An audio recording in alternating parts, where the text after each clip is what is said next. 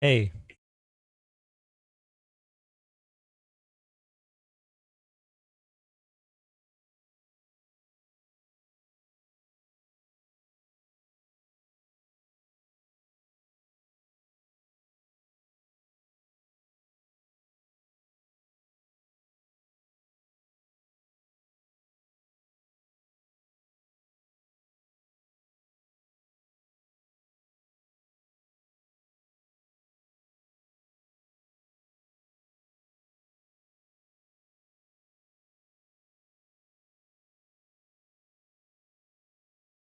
sorry, I got distracted by a Johnny Harris video.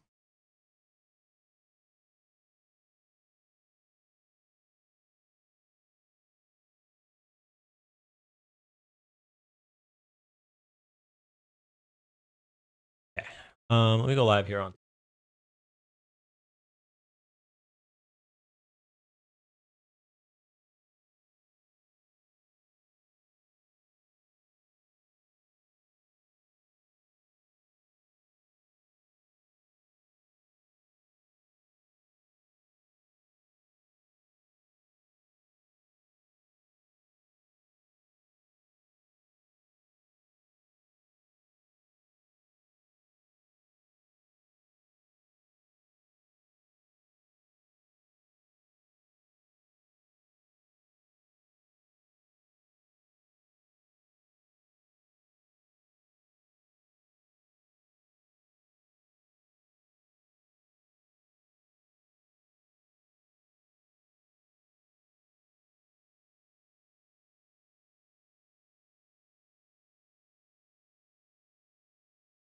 All right, buddy, welcome. Hopefully finishing the Pam Bondi oversight hearing. Those that are curious, I made myself. Hey Jess, I made myself a mug of chamomile tea. I heated up some menaish, a Middle Eastern dish, essentially bread and then za'atar on top. Za'atar is like a spice blend.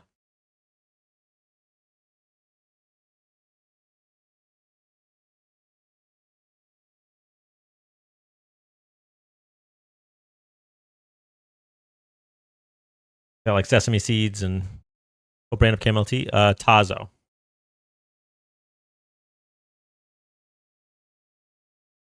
TikTok was hiding you from me.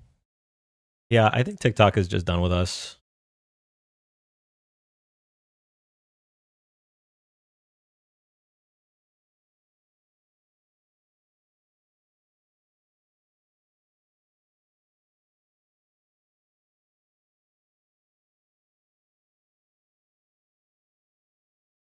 Addie. Hey, Charlie. We're going to get started in 45 seconds. Should be live on the red app and the purple app as well. Watch in landscape mode.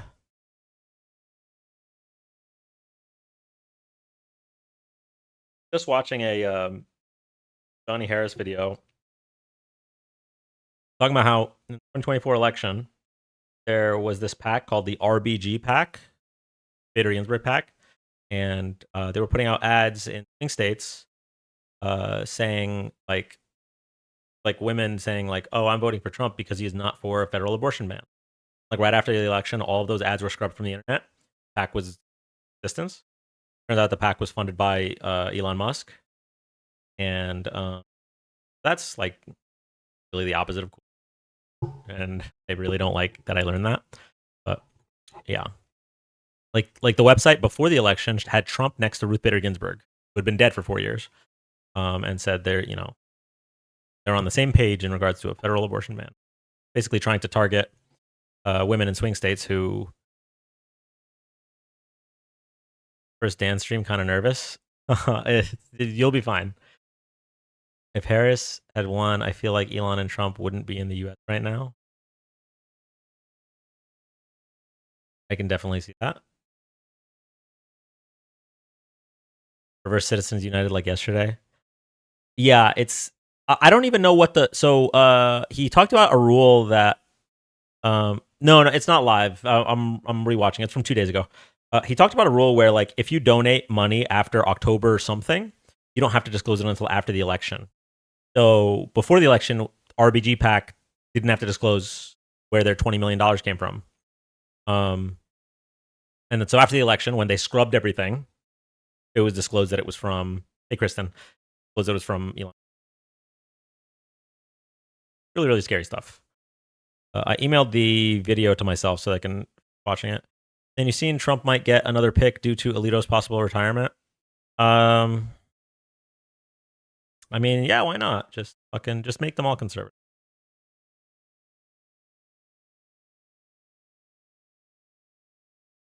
I swear, man. Biden was the compromise. All right, whoever we put up next time needs to be ready to not just expand the court, just expand the court and make it so that no matter what, the court has a minimum of half Democrats and a maximum of half Republicans. Like I really hope the Virginia gerrymandering thing goes through, the gerrymandering map, because it would be like the first time in decades that conservatives actually get punished for like their destruction of political norms, right? It's like over and over and over, they're rewarded over and over. It's like, oh, Obama has the constitutional right to pick a nominee. Nope, actually, we're going to hold that seat for 13 months, and then we're never going to get punished for it. Never. We're going to try to steal the election. It didn't work out, but we're not going to get punished electorally for it. Nothing. They never get punished for any of the bullshit that they pull, right? When they force through their judicial nominees, right? Never get punished for any of that. Nothing. This would be the one time, because Indiana passed on doing the gerrymandering plan because Trump couldn't keep his mouth shut, right? And he offended one of the Indiana lawmakers, and he's like, okay, well, if you're gonna speak like that and you're gonna be ableist, I'm not gonna vote for this, some shit like that, right? And now if Virginia passes it, then Democrats are actually going to gerrymander more, and we're not gonna hear the end of it, right? If the Virginia map goes through and the Indiana map doesn't happen, Republicans are going to be like, this isn't fair. The Democrats are rigging the election. Trump already put out a tweet. He's like, oh, okay, so 40% of Virginia is Republican, but only like 15% of the map is going to be Republican, right? Yeah, eat shit and die, actually, because you guys started it. You can't be upset if you started it and we happen to win once. You're punished for bad behavior. So I'm hoping that's what ends up happening, because maybe, just maybe, Republicans will stop being fucking assholes. They'll actually be punished for their bad behavior. We really need that as a society. I mean, that's why the January 6th and the fake elector plot and all of Trump's crimes were like really needed to be litigated before the election. Anyway, we're gonna get started. I'm eating menaish, which is a Middle Eastern dish. It's bread with za'atar on it. Za'atar is a spice blend. It has sesame seeds, I think, like thyme and some other stuff.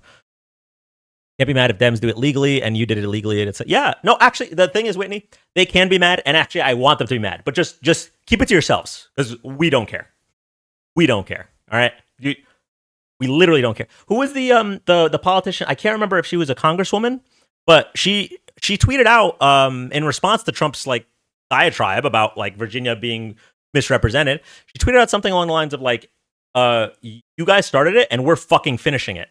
And then obviously they all pearl clutched and said, "You're a congresswoman. You shouldn't be speaking like that." And she said something like, I'm speaking the language of bullies because I've learned that being politically correct doesn't work on you guys."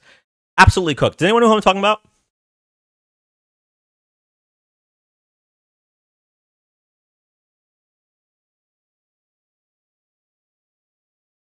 No, and I didn't see it. Anyone know who I'm talking about?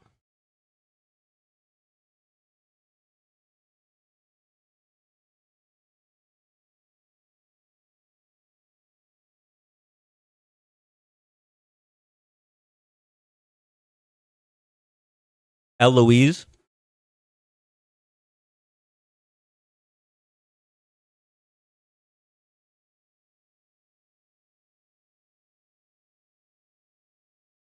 Yeah, here we go. Oh, it was a Ted Cruz tweet. I apologize. I thought it was Trump. Oh, because Trump doesn't tweet. He truths on Truth Social. She might be like a Virginia congresswoman, not a not a federal congresswoman, but okay. So it's I need to move that. I'm sorry. A brazen abuse of power and an insult to democracy. 47% of Virginia voted for Trump. They now will get just 9% of seats. 52% of Virginia voters voted for Harris. Now they get 91%. You all started it, and we fucking finished it. Yes, yes, yes. Yeah, I think she's a state senator. Yes, we need this. This is the only energy I will accept in 2028. This is the only energy.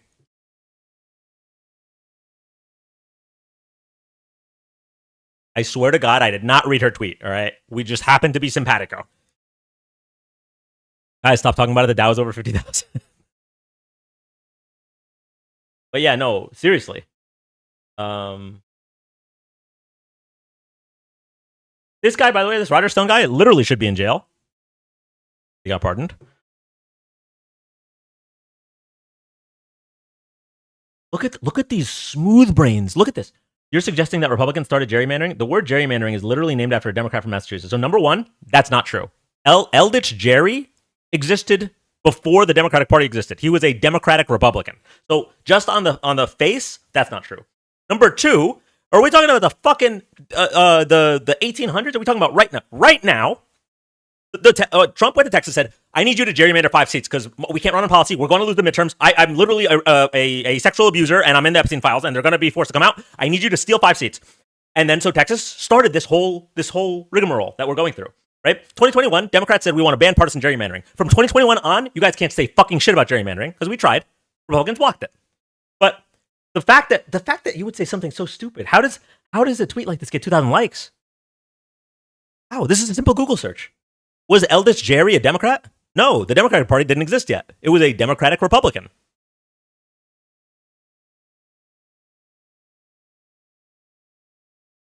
Like, started it. It's like they're like, do they know they're being disingenuous? We all know what we're talking. We're talking about the mid-census redistricting. We all know that that's what she's talking about. How do you scroll X and keep your sanity? I normally don't. I'm only here because I wanted to read this tweet. But she had a follow up. She had a follow up to somebody that said like, "Oh, you're a congresswoman. You shouldn't be using that language." Took them to me sowing. Haha. Fuck yeah. Yes. Me reaping. Well, this fucking sucks. What the fuck? Oh god. They know they're being disingenuous. Yeah, I have to believe it.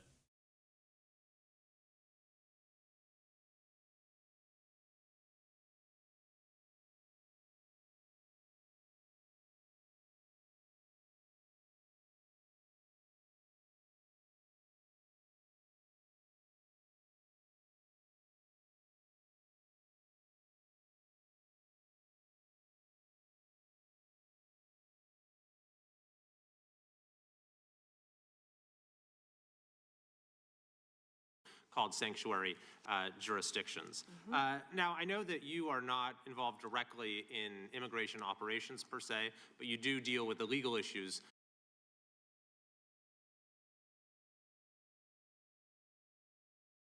How far were we? Return to a point that the chairman raised at the beginning of this hearing, which is these jurisdictions that refuse to honor detainer requests from immigration and customs enforcement, often called sanctuary jurisdictions. Now, I know that you are not involved directly in immigration operations per se, but you do deal with the legal issues surrounding these jurisdictions. So let's say we have someone who's here illegally, who has committed a crime that, like the thousands of people you mentioned in California, murderers, sexual predators, drug traffickers.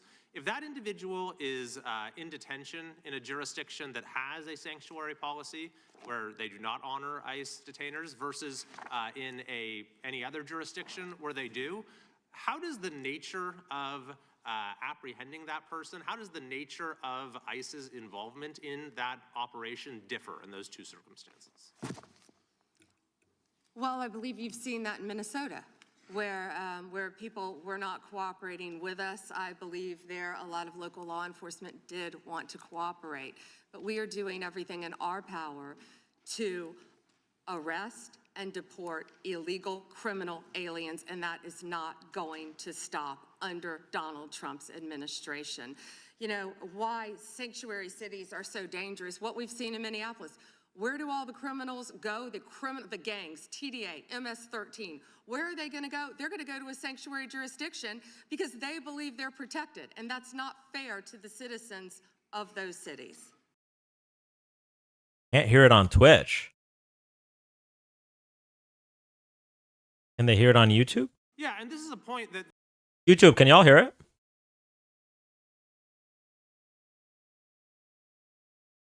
If there's a criminal undocumented person convicted, isn't immigration informed even in sanctuary? I believe for violent crimes, yes. I don't know if it, like, for misdemeanors and shit. I can, but it's very low. Low? Okay, I'll just raise it. Also, the idea, by the way, the idea that all the gangs are going to go to sanctuary cities because they think they'll be protected. You're not protected from doing gang shit. That's not how that works. there at least used to be a lot of consensus on. The idea that, you know, it's better to do a handoff to the immigration authorities in a custodial setting rather than releasing them where they have to be apprehended in the community. This is Alejandro Mayorkas when he was before this committee, not exactly a paragon of border security, but he said, "I do not consider it in the service of public safety to release an individual into the community when that individual can be released to immigration and customs enforcement for prompt removal." Now, his words are one thing, his actions are another.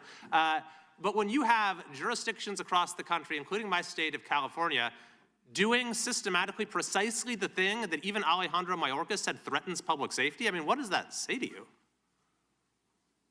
It's a danger to the citizens of your community, and thank you for fighting to protect them. Absolutely. And you know, we're having this conversation right now in relation to Homeland Security funding. And I believe there are some common sense reforms that have been proposed that folks on both sides would agree make sense. But those reforms have to go hand in hand with reforming this reckless practice of refusing to cooperate, refusing to honor detainers, and declaring oneself to be a sanctuary. So I'm hoping that we can find bipartisan support for what has long been a bipartisan principle. All right, so 2020 study from the American Immigration Council found that sanctuary city policies do not prevent the deportation of undocumented immigrants with violent criminal records. Sanctuary policies generally aim to reduce deportation of non-criminals or those with low-level offenses rather than shielding violent offenders. While local jails may refuse to hold an inmate beyond their release date solely for federal ICE agents, which would be called a detainer, they often comply if a judicial warrant is present. Research indicates that sanctuary policies do not have a detectable negative effect on the removal of individuals convicted of violent crimes.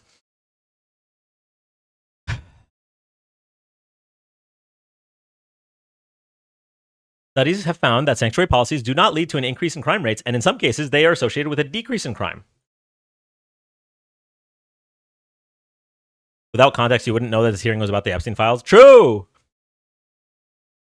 I want to go to a second topic, which is the school board memo, which I know that you have rescinded. And it was initially promulgated by Attorney General Garland when he came into office with President Biden, essentially opening an investigation into parents who were showing up at school board meetings and expressing their views on COVID policies, masks, various other issues, and using the full apparatus of federal law enforcement and counterterrorism to go after these parents. Now, he said this was because there was an increase of threats, but when even his own FBI director, Christopher Wray, was before this committee, he said there was no evidence of an increase in threats. Yet nevertheless, when I asked him if he regretted the memo, Attorney General Garland said there was absolutely nothing wrong with the memo. Now, so if you missed it, we fact checked this in part 1,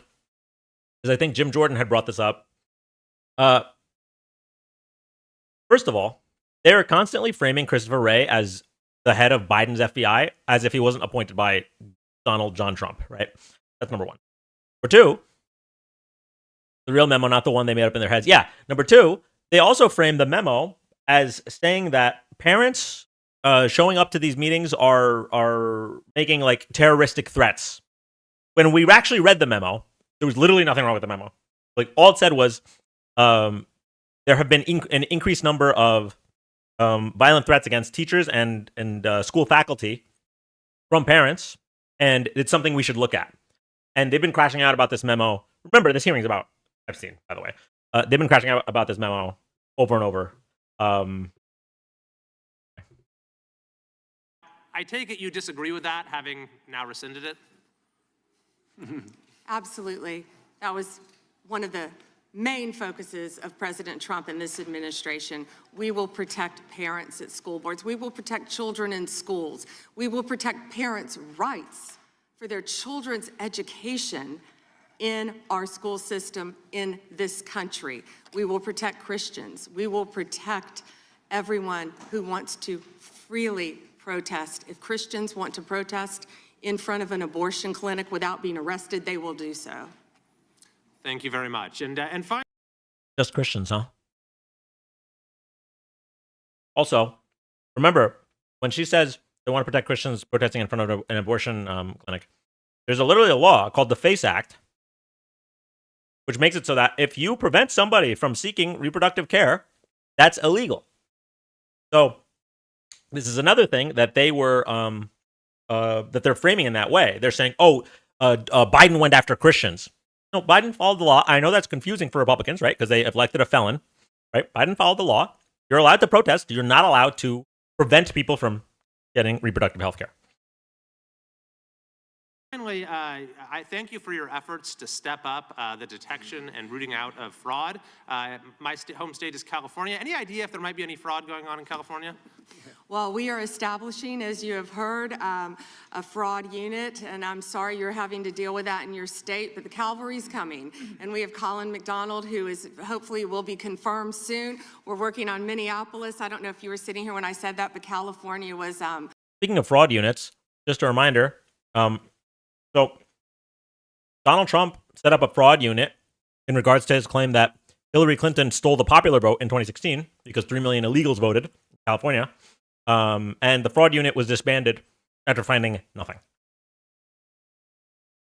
Was right up there. I'm sorry to say for both sides of the aisle that California is right up there with fraud. It's out of control, but we are coming to your rescue. Donald Trump is coming to the rescue. So we're clear. They haven't done any investigations yet in California. Just setting up the task force, and she's willing to say California is right up there with fraud. When it comes to the Epstein files, well, if you're suspicious of something, you can email us. We can't speak on any possible indictments. As a matter of fact, can you apologize to Donald Trump? Like so willing to just speak out of your asshole if it's about the other side of the aisle. But if it's about child molesters, well, we really need to be careful. We have to redact the names of the the victims. Remember, they posted a list when they dumped the Epstein files. They posted a list of the victims and only redacted one of the names. One of the names. I want that to. If it was none of the names, it's already an impeachable offense, right? You're so unprofessional and you're so irresponsible. I'm sorry, everybody, for the smacking lips. You're so unprofessional and irresponsible. You literally led to the danger. You led to danger for victims of sexual assault, right? But redacting one name means that they saw the list. They left literal CSAM. Yeah. I mean, they distributed child porn to the American public. The fact that nobody is in trouble for this alone is so insane. Anyway, I personally, I know it's a brave opinion, okay, and I'm in the minority in this country, but I am very, very against the federal government distributing CSAM. Okay, I'm gonna say it, and I don't care who cancels me. Was it irresponsible, or did they do it on purpose? I think they did it on purpose. If the reason I said it was irresponsible is if they didn't redact any of them, but when they redact one, that means that they specifically targeted victims to Bill. And in fact, after we're done with this, I have a video from those victims that talk about this. We're going to get into that as well. Well, thank you very much. And unfortunately, I think you'll find that what's happening in California pales in comparison to what's been going on in Minnesota. Thank you. I yield back. Gentleman yields back. The gentleman from Maryland is recognized. Actually, I think the gentlelady from Pennsylvania. Gentleman from Pennsylvania is recognized. Thank you, Mr. Chairman. Ms. Bondi, I'm here. On September 25th, President Trump signed a memorandum known as NSPM 7, purporting to address domestic terrorism. But Americans across the political spectrum were immediately alarmed by the memo's blurring of the line between unlawful conduct and constitutionally protected speech and activity, as well as its call to investigate, prosecute, and dismantle groups that the president and Stephen Miller described without evidence as, quote, an organized campaign of radical left terrorism. Now, counterterrorism experts were further alarmed by the administration's singular focus on left-wing extremism, combined with the sudden deletion from the DOJ website of decades of research and law enforcement analysis, which had concluded that right-wing extremism poses the greatest terrorism threat to Americans. The president's memo broadly and vaguely links violent conduct to ideologies, and it targeted specifically anti-American, anti-Christian, and anti-capitalist beliefs, as well as, quote, hostility to so-called traditional American views on family, religion, and morality, end quote. President Trump has repeatedly and openly, however falsely, tried to brand his political opponents with these sentiments listed in his memo. But as you know, as a lawyer, holding beliefs that the White House disagrees with is not a crime. And the statute defining domestic terrorism requires criminal acts, not just thoughts and ideas. That's why legal experts, nonprofit leaders, religious freedom, and civil rights advocates immediately raised the alarm that the new presidential directive was a politically motivated attack on civil society designed to silence those who disagree with the administration. So, Ms. Bondi, Section 3 of that memo directed you, as Attorney General, to submit to the President and Stephen Miller a list of groups or entities whose members are engaged in acts that meet the definition of domestic terrorism. And then on December 4th, you directed the FBI to work with a variety of law enforcement entities to compile a list of groups and entities engaged in such acts by January 3rd, 2026, and to update that report every 30 days thereafter. So can we assume that you or persons under your direction at the Department of Justice have prepared that list of groups or entities who are designated as domestic terrorist organizations? And I just remind you, that's a yes or no question. Did you Well, prepare I'm not the going to answer it list? yes or no, but what I will say is I know Antifa is part of that. Okay. I will talk to you about I'm that. reclaiming my time. And on February I 5th, asked you whether 2025, you an prepared Antifa member a was list. arrested in Minneapolis I'm federal court reclaiming for my cyber time. stalking. Did you They have ask a a question and list? don't want an answer. This The answer is yes or no. Time belongs to the gentlelady from Pennsylvania. Gentlelady can proceed. Okay. So will you commit to providing this committee with any list of organizations that you have recommended be designated as domestic terrorist organizations? We will comply with the law in all matters. Will you commit to provide this committee with your list of entities that you recommend be designated as domestic terrorist organizations? I'm not going to commit to anything to you because you won't let me answer questions. Oh, poor baby. Oh my God. Why won't you just let me dodge the question and then spew my right-wing rhetoric? How do you think that I would make a commitment to this governing body about something as important as domestic terrorism if you don't treat me nicely? I'm telling you, this hearing, okay, I really didn't think anyone was going to get close to Trump and Elon in my people Dan really fucking hates in America list, okay? But she's gunning for one of those top two spots. She really is. Also, for those that were wondering why I was wearing this, now, rather than having to get up and wash my hands, I can just stay with chat. Okay, well then, we do understand that your current position is that you have a secret list of people or groups that you are accusing of domestic terrorism, but you won't share it with Congress. And I'd remind you that when the U.S. government designates an entity as a foreign terrorist organization, it must report that to Congress and to the entity, because the government can make a mistake and the entity has the opportunity to contest it. So your position seems to be that if you falsely designate an American or an American organization as a terrorist group, there's nothing they can do about it. I think we get it. You don't want to answer the No, question. you don't get anything regarding public safety. Thank you. Nothing. Thank you for the Otter, insight. wow. It's clear you didn't come to Congress prepared to answer questions that the American people have every right to have answered. But if you were to prepared to answer truthfully, here's what we expect the facts to show. The administration is keeping lists of Americans who the White House says are engaged in domestic terrorism. Those lists could include Americans who have not committed any acts of terrorism, but simply disagree with this administration, people like Renee Good and Alex Preddy.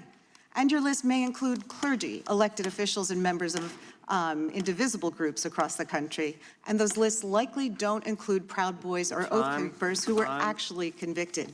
Americans have never tolerated political demagogues who use the government to punish people on an enemies list. It brought down McCarthy, it brought down Nixon, and it will bring down this administration as well. And you're right. That's why we're so glad they rescinded the memorandum targeting parents. For goodness sake, as the gentleman from California just pointed out in his 5 minutes, the gentleman from... Imagine one of your accomplishments rescinding a memo. A memo. The memo said, hey, some teachers and faculty are getting like harassed and they're getting death threats at schools. Maybe we should look into that. And Republicans said, everyone delete that email. Okay, remember that email from last year? Delete it. America, we are protecting parents. Like, are we being fucking for real? I wanted to respond to something here real quick. From David said, can we rank the most hated MAGA, Trump, Elon, JD, Steve Bannon, or mine? So, something about Steve Bannon, I will say, and this is probably the case for a few other people. I can't name them off the top of my head at the moment, but it's hard. I hate Steve Bannon, okay? And he is an evil person who is destructive to this country. But Steve Bannon kind of just says what he plans out loud. He doesn't really lie as much as everyone else, and especially doesn't really gaslight. The gaslighting is really what makes me hate a person, like in my soul. You know what I mean? Like, I hate Steve Bannon for everything he represents, but at least he's not doing that while also convincing me that he's not doing that. He's just like, no, I'm doing it. Whereas people like Pam Bondi and Elon and Trump will just lie about what we can see with our own eyeballs, and that fucking pisses me off. Like Steve Bannon said something.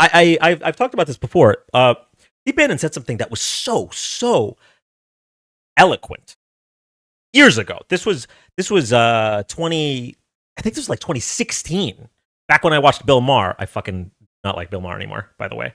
But he said Bill Maher was criticizing. Maybe it was 2017. Bill Maher was criticizing the Tax Cuts and Jobs Act and how it flooded the zone with shit. Yeah. Steve Bannon was open about that. Exactly. Yeah.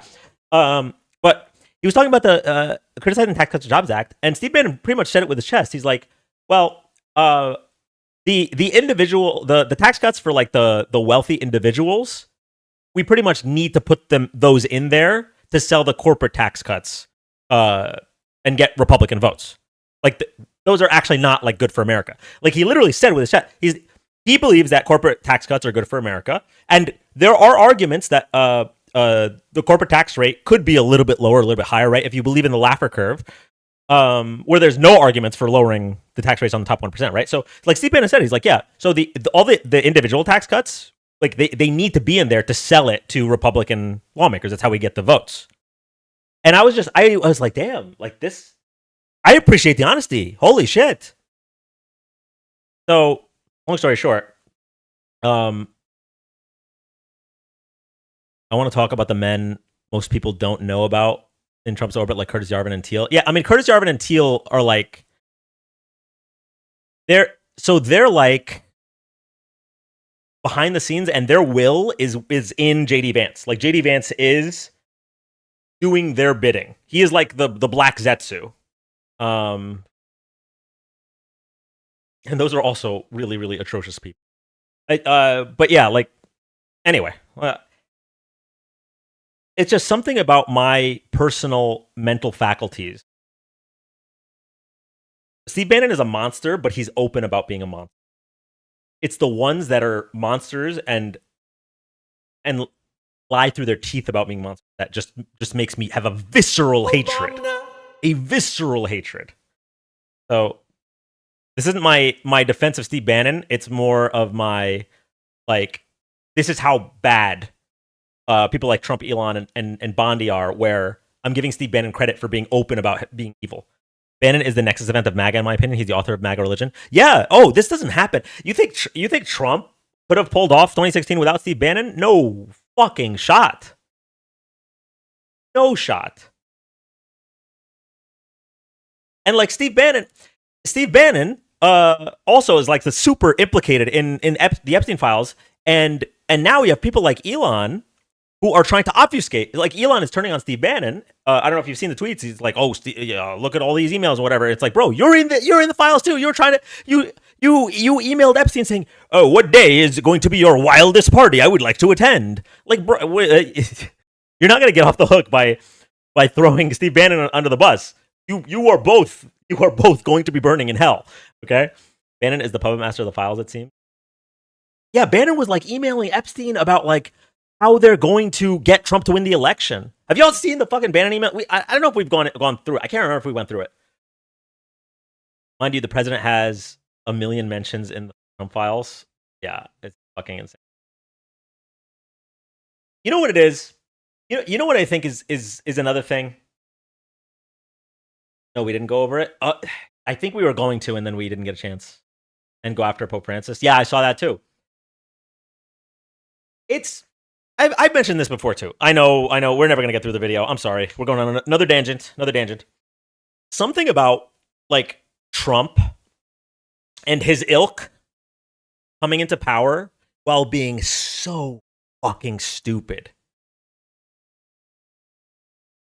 also bothers me. Like, if we're going to fall into fascism, why couldn't our fascist overlords be like cool or smart, right? Gio, thank you for the hand heart. And while I don't necessarily think someone like Steve Bannon is cool, you can tell he's smart. Whereas Trump, and I hate to say it, I know he's the richest man on earth, okay?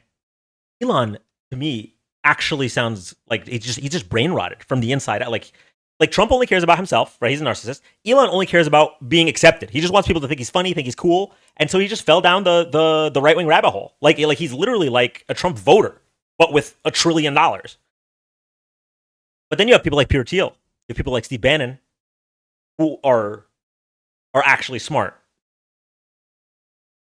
In a way, we're lucky that they're incompetent and their constant failures are so public. You know what? Yes, I agree. Anyway. Kentucky is recognized for 5 May I minutes. respond very briefly to her statement? Well, I think we can do that Okay. probably on Next- one of our members' time. Okay, thank you. I don't want that to get away. Thank you. Thank you, Mr. Chairman. Behind me, I have 3 documents from the DOJ production that are emblematic of the Bill, thank you so much for the "you're amazing." Malik, I can't even tell what that emoji is. Curtis Yarvin is the scariest of all of them. Yeah, no, I agree with that. Curtis Yarvin is literally like JD Vance is Black Zetsu. The question is Curtis Yarvin Madara or Kaguya? I don't know.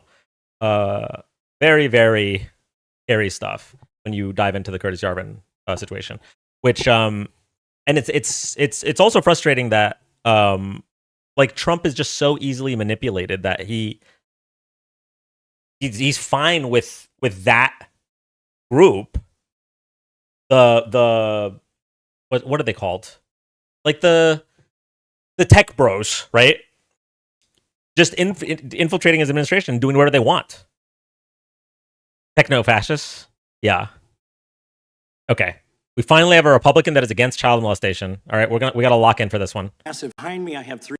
All right, we is first Republican that's speaking that is against child molestation. Here we go. Our members' time. Okay, thank you. I don't want that to get away. Thank you. Yep.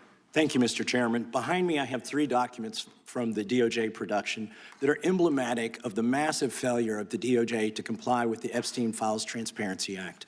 To my right is an email that was sent by the victim's lawyers to the DOJ. It was a list of names not to redact, a list of names not to release. What did the DOJ do with this email? They released this email in the document production. Literally the worst thing you could do to the survivor. I can't stress this enough. Whether or not yes, David, I did see that. Whether or not this was intentional, this is enough where anyone involved should have been either impeached, should have honestly left in disgrace. Like, this is such a big deal. Not to mention the CSAM that they posted publicly to the United States. Like, the one thing that the law specified was that you need to redact the personal information of the victims. This email, the subject of the email is Epstein victim list. And they release all but number 12 unredacted.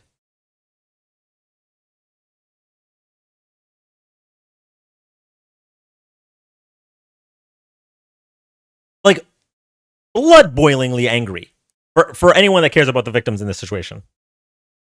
They redacted the perpetrators and left the victims in. Yeah, there was a ton of perpetrators that were redacted. Like, we saw the emails that they redacted, like the person's name. Like, there was someone that said, oh, your littlest girl was the naughtiest or whatever, and they redacted who that email was from. Why would you redact who that email was from? Like, it'd be one thing if you could lie. If anybody could say, well, we redacted it because there's an open investigation, that's fine. The problem is that in July, you said investigations are closed. There's no more indictments. Kash Patel said, oh, there's no evidence that Epstein trafficked them to the victims to anyone else, right? Nothing to see here. So, like, you're done. You can no longer make that excuse. So why on earth would you redact whoever sent that email? And there's so many emails like that. There's so many. Love the torture video. That's another one. Yeah. There's so many emails like that. Why would you redact that? Now, I'm asking rhetorically. We all know why. But You did. And they're getting phone calls. A lot of these people didn't want to be known. And we know you touched the document because you redacted one name and you redacted the lawyer's name, but you left the survivor's name there. As what I mentioned before, had there not been the one name redacted, maybe they can plead in some kind of incompetence. But they saw the document. They interacted with the document. The next document I want to show you, that was in the title, the victims, survivors' names, all right? The title of this one is Child Sex Trafficking, Co-Conspirators, fully redacted. And by the way, I'm going to unredact them here. Les Wexner is in this. Now, your your deputy attorney general said, oh, well, he appears hundreds of times in the files, but he doesn't appear in this file until I forced you to release it, where he's listed as a co-conspirator, not to tax evasion, but to child sex trafficking, not to prostitution, not to money laundering, child sex trafficking. And then finally, what we have here is the third exhibit that I have is emblematic of the FD 302 release. These are the documents that we need, that you're holding on to and over-redacting because they have the names of the men who are implicated. How do we know? Because the survivors gave testimony to the FBI, and it's in there. And what happens when you go to the portal at the DOJ to look at what's behind this redaction? Another redaction. So we can't even see them. And then there's some of these files you've pulled down from the website that we will never see because we can't search the redactions. So I have several questions for you. Who's responsible? Are you able to track who in your organization made this massive failure and released the victims' names? Are you able to track who it was that obscured Les Wexner's name as a co-conspirator in an FBI document? Do you have that kind of accountability? I believe Wexner's name was listed more than 4,000 times. Yeah, I already told you that. This is where he's listed as a co-conspirator. Can I finish my answer? Come on, let me finish my answer. We corrected that within 40 minutes. That was not his question. His question was, can you track down who made this colossal error?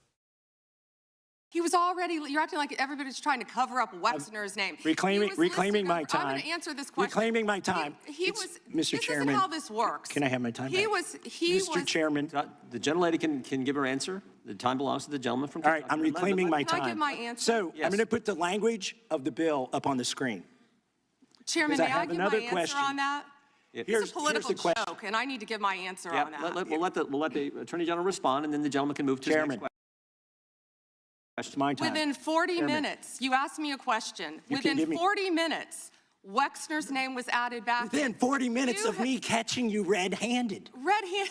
There was one redaction out Where of he's over listed as a 4,700, co-conspirator. and we invited you in. Show the video. This guy has Trump derangement syndrome. He needs to get, you're a failed politician.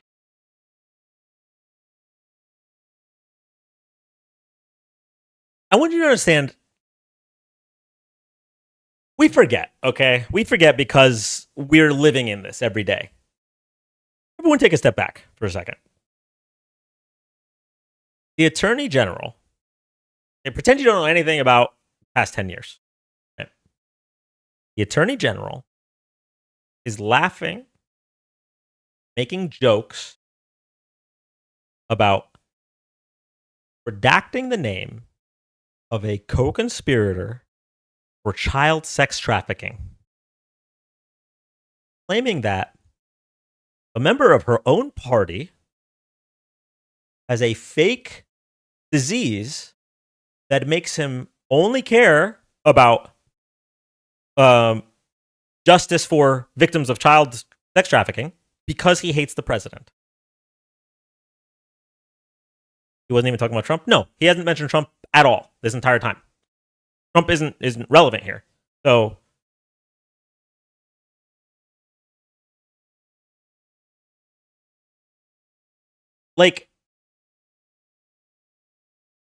yeah, Jess, I really, is she admitting Trump is a co-conspirator? Oh my God. Did everyone see the Ilhan Omar said, like, at least in Somalia, we execute our pedophiles. And then everyone's like, she called for the execution of the president. Republicans, are you guys saying it with your chest? What's happening here? Like, they literally told on themselves with that one. But yeah, I'm telling you, she is. This was like the any percent speed run for making anyone with a soul hate you. Holy shit. Is her life in danger because she sounds panicked? I mean, she's panicked because she's open. She's panicked because she's having to cover up. She's having to cover up for some of the most egregious crimes of the century. She's having to cover it up. Wait, I should look at Twitch. What's on Twitch? Hello, Dan and friends. Hi, all. So you wouldn't mind if fascists control your country if they're smart? Oh, no, I wasn't saying that. I was just saying I wasn't saying I wouldn't mind. I was just saying that I have less of a visceral hatred for someone like Steve Bannon because he's not openly lying about what he wants to do. And he's not like he's not an idiot. So that if you think if you think I was saying I'd be okay with Steve Bannon being president instead of Trump, then go off. That's I don't know how else to respond to that question. Okay. I'm saying with this. Yeah, so like she's panicking because like her soul is ripping apart. Like at some point your humanity steps in.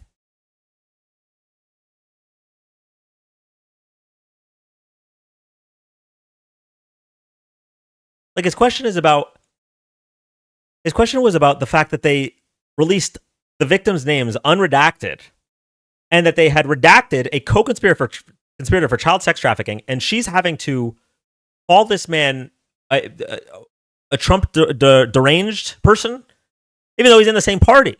She sounds like she's panicking because she is panicking.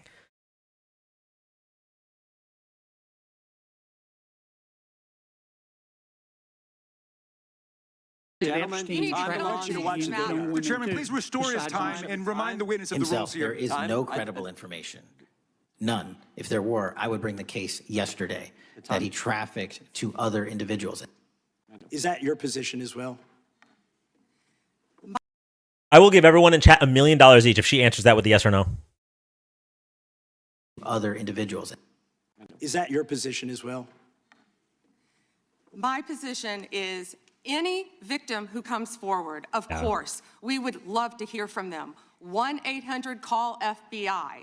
Did you ask Merrick Garland that the last 4 years? Did you talk about Epstein? I am reclaiming my time. I'm glad you're asking about Merrick Garland. You don't get to reclaim because time this when is you don't- bigger than when you can't- Watergate. when I don't answer a question the way This you goes want. over 4 administrations. You don't have to go back to Biden. Let's go back to Obama. Let's go back to George Bush. This cover-up spans decades, and you are responsible for this portion of it. And that's now, where the I want to most know at transparent- what point did the FBI and the DOJ decide that Lex Wessner was not a co-conspirator? Because our Epstein Files Transparency Act requires you, please put it back on the screen, please, to release the internal decision about whether to prosecute him or not, and it's not in the files, and it's not in the files for any of these other men. time of the gentleman has Which, expired. may she answer? And he's a hypocrite because he voted against the ban that we were talking about on deep fake AI porn. Only 2 people voted against it, and you were one of them, hypocrite.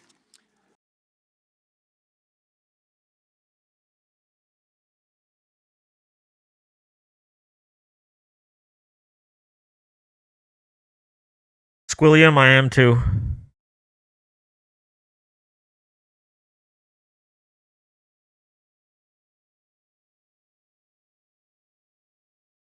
Our country is being destroyed by stupid people. Thank you, Whitney. But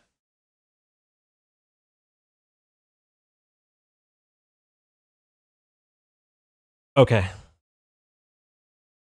So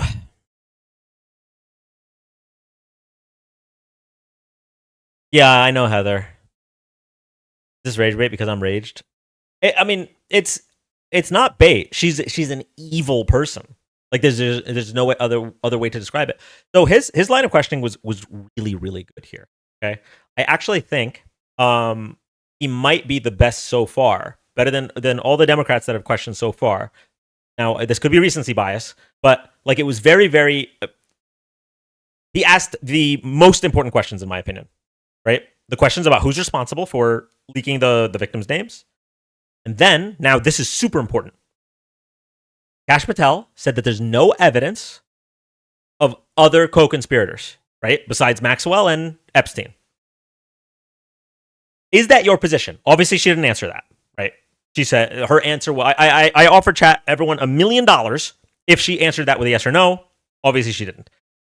She said, I'm open to any victims calling the blah, blah, blah. We already went through that, right? There's victims in this room that said that they were not able to get in touch with the Justice Department. They all stood up. The fact that she's willing to say something like that so openly is insane. Who's the guy asking questions? This is Thomas Massey. He's a Republican. I disagree with him on policy, but he has been the most consistent ideologically in the Republican Party, maybe the only consistent Republican in the House. And with the Senate, once Mitt Romney left, he's probably the only ideologically consistent Republican left. So even though I disagree with his policies and his political philosophies, he is against child molestation. I know, high bar for the Republican Party. He's against child molestation. He's against corruption, and he's not afraid to vote against his party if he disagrees with them. So his question lays it out perfectly.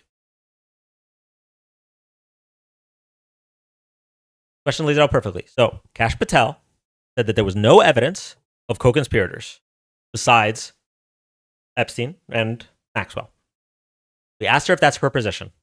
Not going to answer. Fine. At the very least, it's Kash Patel's position. So here's the question. When did the FBI make the determination that Les Wexner is not a co-conspirator? Because all of us, with the information that we now have from the Epstein files, see that very clearly, at the minimum, there should be an investigation, let alone indictment. And so this is a very good question. At what point did the FBI determine that he was not a co-conspirator?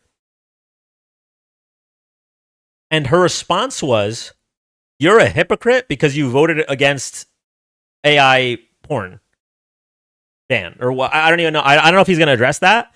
I don't know enough about Massey or that bill to know if it was a good vote or a bad vote, right?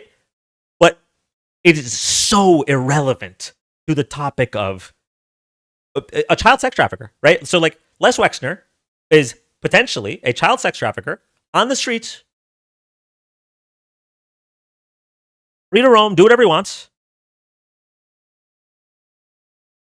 And she's just not answering. It's also very strange that he was redacted and the victims weren't. Now she'll say, well, we fixed it within 40 minutes. First of all, 40 minutes is already way too long for a mistake like that to be floating out there. Second of all, it was 40 minutes from when... Sorry. It was 40 minutes from when Massey caught her, right? Not 40 minutes from when they posted them. It's 40 minutes from when it was reported to her, right? What's the rules on them answering? There's clearly a lot of non-answers. There are no rules on them answering, unfortunately. When you're delayed in releasing them, the error should not be happening. Yeah, and that Whitney, and that's the worst part. It's not even just that the errors are happening. It's that he asked a very specific question before. She didn't answer it, by the way. She started talking about I don't even know what she started talking about, but he asked a very specific question. Is it possible? Is she testifying under oath? I don't believe these hearings are under oath, are they?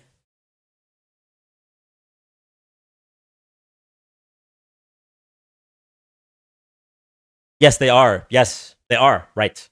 Right. These hearings are under oath. I apologize. I was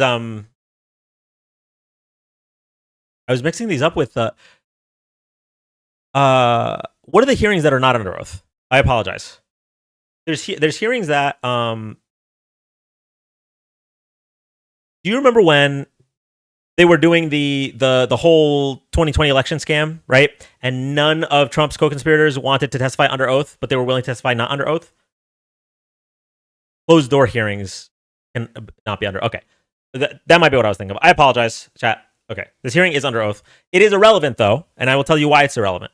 It's irrelevant because Donald Trump has made it very clear it literally does not matter what crime you commit. I will pardon you if you have my back.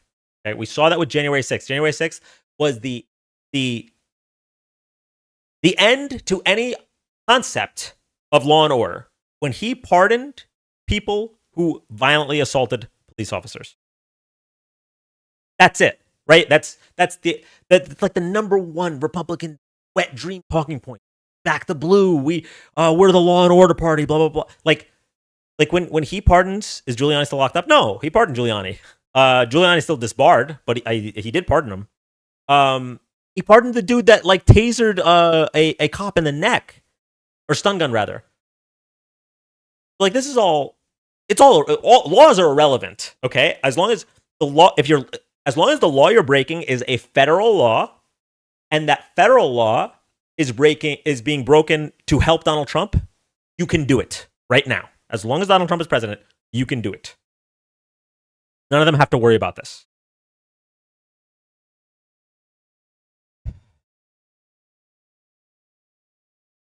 Anyway, so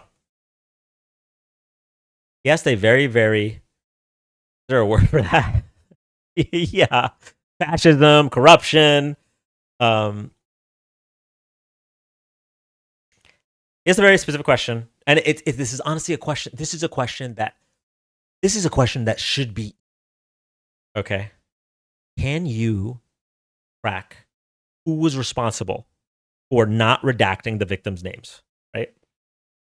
So this is okay. I'm gonna explain something that's been rattling in my head for a while. Just let me get it out. It's a bit of a tangent, but if this type of thing happened in a previous administration, right, Democrat or Republican, there was something like this. You could see a politician throwing a lower level person under the bus, right, and then they get fired, right? Oh, it was their error, right? It wasn't done maliciously. It was their error.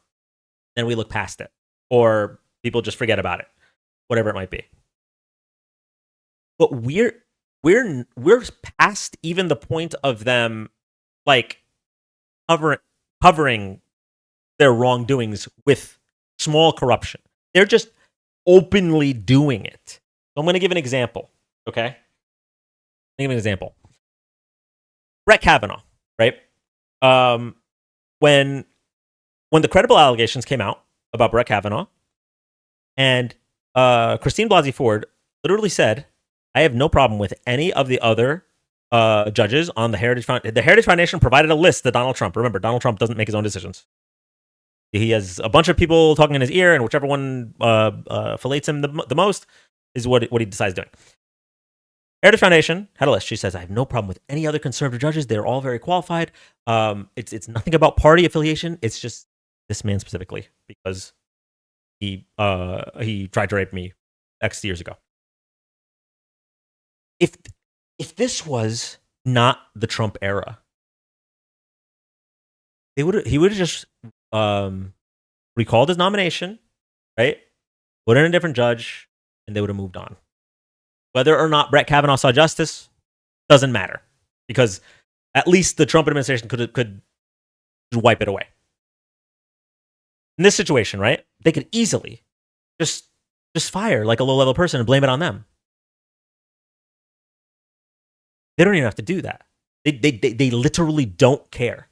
They do not care. They're so brazen with everything they do. They don't even have to like do the cover-ups because they know that their supporters will just rewrite history in their head. Their supporters will just twist like pretzels. And it's so mind-boggling that anyone is okay with this. Very, very simple question. Can we determine who? She can even say no. There's no way to know who made the mistake. It would be a lie, I'm sure, but she could even say that. No, she just will deflect. She'll just not answer the question. Why answer the question? It won't matter.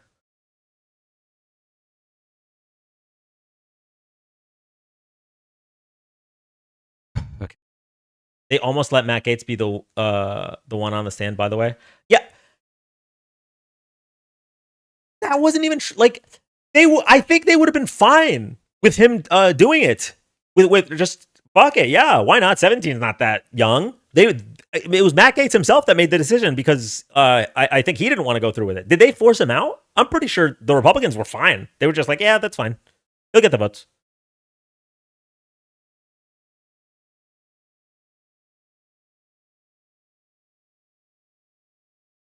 The gentleman's time has expired. She didn't answer the question. Mr. Yeah, Chairman. Mr. Chairman, could she answer the question? Chairman, I was wondering, The gentlelady's allowed, the Attorney General's allowed to respond the way she wants to respond to any member's questions, Republican, Democrat. I have unanimous consent request. Gentleman's recognized for a UC. Thank you. Thank you, Soap. I really appreciate that. Because the fact that he's not in prison is criminal. Yeah, so it's another thing. Okay, and this one is not just about politics and not just about the rule of law. This is also about culture. I really, really fear for like all of the kids that have grown up to learn that like bad people are rewarded for doing bad things.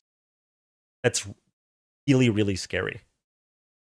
Like we see George Santos, right?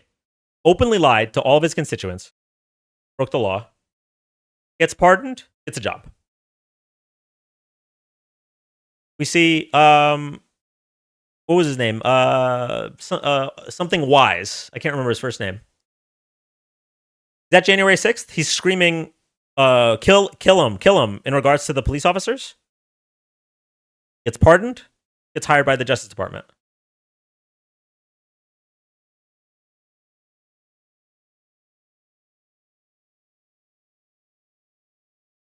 Was it Andrew Wise? Yeah. And this is the case over and over and over. It's just, you can do bad things, and not only does nothing happen, you get rewarded. This is outside of our morality, right? And our rule of law. Just think about what our young boys are learning. Day after convicted rapist wins an election he's not eligible to run in. Yeah.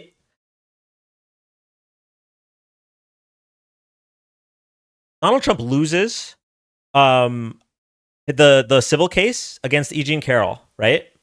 He loses the case and his polling numbers go up.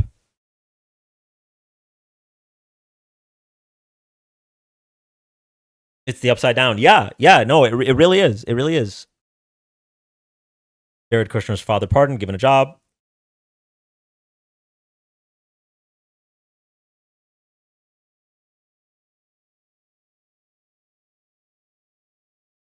Like we really need like some Nuremberg style shit to happen after this. I think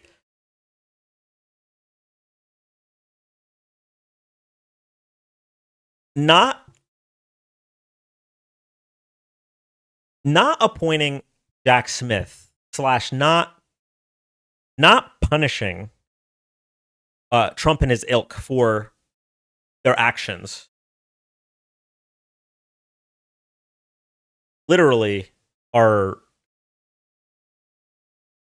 sent us to like the dark place. Like we're just at a point where hired his son-in-law to do international affairs, which led to October 7th, like direct line. Oh yeah, I mean his son-in-law just all right. This is what we're gonna do. We're gonna move the embassy from Tel Aviv to Jerusalem. Okay, here are the benefits. The benefits are. The cons are that it's going to enrage Hamas. It's going to increase the tension between Israel and Palestine. Why did we do that?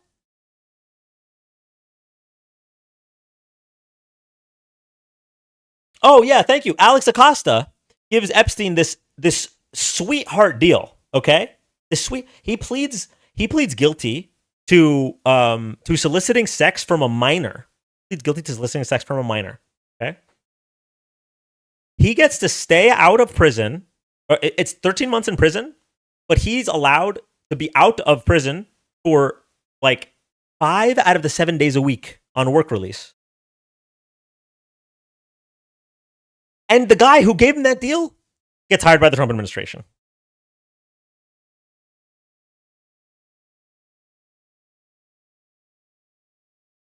The Abraham Accords, which cut Palestine out of the talks and increased. Yeah, so the Abraham Accords, which they're presented as, oh, we brought peace to the Middle East with the Abraham Accords. The Abraham Accords literally are like, okay, so these are countries that are now going to be doing business with Israel. Control F the Abraham Accords. There's nothing about Palestine in there. They just didn't give a fuck. Same setup Maxwell is in right now, by the way. Oh, here's another one. Okay. Ghislaine Maxwell, right? Facilitated everything Epstein's doing. Okay? If we're to believe this call from Trump in 2006, where he said Ghislaine Maxwell is a monster and is evil, if we're to believe that, right? Well, the moment Congress subpoenas Maxwell, Todd Blanche goes down, interviews Maxwell, asks her, hey, was Trump involved at all? Wink, wink, nudge, nudge. She says, I plead the fifth. I plead the fifth. Gets into minimum security facility, gets an emotional support puppy. Like, just, we need to bring back My Name is Earl, okay? We need people in this country to remember that karma exists, because right now it really does not seem karma has taken the day off, taking the decade off. How can he even begin to justify commutation for her?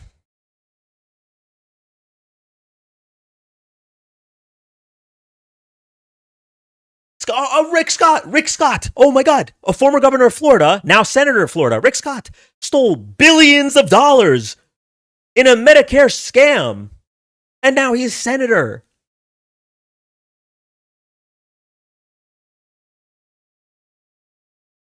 Like, just.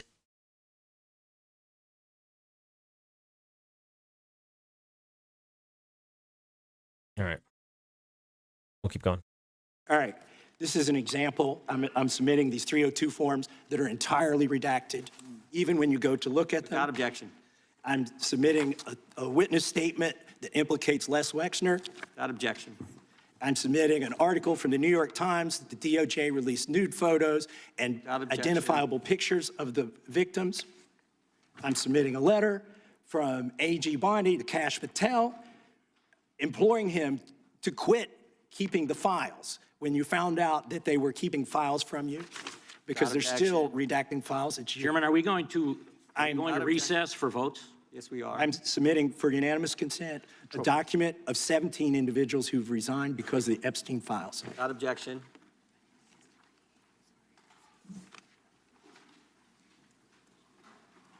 Just want to check on how much time we have left in votes, but one thing I've learned here of late that they'll wait on this. How much time do we have? Oh, yeah, this fucking guy right here covers up sexual abuse at college. He just gets to run half the committees in Congress. Sweet. Someone said, "What do you think of Massey as a politician?" I think if the Republican Party was a bunch of Thomas Masseys, then I would have respect for the Republican Party. I would disagree with them. They would be my political opponents, but it would be like the type of shit where, like, you see, Bush and Obama shaking hands, right? Like, I disagree with him politically, but he's not like an evil person.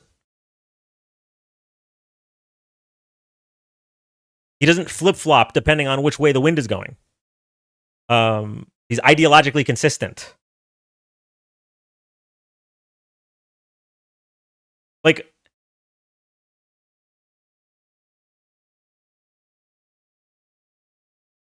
Oh, they just called him. Okay. The chair now recognizes. moral integrity. Yes. Thank you. Or McCain defending Obama. Yeah, like the McCain defending Obama thing, like that wouldn't happen with like 99% of the current Republican Party. No way. No way. And whereas you could see Massey work with people like Ro Khanna. Ro Khanna is one of the most progressive members of Congress, but they agree. They're like, hey, child molestation is bad. And for some reason, most of the Republican Party is like, yeah, okay, but our president, though, like, are we being fucking for real? Recognizes the gentleman from Maryland. And thank you, Mr. Chairman. I want to start by saying I appreciate what you said, Attorney General Bondi, and you said it to me personally, that you take the personal security of every member of Congress seriously and that people can contact you about that. And in these times, that's a very serious matter. So I thank you for that. Article 2, Section 1, Clause 7 of the Constitution is the Domestic Emoluments Clause. And it says that the president is limited to his salary in office and cannot receive any other money from the federal government while he's in office. It cannot be increased by $1. This president is the first president in U.S. history who has repeatedly sued the federal government for $230 million for the judicial search warrant at Mar-a-Lago, which was perfectly lawful and was never struck down. But now he's suing the IRS for $10 billion.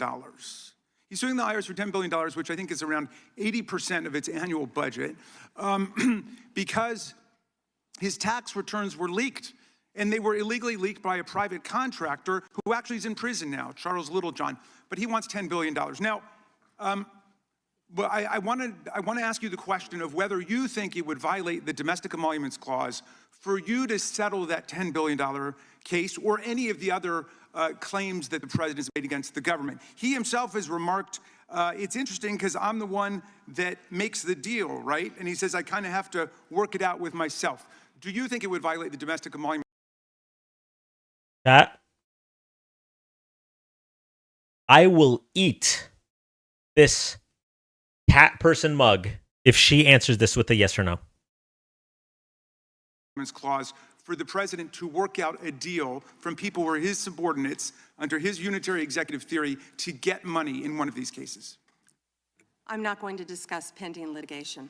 Okay, so theoretically you're saying because his privacy rights were violated in that tax case, and they were. I'm with the president on that. I mean, his Mar-a-Lago thing is ridiculous, but there's no doubt that his tax returns, despite the fact that he promised to release them, despite the fact that every other president released the tax returns, he suffered embarrassment when it showed that he hadn't paid taxes for several years, and he had a right for that not to happen. Now, I want to turn back to the Epstein survivors, because President...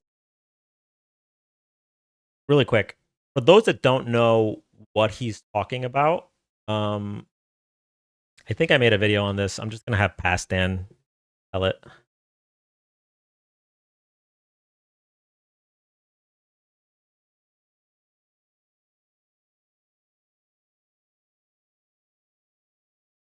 Donald Trump is suing you for $10 billion. Now, for the 38% of you that think chocolate milk comes from brown cows, let me walk you through it. The U.S. Treasury Department is funded by taxes. So U.S. taxpayers are the ones that will be paying this billionaire $10 billion additional dollars. But don't worry. Just like in his first term, President Trump has pledged to donate his entire presidential salary, which is $400,000 a year. So he just needs to be president for another 24,995 years for us to get that money back. So the lawsuit alleges that the leak of Trump and the Trump Organization's tax returns caused, quote, reputational and financial harm, public embarrassment, unfairly tarnished their business reputations, portrayed them in a false light, and negatively affected President Trump and the other plaintiffs' public standing. Why would your tax records tarnish your business reputation? It also alleges that the leak, quote, adversely impacted President Trump's support among voters in the 2020 presidential election. that's so strange because according to Donald Trump, for the past 5 years, he won that election. So is he admitting that he didn't win that election? Or I'll let the 38% of you that still support him reconcile with that. That is once you remove the boot from your esophagus so they can get some oxygen to your brain. Donald. Yeah, so the guy who leaked his taxes, like Raskin said, like, of course, like, it shouldn't matter because he did promise he was going to release his tax returns, but the guy who leaked his taxes was a third-party contractor who's in prison right now. So, like, the idea that any Trumper that doesn't have a boot so far in their colon that they can taste the leather is it can defend this is so insane. It's like he literally said, okay, so the person who did this is punished, but I want to punish the American people as well. You guys each all owe me $60 or whatever it would be to add up to $10 billion, right? Nice, Berto. It's just, yeah, asinine.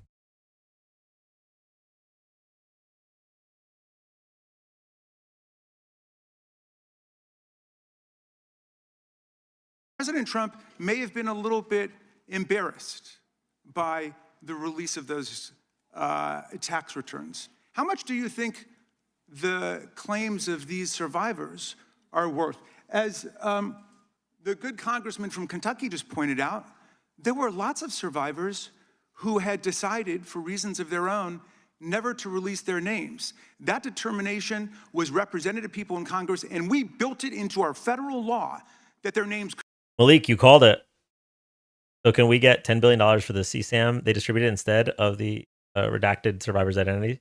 Could not be released, and yet you published their names, their phone numbers, their addresses, personally identifying information. If Donald Trump can get $10 billion theoretically from the Department of Justice, how much should these people get for a far worse violation of their privacy rights and a far greater danger established to them in their lives?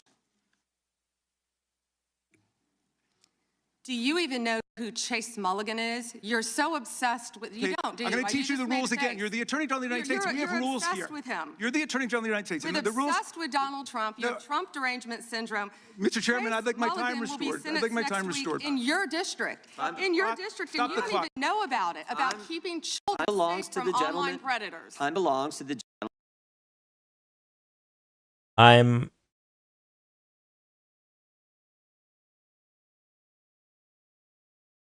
I'm having trouble. Like, I'm having trouble not thinking like violent thoughts. Like, I can't. Like, how can you be so indignant in response to you leaking victims' personal information? Victims of child sexual assault, by the way.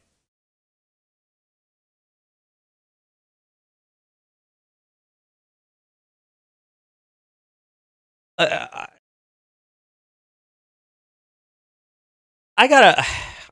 need a second. I need a second. I'm gonna get some water. Hold on. I need a palate cleanser, chat. I can't do it.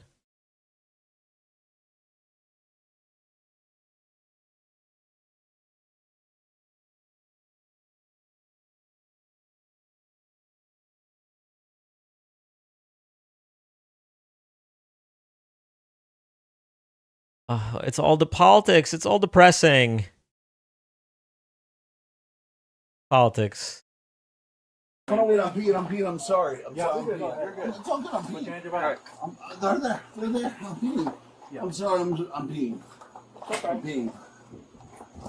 I can't stop peeing. Yep. I'm so sorry, I'm wetting myself. Thank you, Whitney, for the manifesting.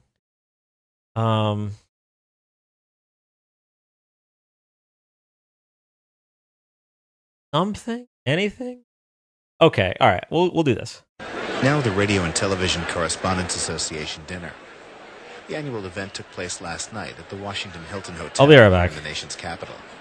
Speakers include President Clinton, CBS News. McDonald.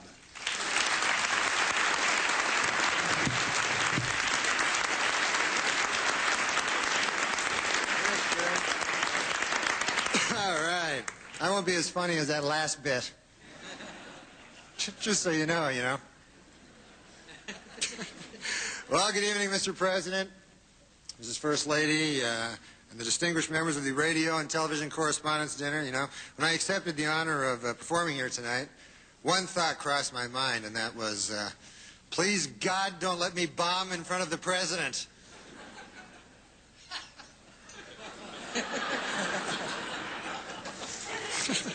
But I'm not worried. What the hell do I care? You know, I worked on all my jokes. I got a lot of help from my joke writer, Don Imus. He was helped me a lot.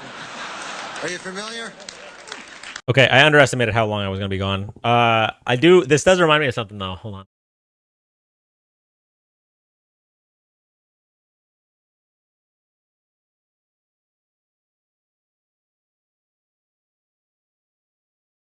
So I was walking down the street the other day, and in the street, right, the street. You guys very Norm Macdonald coded, but this popped up on my For You page yesterday, and it was pretty funny. It was called West Augusta Boulevard. West Augusta Boulevard. What is this, Monopoly? I was all like, what is this, Monopoly? So I was walking down this other street, right? And I see these 4 houses, right? I see these 4 houses. Then I see a hotel.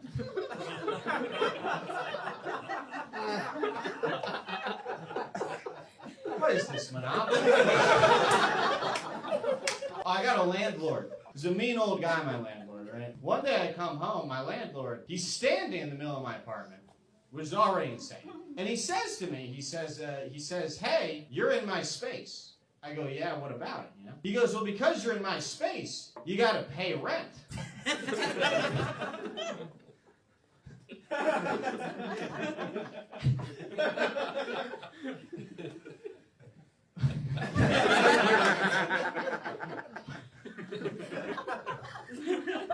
What is this, Monopoly? Oh, I've got this buddy of mine. She's going to jail.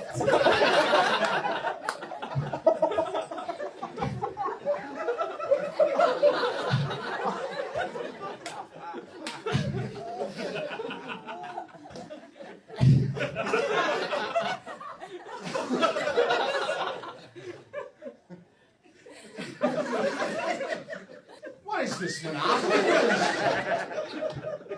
No, but he sells opioids, this guy. It's a bad dude. Bad dude. Opioid salesman. Gets them from all over.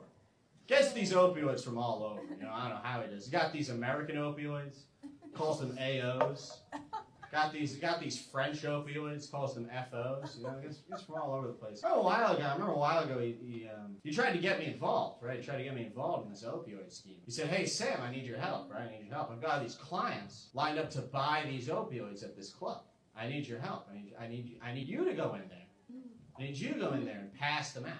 So all you gotta do is pass them out. If you pass out these German opioids, I'll give you $200 for your trouble. I go, $200 for pass and go.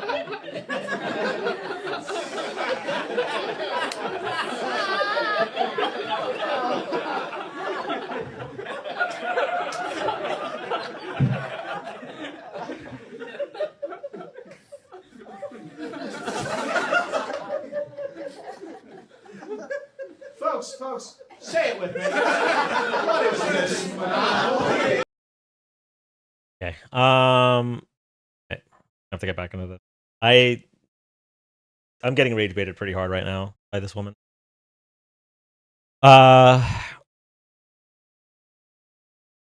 Before I do, Hector tried to raid us 2 nights ago on YouTube, but I didn't have. Oh, sorry, BRB up. I didn't have like the raid option turned on, and I'm trying to find how to do that. So just if you want to be able to be rated / redirected to on YouTube. So loud. I'm sorry. I don't know why it's so loud.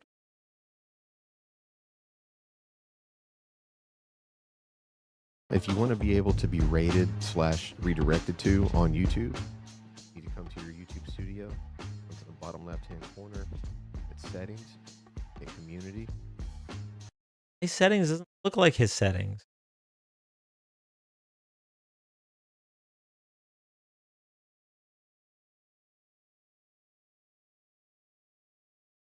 And then we're going to scroll down to this section here where it says live redirects. What you're going to want to do is make sure that all channels can redirect to my content is turned on. Live redirect.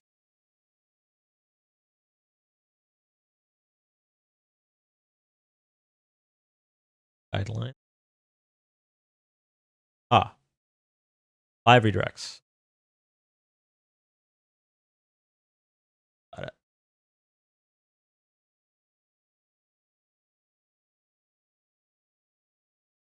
Oh, but it should have already worked because it says channels I subscribe to can redirect to my content, and I'm subscribed to Hector. That should have already worked. Okay. All right. Gentleman from Maryland, gentleman can proceed. Yeah, and I want the whole country to look at this, because this is the Attorney General of the United States, whose job is law enforcement. We've never had a witness who has misunderstood our rules and been unable to conform his or her conduct to our rules before. We have only 5 minutes, and so we use our time to ask you specific questions. How long are you giving me to Excuse me, I'm not yielding to you right now. I'd like that second retort too. So, Ms. Bondi, the way it works is we ask you a question and you answer it, and if you go off on a wild goose chase, another tangent, you start reading statistics, or you start talking about stuff going on in our district, and by the way, I invite you to my district. Come to my district, but that's not what we're here to do today, okay? So, and you do that, then we're allowed to say we reclaim our time. At that point, you have to be quiet. You have no choice. You have to be quiet. So I hope you understand the rule at this point. Now, here's what I want to ask you. You're in law enforcement. We've seen all kinds of evidence of crimes. And when we go over to the Department of Justice for the 4 computers for every member of Congress, we see more evidence of crimes. Will you create a joint task force of the Department of Justice and governors and state attorney generals and district attorneys? I'm sorry. Did anyone catch what she just did?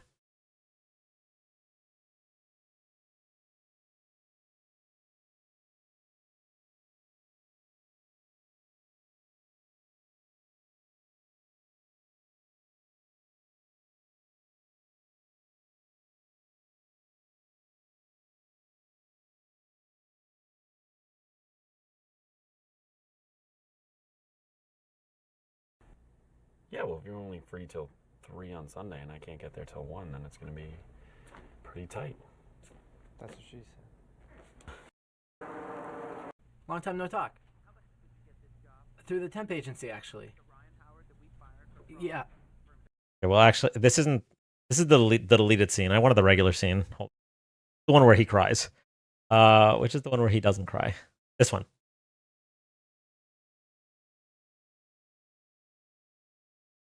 What? All right, chat. What is this? Look, it says experiencing interruptions in the bottom left corner.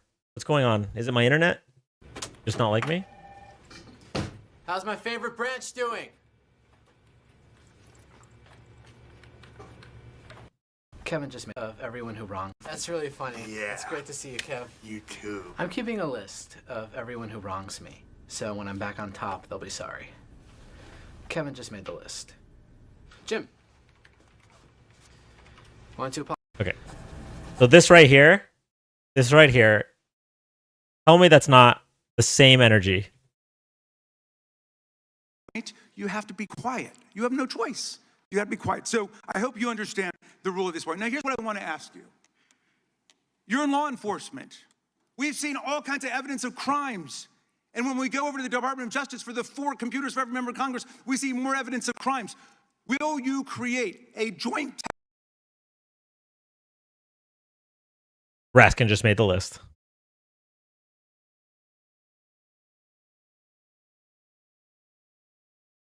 task force of the Department of Justice and governors and state attorney generals and district attorneys across the country to investigate the crimes that have taken place against these victims and more than 1,000 like them? The DOJ is not doing its job.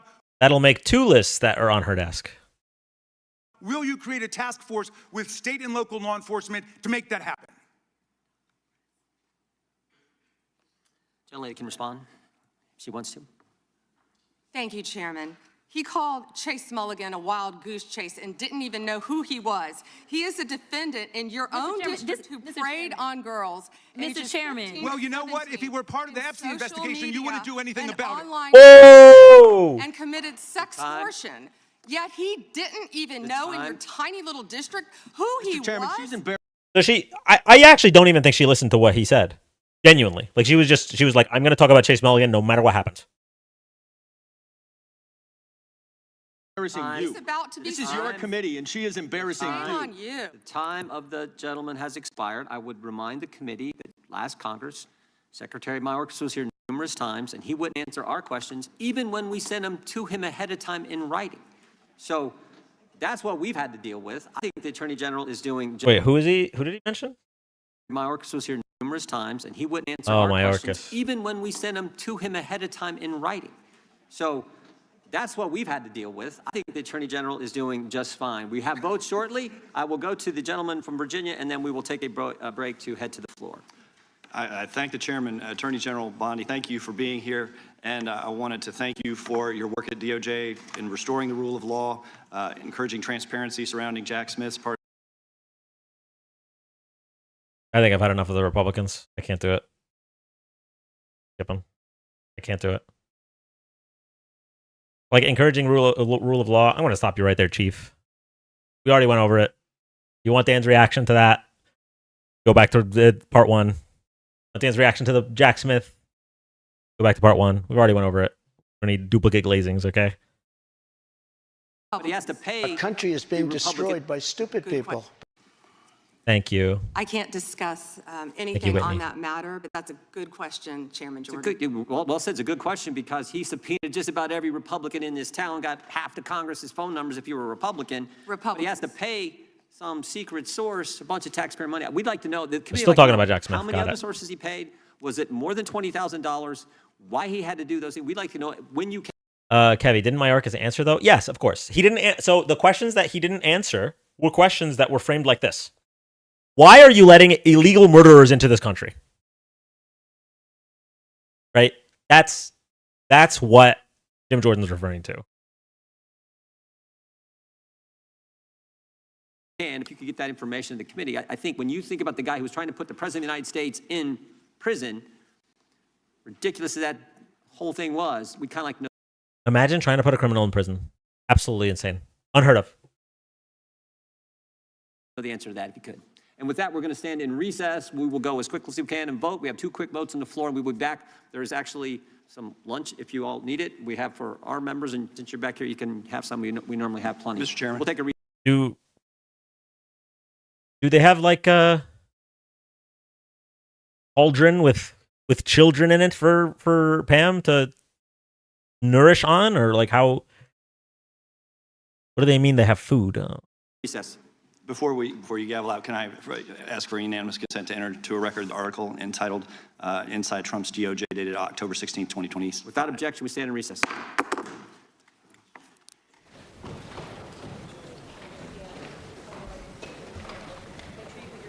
Eye of Newt. Reckless.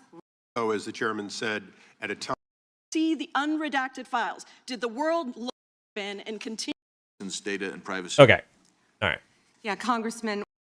Part 2.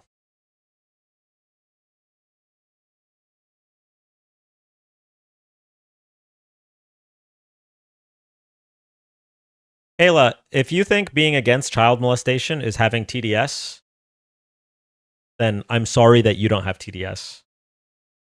Please stay away from our children.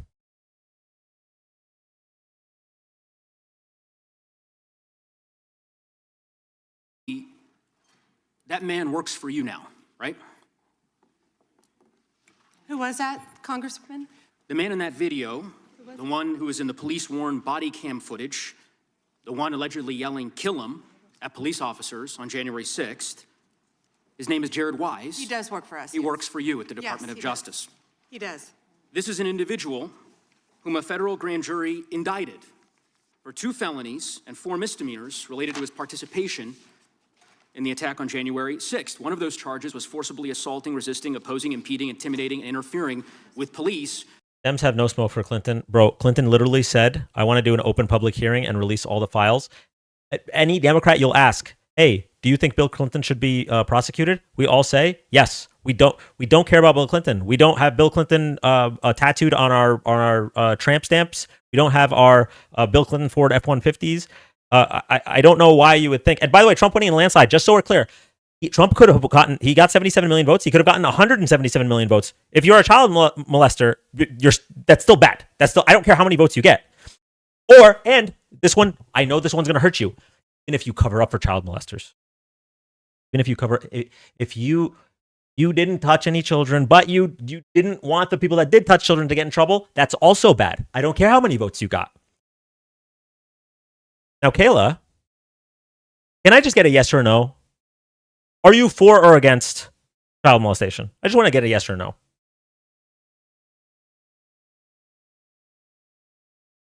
He didn't win by a landslide anyway. It will bring so many governments down.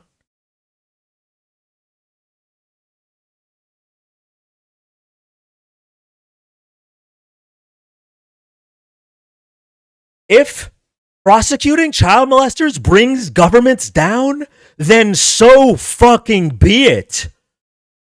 Are we being so for real?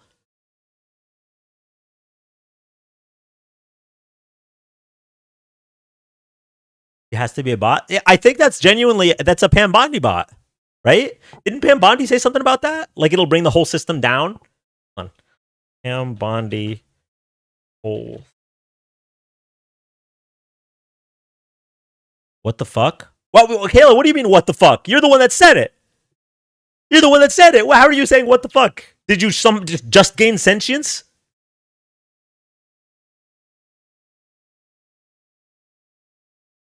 Bondi? How did Pam Bondi lose weight? I think we're asking.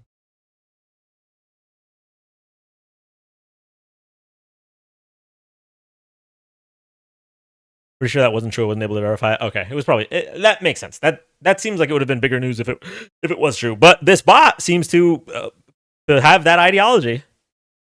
Let justice reign, may the heavens fall. Is that the phrase? Let justice. Oh, the heavens fall. Is a legal maxim asserting that justice must be served regardless of the consequences, even if it leads to significant upheaval, ruin, or catastrophe.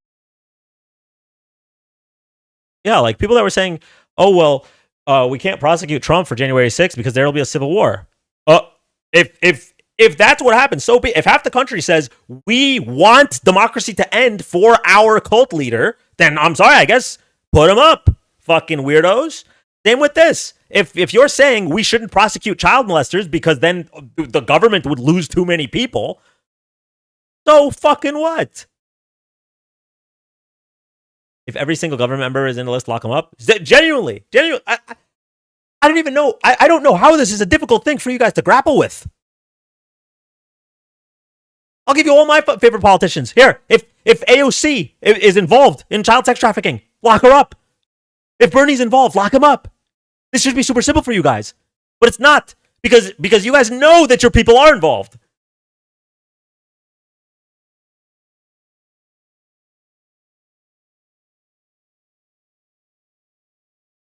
And what's worse is that you're cool with it. That's the worst part. It's you're cool with it. You know who isn't on the list? George Soros. Yo, I'm going to be honest. I don't know anything about George Soros other than when I go to debunk the conspiracy theories about George Soros. But from what I've seen, he seems kind of based. I'm sorry. I'm not going to lie. He just seems like a rich guy that supports Democrats. Like, I don't understand. Other than he signs your checks. Oh, well, yeah, of course. With the intent to commit another felony. This is who you choose as the chief law enforcement officer of the United States of America to hire at the Department of Justice. Someone on video yelling, "Kill him," at police officers, right? I believe he was pardoned by President Trump. Oh, I already crashed out about this response. I'm gonna play my crash out so that I don't have to do it in real time. And I'm going to take the opportunity to go pet my cats. We'll be right back, everybody. We'll continue. Interest because there are allies.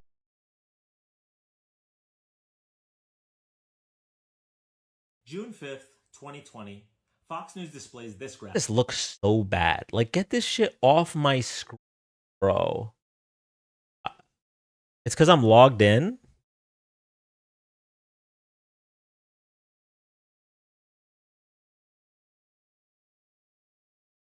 The same left-wing mindset. Their best argument. Talking about Doge. Their best argument again. June 5th. The same. June 5th. The same. I get closer. I got For the people that are not helping. Oh, okay. For the I got impacted. for the people that are sorry. They're June 5th, okay, here we go. 2020, Fox News displays this graphic. The nationwide protests this week. Historically, there has been a disconnect between what investors focus on and what happens across the rest of the country. For instance, in 1968, the week after the tragedy of Martin Luther King, the S&P 500 rose over 2%, also up the week after the Rodney King ruling. The implication here is horrifying, that the stock market does well after the unjust killing of black men. But beyond that, this gives us an insight into conservative priorities. While most of the country came together demanding justice for George Floyd, accountability for the police officer who killed him, as well as those who allowed it to happen, and declaring that Black Lives Matter in this country, conservatives were focused on how this would affect the stock market, and used their favorite dog whistle phrase as a shield: Blue Lives Matter. Fast forward to today, February 11th, 2026, and we have this exchange at Attorney General Pam Bondi's House Judiciary hearing.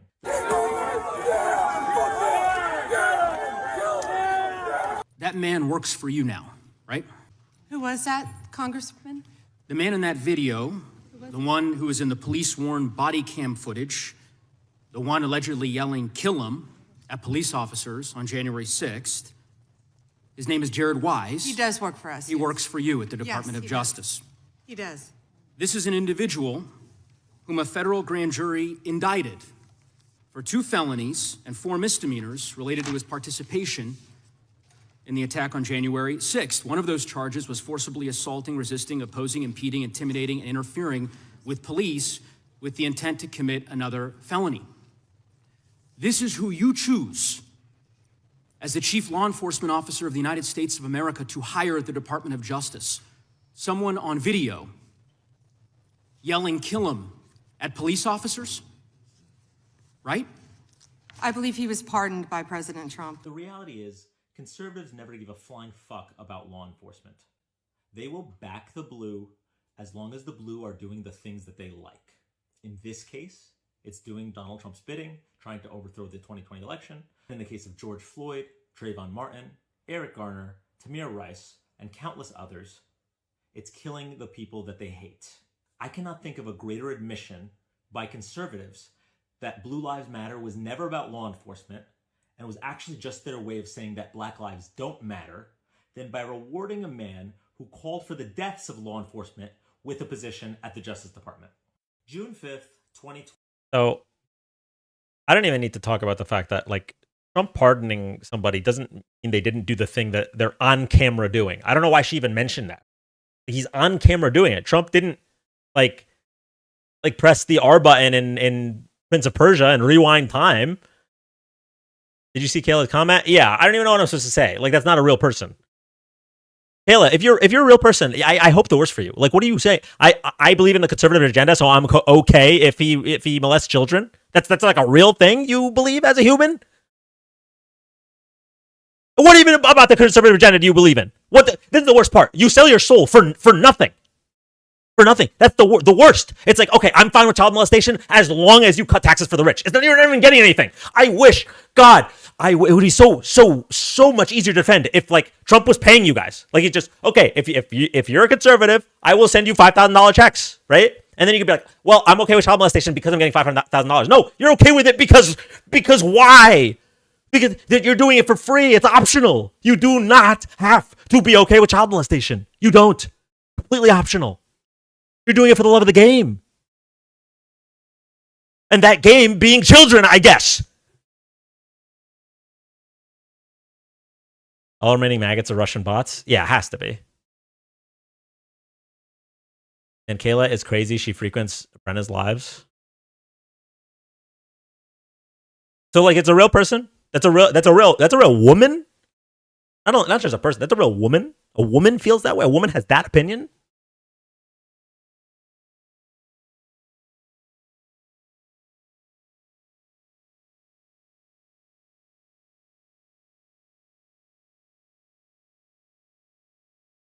Oh, he was pardoned. You're right.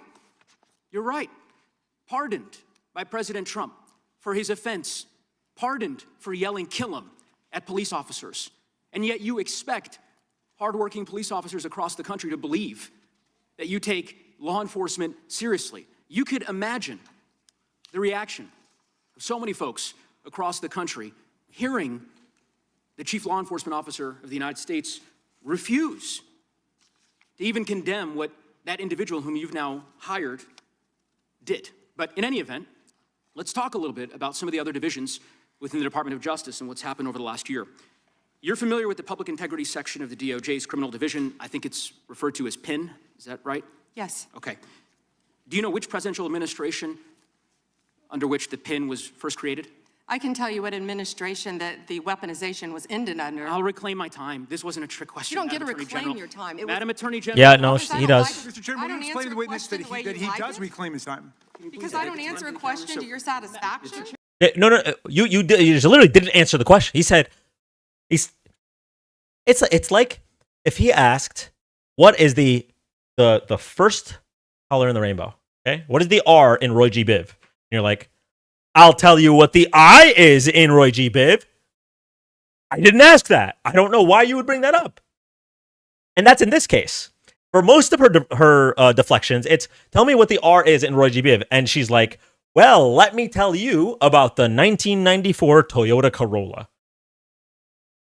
Madam Attorney General, the time belongs to the gentleman from Colorado. The president under which PIN was created was Gerald Ford.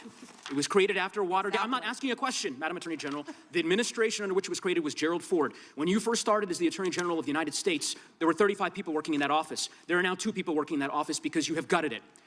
How many people work for the National Cryptocurrency Enforcement Team in the criminal division today?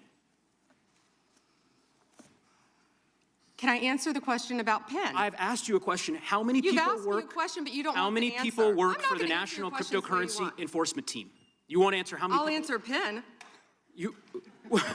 PIN will not be you know what? weaponized. You know what? What's Madam funny Attorney about General, this? I'll say to the chairman. What's funny about Chairman, this? you know what the answer is, and I think I What's understand funny why the about Attorney General this? does not want to answer the question because you eliminated the National Cryptocurrency Enforcement Team last year. So I understand why you don't want to tell the American people who works there. Yeah, I no one understand works why there you don't want to anymore, talk about Madam Mohammed Attorney Solomon General. in So, your district. In any event, I think I hate her more than Trump. I can't believe it. I can't believe it.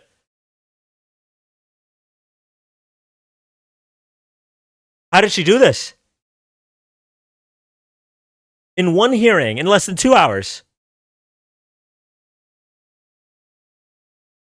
I actually think I hate her more than Trump.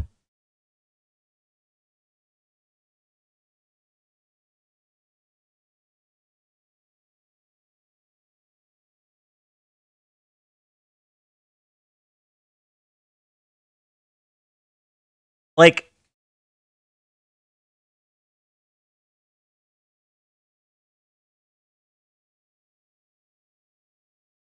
because we know, yeah. We know she's smart and she's doing this on purpose. And don't get disillusioned. Trump has a decade of proof showing how bad faith he is.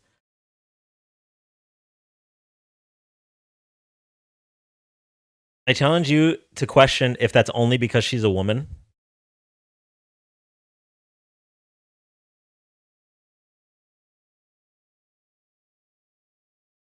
I don't think so. Because Elon previously broke the Trump record last year. It's just Trump will double down, she just deflects. Yeah, I think Fufu, I think that's what it's like.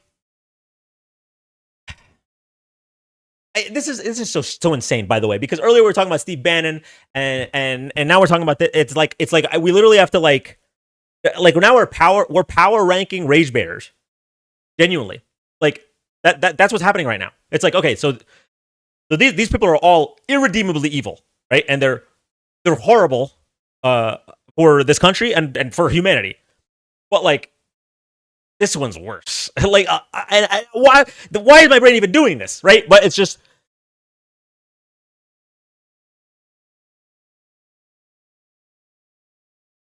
she's S tier. She's using the Darvo game plan.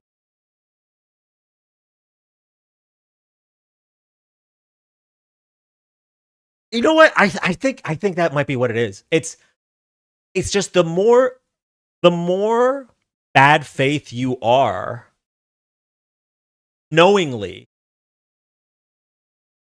the more I hate you. Like that I really think that's what it is. So Trump is very bad faith, but Trump is also like a fucking moron and delusional, right? It's a lot of that. It's a lot of that. Whereas we know all of this. She knows when she says, I don't have to answer your question. I will not answer that question. I'll answer this question. I don't have to answer the way you want.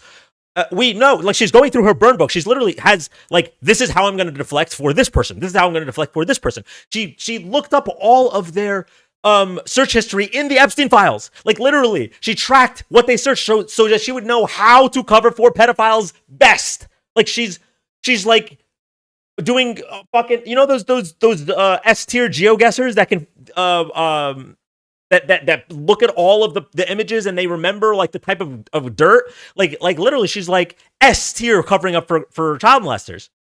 So it's something. Someone mentioned Darvo. Yeah, when they're knowingly gaslighting, when they're knowingly doing all this stuff, it really drives something else out of me. It drives like an additional hatred. I'm not at all MAGA. Wait, who called you MAGA? I did everything right and they indicted me. Thank you, Whitney. You don't have to pick one. There's enough rage for all of them. Yeah. No, the question, okay, so the question, by the way, about if you feel more rage because she's a woman is valid, okay? And I will say why it's valid. I'm not saying one way or another, because like it's not necessarily something I can know immediately, but there is a level of additional judgment when you hear like a woman arguing against her rights, when you hear Blaga, right? When you hear Latinos for Trump, there's an additional layer of judgment. And it's not fair, right? Because it's like, okay, they're getting an additional layer of judgment because it seems it's like counterintuitive, but like that shouldn't spare like the people that we just expect it from. Oh, white men, okay, we expect them to be, you know what I mean? So like it's something to maybe balance when considering stuff like this, right? It's like, do they deserve that additional layer of judgment for how, what's the word here? Self-destructive their ideology is to themselves? Maybe. But should that additional layer counteract the fact that there's the other group that is okay with destructing other groups? Like, you know what I mean? Of course, but how do you think she got that way? I mean, I can't speak to. Oh, okay. Wait, someone mentioned Skylar White, by the way. Skylar White, actually. All right, hot take incoming. Maybe it's a hot take. I don't know. Actually, with my chat, I would hope this isn't a hot take. People that dislike Skylar White, I think, are inherently misogynistic. Skylar White was a very good character. Now, if you dislike her sister, more power to you. Okay? Her sister is very dislikable. But Skylar White was not unreasonable. Not more than any of the male characters. Very cool take, absolutely true. Internalized misogyny and patriarchy, that's the answer. I hated Marie. Yeah, no, but Marie sucked because she like just sucked. But like it had nothing to do with her being a woman, it had nothing to do with, and also like it was valid criticisms of Marie. But the things that people criticized about Skylar, they're like, oh well, she was so like she was so like judgmental, or she was She was like ruining everything. It's like, bro, her husband was stealing fucking mad. What do you mean? Like, if you actually follow her actions, he was trying to stop the plot, though.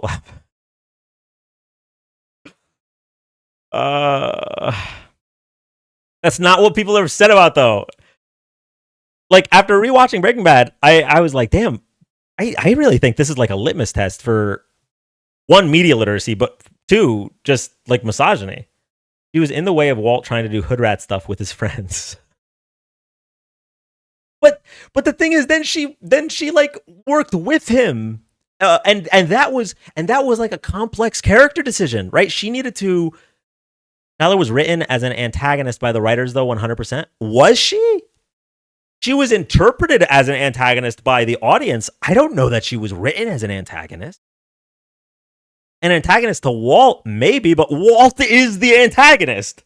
You know what I mean? So, like, unless they've come out and said that they wrote her as an antagonist, I don't think they did. No, she was like a really good character, like from start to finish. She had moments of brilliance. She had moments of Breaking Bad, quote unquote. She had moments of error, which everyone in the show had. Everyone fucked up constantly in that show, right? The show did well at putting us in Walt's shoes. Ed wasn't hot there, I said. Yeah, well, I can't really speak so much to that. The fact the cook should have been her idea after the cancer diagnosis. I'm a little confused by that.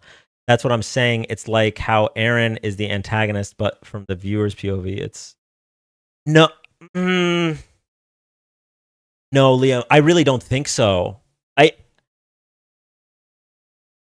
I don't know that with Aaron, it's intentional, obviously. With Skylar, she's not meant to be an antagonist. I can't fathom that's the writer's intention for the viewers to see her as an antagonist. They might see her as an impediment, right? A potential obstacle to Walt. Walt is an anti-hero. Skylar is a voice of reason. I think Walt gave up anti-hero. I don't know. I guess I'd have to look up anti-hero exactly. The hate I have for Bondi is similar to Umbridge. Ooh, okay. I get that for sure. I missed how we got on this from Bondi. Someone mentioned Skylar talking about whether part of all of our collective hatred of Bondi, right, in this moment, whether part of that is because she's a woman. Like, there's an added debuff. And then someone brought up Skylar. Can you fathom being a widow with 2 kids in America? Oh, you mean like in Skylar's case? Yeah. That would be rough. I agreed. And Skylar was balancing badass wife and mama bear. Yeah, I genuinely think she was a great character. Yeah, there were things she did that I disagreed with. There were things that she did that I agreed with.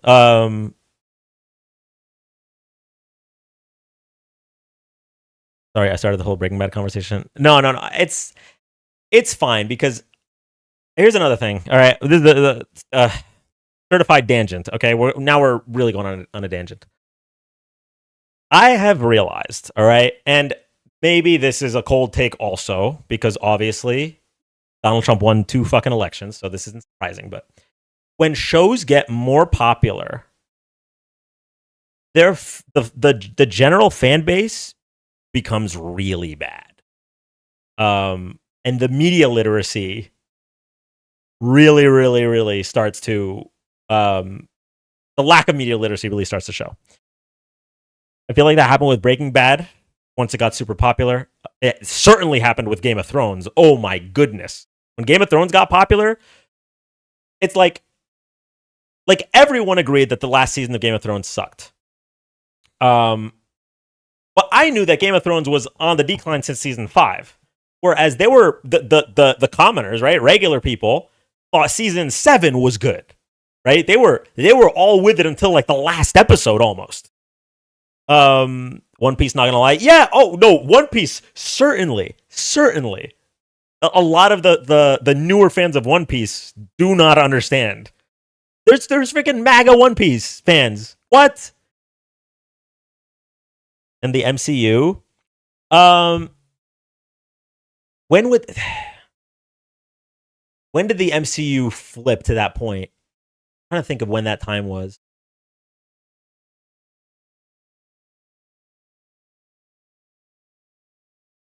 I didn't watch She-Hulk, so I don't know if it was actually bad or if people were just How I Met Your Mother. Oh no.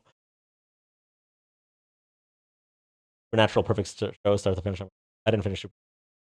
The all girly scene really pissed off MAGA. I like that scene. One Piece fans that voted for Trump just like pretty colors and power scale. No, bro. No, the One Piece power scalers are actually, listen, I know I sometimes dabble in just a little bit, but like them trying to like find like exact metrics for which characters are stronger than which, when it's like how are you going to compare somebody who has the power to like turn into mochi, right, versus somebody that has the power to turn you into a toy, and then you also add in a new power system that they introduced halfway through the series, and you also add in like bloodlines. It's just like there's not going to be like an exact answer. Actually, it was Sam Wilson as Captain America. Scaling is just so stupid in my opinion. Can change with one chapter. We all do, but the sweaty power scaling goes too far. Lost to a rubber boy. Can I be added to say something? Okay. Sorry, we are very off track. Hi, hello. Oh, I haven't fixed this. Sorry, chat. Hello. Hello. I can fix this really quick. Oh yeah, that's weird. Wait, Oh, you guys hear me? We're good, yeah. Okay. I have something to say. I think the answer is yes, from personal experience. I think that people that are like in a part of oppressed communities absolutely should be judged more, especially people that are intelligent from oppressed communities. Okay. I come from a family of immigrants, and I'm the child of two-time Obama voters, um, voted for Hillary, everything. And recently, my dad, who by the way voted for Kamala, he voted for Trump in 2020, which was very, very weird. I don't know what was going on there, but ultimately he voted for Kamala in this election. And my dad is a retired lawyer, super smart guy. Like he's not misogynistic at all. He's pro women's rights, everything. But he's becoming red pilled, which is crazy because I've seen a lot of people kind of move out of that now. But he's getting into it. Don't know how this is happening, but I think that people like him deserve way more scrutiny than people that have nothing to lose from it, because not only do they not care about it, but they don't realize that it's affecting them. Like like the other day, let me tell you this. I had a conversation with my dad, right? And um, I go, hey dad, you do realize that they see you as not one of them because you're not a natural born citizen. You weren't born in the United States. And he goes, I am a citizen and they're not going to take that away. And then he goes, I have the naturalization papers to prove it. And I'm like, okay, exactly. Thank you for proving my point, right?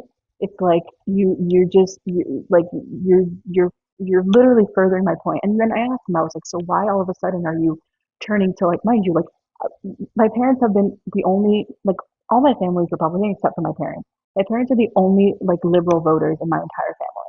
So I'm the only like, kid that was raised liberal in my family.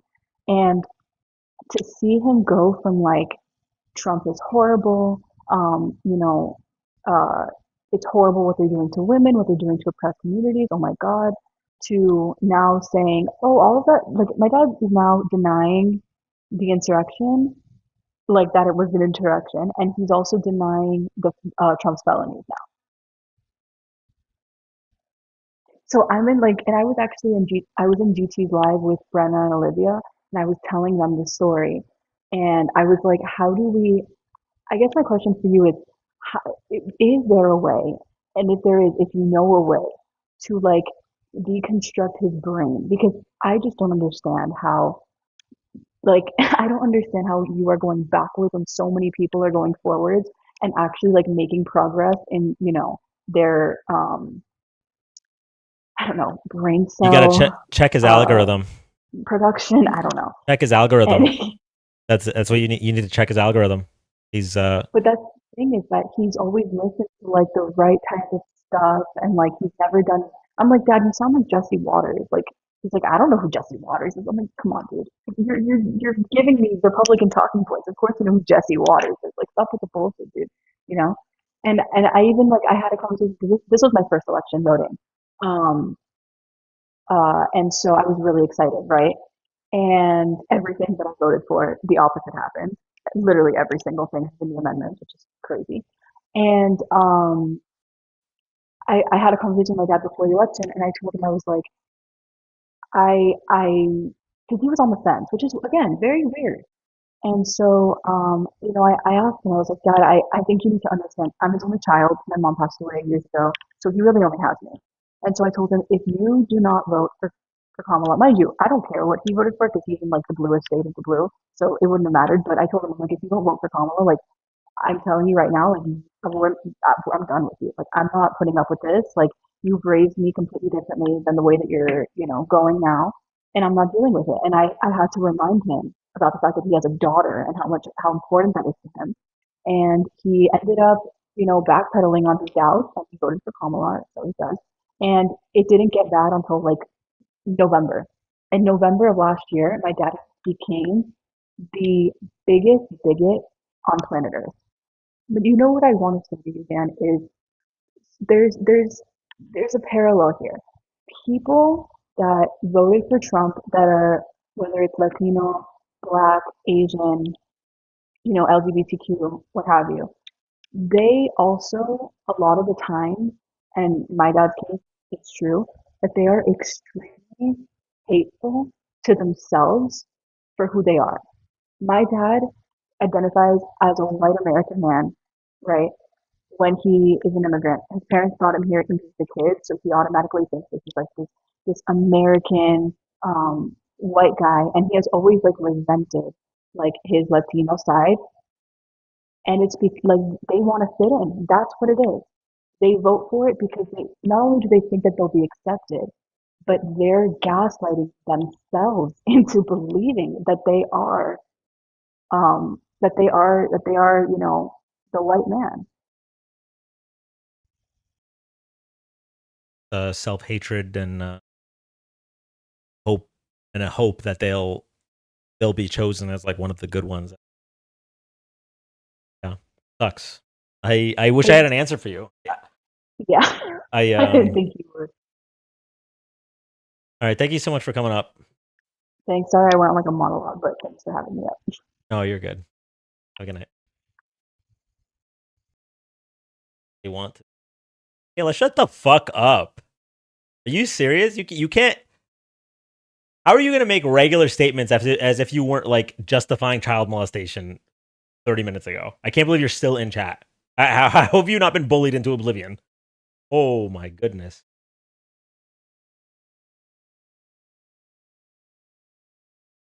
If there's a history of you having debates in any way, he will hide where he can. Yeah, a lot of people do. A lot of people do hide their algorithm is like. Oh, are you a Nick Fuentes fan or something? And they'll say like, oh, well, I don't really, you know, like, and you can kind of tell that they're full of shit. So for real, not to be rude, but I only understood like that. I was off screen playing a game. I hear someone. Yeah, it's the Kayla person from before that was like, I believe in conservative values. I don't mind what Trump does in his bedroom, and that like, and people were pointing out like, does that include children? And Kayla was fine with that. I asked Kayla unequivocally, "Are you for or against child molestation?" Said something on the lines of the government. All of the governments would collapse if we prosecuted them. Like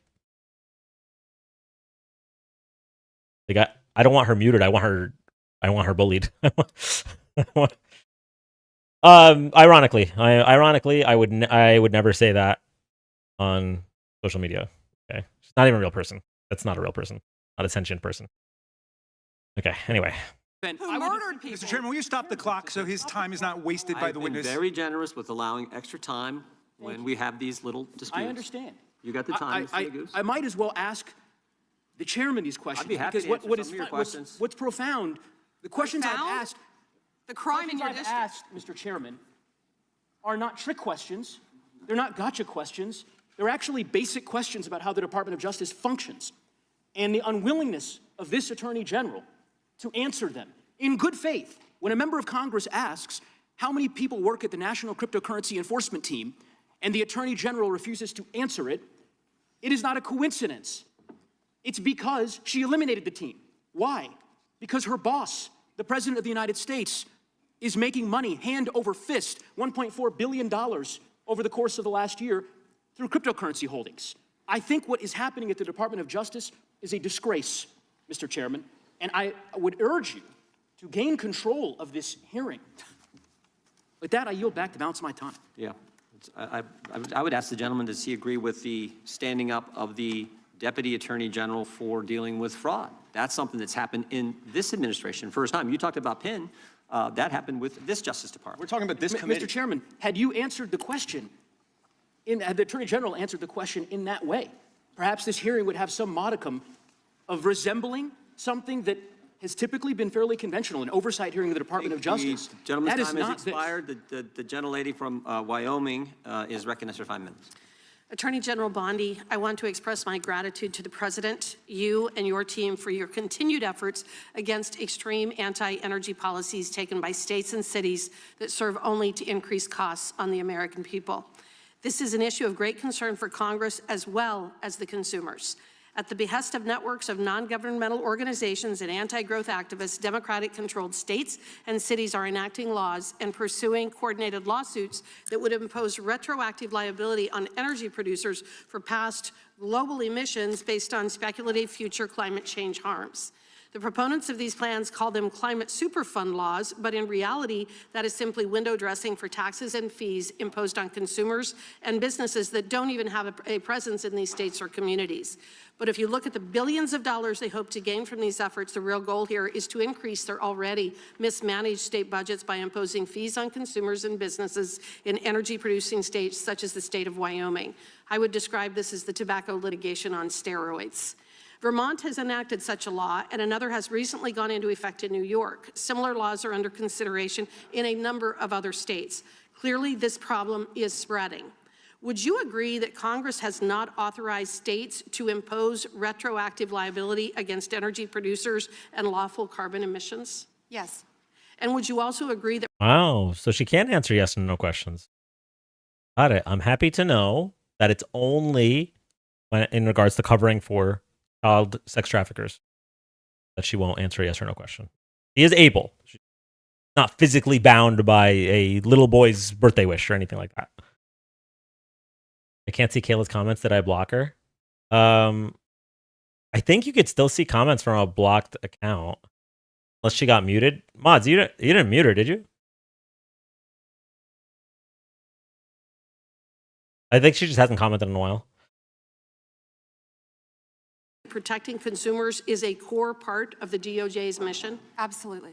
Would you further agree that combating state policies that seek to hide and shift the true cost of programs like these onto consumers fits within your mission? Yes. So, Attorney General Bondi, fossil fuels are the foundation of the U.S. economy, and the recent winter storms underscored that gas. Erica Raid earlier. Welcome in any Erica Raiders that are here. Thank you so much. Gas, coal, and oil remain essential to grid reliability and heating our homes. Can you confirm that the DOJ is fully committed to using all available legal tools to stop these state and local level attacks on domestic energy production? Congresswoman, we are committed to that, and so is the entire administration. We talk about that a lot. Thank you. Thank you. The President's April 2025 executive order directed the DOJ to identify and act against state laws that burden U.S. energy production. What concrete actions has the DOJ and the administration more broadly taken to carry out this directive? Well, we filed 4 lawsuits. We're filing multiple lawsuits. Many things are pending within this office to carry that out. Okay. States continue to invest. No, Tess. Massey is the only Republican who asked questions about the topic of this hearing. New causes of action to pursue state climate lawfare, as is evidenced by Michigan's recent novel claim related to antitrust violations. The city of Boulder, Colorado has also filed such a lawsuit, despite refusing my challenge that they actually forego the use of fossil fuels if they disagree with them so much. Does the Department of Justice agree that these novel approaches require a federal response, and will the department pursue such an approach? Yes, Congresswoman, and we'd be happy to talk to you more about that. Wonderful, Yes. thank you. Multiple climate lawsuits. Multiple climate lawsuits. Okay, I just don't care. The time the gentlelady has expired, yield back. the gentlelady yields back, and the gentlelady from Erica. Georgia is recognized. Thank you, Mr. Chair. Ms. Bondi, as the Florida Attorney General, attorneys from your office handled the appeal of my son, Jordan Davis's murder, which was denied. As a result of the efforts of those attorneys under your watch, the court actually upheld the life sentence for a man who used prejudice as his defense for murdering my son and scarring his friends for life. Attorneys from your office, under your management, worked hard to remove a dangerous man from the community who terrorized innocent people like my son and his friends. The compassion and respect that my family received throughout that ordeal were critical in helping us keep faith in the rule of law and justice. Based on my experiences, I've seen how strong victim services, sustained investigations, and well-supported prosecutors can make a meaningful difference in the lives of families who are grieving and suffering. Ms. Bondi, just yes or no, would you agree that government officials should be respectful and supportive of victims' families as they mourn? First, Congresswoman, thank you for talking about that, and I'm so very sorry for what happened to your family. Thank you. And yes, I agree with that with all victims, including the ones sitting behind us today. I absolutely do. And Okay. also, thank you for voting yes on the Laken Riley Act. Thank you for that. Thank you. Okay, so your answer is why the recent treatment of families in Minnesota raises really serious concerns for me. Because shortly after Mr. Alex Preddy was murdered, administration officials referred to him as an assassin and called Mr. Preddy the definition of domestic terrorism. They also lied about Mr. Preddy holding a gun and threatening officers. Okay. Who is this Rep Macbeth? Because she asked the question that Bondi could not have possibly thought would be a trap. And then she set her up big time for this one. Because I mean that alone, I say this all the time. There's so many things. That alone, just Alex Preddy is murdered, okay? There's no we're gonna conduct an investigation. There's no we're sorry to the family. There's he was a terrorist that was looking to do maximum damage immediately. That comes out. That's already an impeachable offense, right? That's already that statement alone already bigger than Watergate on its own. American citizen, right? Murdered in the street, and they just spread fake news about them. So obviously, Bondi is now not going to be as receptive to answering questions following. After Ms. Renee Good was murdered by ICE officials in Minneapolis, administration officials also accused her of being a domestic terrorist and investigated her wife in a clear act of retaliation. And remember, they prevented local investigators from reaching the crime scene. The crime scene is now no longer investigatable for Renee Good. That impeachable offense. And Mr. Preddy's mother made after the murder resonated with me more than you'll ever imagine. She said that, and I'm quoting, "The sickening lies told about our son by the administration are reprehensible and disgusting," end quote.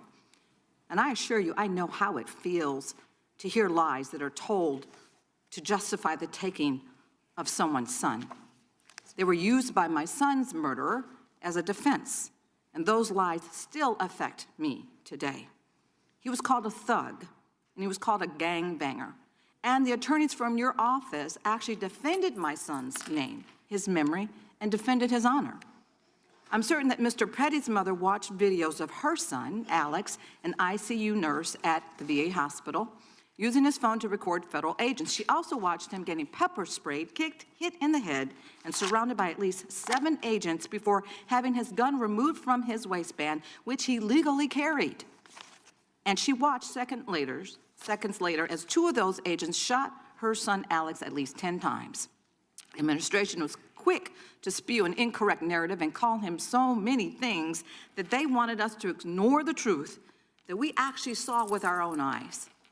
Ms. Bondi, will you denounce the statements that were made to tarnish the names of Alex Preddy and Renee Good, and will you protect their names like those attorneys back in Florida under your watch protected my son's name? What I will I like the way she formulated that question. She's basically like, it's clear you're capable of not being an evil piece of shit. Will you do it now? Obviously, she phrased it softer than that, but that's basically like you protected my son's name. Would you do that for these victims here? Protected my son's name. What I will say is we are looking at everything to shed light on what happened that day, and it is an ongoing and active investigation. Both of those cases, and I assure you they will be investigated. Investigating, we understand that, but will you do everything in your power, as you have done for my case, as you are asked to do, as you've sworn an oath to do? It is your responsibility to make sure that you are following the rule of law. Those families in Minnesota, they deserve the same respect. They deserve a full investigation, which you have not even begun to do yet. So what are you saying, is that they don't deserve any respect for a full investigation into their murders? Well, that that's is not incompetence on your behalf. Well, that the is not American accurate. people do deserve better. Non-commitment to defending the rule of law is what we see from you. I I told will you we always were stand up for investigating. survivors, and I heard you say earlier when you told us that you will fight for them as well. And based on the information before us, these families have not received the same commitment to investigate what happened to their loved ones, nor have they received the respect that I would expect from the nation's top law enforcement officer. Investigations have been slow-walked, they've been canceled, and the special agent assigned to Renee Good's investigation resigned following pressure from your officials to reclassify Ms. Good's case. Time of the For gentlelady. families seeking answers and accountability, the withdrawal of investigative resources is simply unacceptable. Has expired. The gentlelady yields back. The gentleman from California is recognized. Thank you, Mr. Chairman. Madam Attorney General, I get the sense that we've lost a little perspective here. The most fundamental responsibility of government is to protect the lives and property of its citizens. Now, you cited some crime figures in your opening statement, and I wonder if you could repeat them.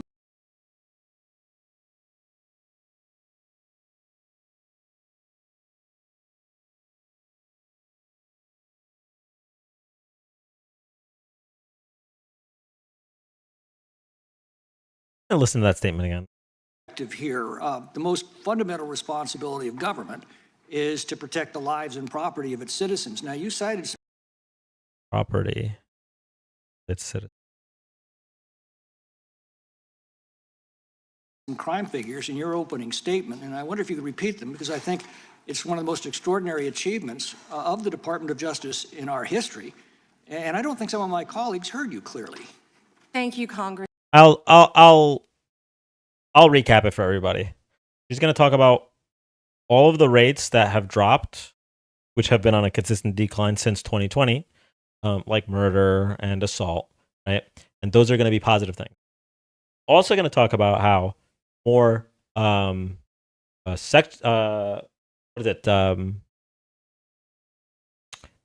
more sexual assaulters have been arrested, and talk about how that is also a positive thing. So that the rates that are going down, positive thing. The rates that are going up, also positive, because they're catching them. Just a reminder about how the previous time she answered this question went. It happened because of specific policies that you've implemented this year. And you mentioned a few of them. Would you continue? Over 6,000 child victims located, 22% increase. Over 1,700 child predators arrested, 10% increase. Over 300 human traffickers arrested. Let me jump down to DEA. Right, so, just a reminder. For the stats that are going down, that's a win. For the stats that are going up, that's a win. Everyone in this room knows someone who's died from fentanyl. A parent, a child, a sister, a brother, a friend, a neighbor, a relative. Everyone here knows someone who has been impacted by that. That is the common ground that I wish we could find to work together in this country, to take these drugs off the streets. And someone nodded with vapes. Well, in your opening statement, you said that this historic success in protecting lives and property of Americans has occurred when local governments have cooperated with you. Yes. Let me ask you, what are the greatest impediments you're facing in bringing down crime across the country? Sanctuary cities, which isn't even true. We went over the research. I'm sorry for everyone that's just tuning in. They're like, "Oh, this guy's barely reacting." We spent like 4 hours on the first half of this, and a lot of this is rehashed. There's studies from the American Immigration Council that show that sanctuary cities actually, if anything, reduce the crime rate, because when you have undocumented immigrants that are not willing to report crime out of fear of being deported, then criminals can just do whatever they want, right? So there's no evidence that sanctuary cities lead to higher crime rates. Additionally, this idea that sanctuary cities protect violent criminals is just false. The sanctuary cities always turn over violent criminals. Let the record show that Democrat was applauding the Attorney General's answer there. Wait, what? To help everything we can. These are iconic cities in our country, and we want to help every city in this country who wants and asks for President Trump's help to make America safe again. Gentlemen, Mr. Chair, I have, you see. let the record show that Democrat was applauding the Attorney General's answer there. I don't know who the Democrat was. Unanimous consent? Yes, please. All right, the gentlelady is recognized. Mr. Chair, I have a few unanimous consent requests. I would like to submit into the record this New York Times article titled "Alex Brady's Friends and Family Denounce Sickening Lies About His Life." I also would like to submit this Daily Mail exclusive interview with Vice President J.D. Vance titled "J.D. Vance Refuses to Apologize to Alex Brady's Family After Spreading ICE Assassin Claim." One more. My last submission request is a New York Times article titled "FBI Agent Who Tried to Investigate ICE Officer in Shooting Resigns." Without objection. Thank you. The chair now recognizes the gentlelady from North Carolina. Thank you, Mr. Chairman. Attorney General Bondi, I think you and pretty much everybody else here and throughout the country believes that convicted sex offenders don't deserve special treatment or privileges in prison.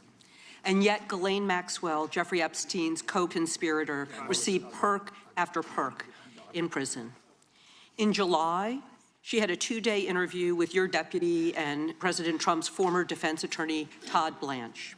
Just days after that, Maxwell was transferred from a federal correctional institution in Florida to a minimum security camp in Texas, which she, as a sex offender, would normally be ineligible for. At this new facility, as the ranking member talked about, and by the way, it's nicknamed Club Fed, we've heard reports that she's been afforded special privileges: puppy time, private workouts, personal mail, secretarial services. Attorney General Bondi, does a convicted sex offender like Ghislaine Maxwell deserve special treatment and privileges in prison? Yes or no? Let me be crystal clear on this. No. And Thank you. let me keep going. No, let me keep going. Perfect. Well, I did not know she was being transferred. I asked you yes or no. She was not transferred to a lower Mr. Chairman, level. please stop the clock and remind the witness of the rules. One rule. I'm going to be honest. This is the first time that I wish she let her finish the answer, because I wanted to hear the rest of that. The fact that she opened with a no comma, I wanted to hear what she was going to say. That was the first time ever. And I'm glad that we're agreeing. So when we're agreeing, we can move on to some other things. But I want you to know that every time she does get these perks, and it's been publicly reported, that her... She denied that she was moved to a lower level, though. Yeah, I wanted her to finish that statement, because if it's false, then I mean, not that it matters. Again, Trump will pardon anybody for anything. It doesn't matter. But if it's false, I want on the record that she said it rather than because at the very least she started with an answer to this question, right? Which is a low bar, I know. Usually she completely deflects. Also, really quick side note. Hold on. Okay. So I've mentioned this before that I am happy with the Trump administration's decision to finally get rid of the penny.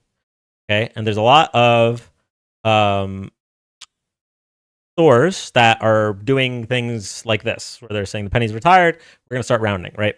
Home Depot, I think I saw their sign. They said like if it's over 3 cents, so like if it's 4 or 5 cents, they'll round up to the nearest nickel, and if it's under, they round down. This is GameStop.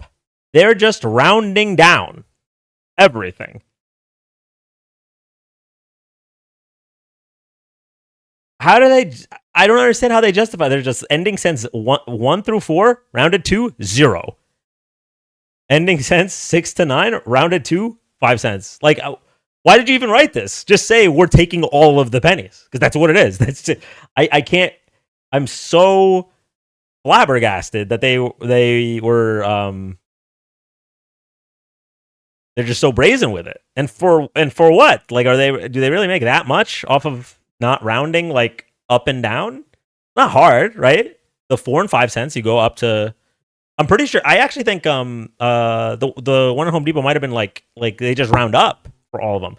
What I personally would do is if it's 3 or 4 cents, round up. If it's 1 or 2 cents, round down. But just round everything down. Hello. Sorry, that was a tangent.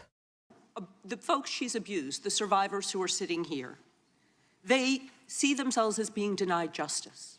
They feel re-traumatized. And I'm glad that we agree on that. But she should not be in that prison. And she needs to be moved back to a maximum security prison as soon as possible. But what she has told another committee here is that she won't cooperate with them unless she gets clemency from Donald Trump. It's just crazy to consider that she can be wielding this kind of influence within the administration. But that begs the question, who ordered her to be transferred to the minimum security prison that she was ineligible for? Who signed off on the special privileges? Was it Mr. Blanche? Was it one of your other subordinates? So please, can you tell us who sent her there, since you don't agree she should be there? I said I do not agree she should receive special treatment. She was transferred, I learned after the fact, to the same level facility, and that is a question for the Bureau of Prisons. I was not involved in that at all. The same level facility, I don't know why, but you know, instead of talking about Ghislaine Maxwell, who hopefully will die in prison, Trump pushed her well, by the way. Careful. Careful. You don't want to insult Trump's friend. Talking about Irina Zarutska. I have a couple of died on a subway. Right, and I absolutely. You don't talk about that. I have been talking about it and actually helping with these issues. But we're going to move back to you. I bet we are. Yes, of course, because you're here to testify. That's what the whole point of this endeavor is. So of course we're moving back to you. It is all about you.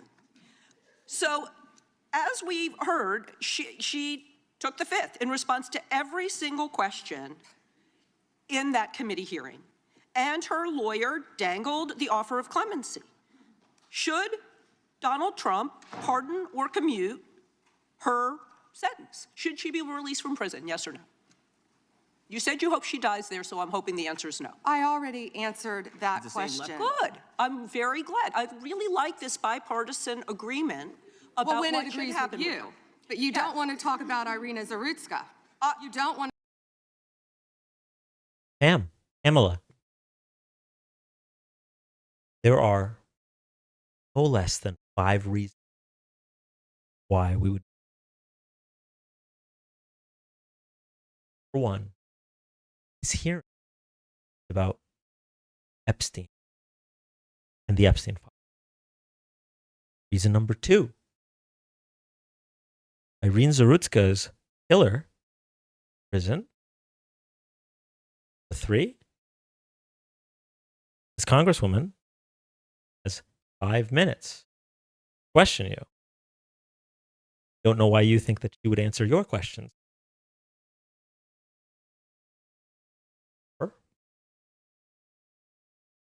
There is nothing that Ghislaine Maxwell, there's nothing connecting Ghislaine Maxwell to Irina Zarutska. And number 5, fuck you. Want to talk about I talk about her murdered all by the a time, violent crime but offender I am not in here your to jurisdiction. testify before Congress. You are.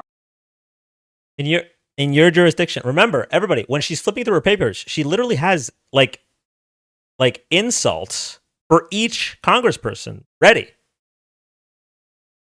She has their search history in the Epstein files to know how best to protect child molesters, and she has specific things that she can criticize them for or insult them about in regards to them personally or their district, so that she can deflect. So she has perfect deflections, right?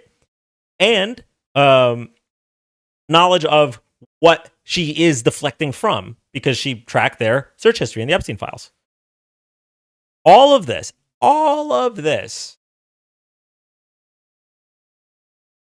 to protect child molesters. That is your job today. You're That's what you're getting paid for. obsessed with attacking. I want you to know that your own DOJ employee, he's recently been demoted and had some other problems, advises on pardons. Do you think he will be advising Mr. Trump on any kind of clemency or pardon for Ghislaine Maxwell? I'm not going to speculate, and you couldn't even identify properly. That's why you don't want to talk about Irina Zarutska. You couldn't properly identify her relative. I absolutely It's embarrassing. have been, and her family, by the way, appreciates all of the condolences, all of the help, everything that our law enforcement in North Carolina has been doing to help her family. Her family feels well treated. Thank you, and I yield back. Ms. Lady yields back. Gentleman from California. Also, I want to remind, or not remind, excuse me. I want to call attention. So Todd Blanche, right, the Deputy Attorney General, that interviewed Ghislaine, and right after the interview led to her moving to a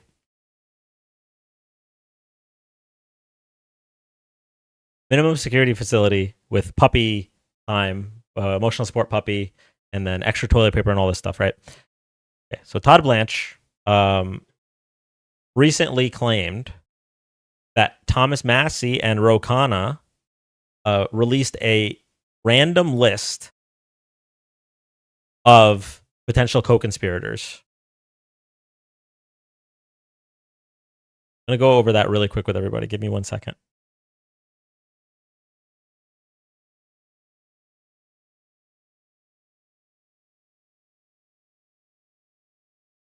I really hate navigating X. Okay, I'm trying.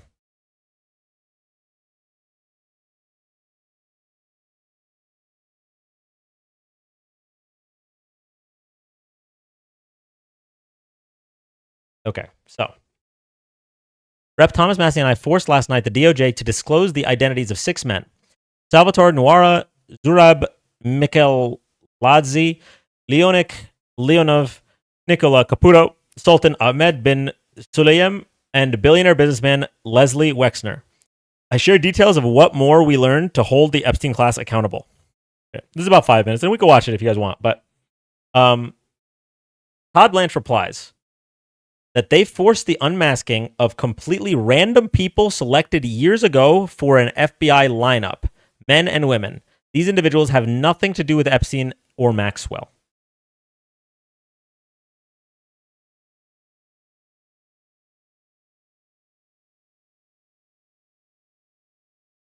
Now, we've already gone over Leslie, as we mentioned him before, Les Wexner and Ahmed Sulayem. These people are like, just from what we went over, they very clearly had a lot to do with Epstein and Maxwell. And then I want to see Massey's reply to this. How do I go to like? I actually said on national TV Monday that 4 of them might be men in a lineup, but you released them anyway. Rolls tape. The other people. The Justice Department previously said, we did not redact any names of men, only female victims. You're saying you saw men's names redacted today, though. I did. I saw 4 in a list of 20. The other people on the list were Maxwell, Epstein, and mostly survivors that I recognized. And then 4 men who weren't trafficked because their date of birth predates 1970. Like they were all born in the 60s. And you see no reason why those men's names are redacted in these files? No, unless they were in some random lineup. But this requires the DOJ to respond to it, just like they responded to my 2 tweets tonight about the Sultan, who had heretofore not been known, and about Lex Wessner, who is in the files listed as a co-conspirator on the file that they unredacted. And they only unredacted it because Thomas Massey called them out on it. Her argument was, well, we unredacted it within 40 minutes. You get 40 minutes of being caught. And more importantly, and the question that she refused to answer was, if Kash Patel, the head of the FBI, under oath said there was no evidence of any other co-conspirators with Epstein and Maxwell, then at what point did you determine that Les Wexner was not a co-conspirator? Because he's in the files as a co-conspirator.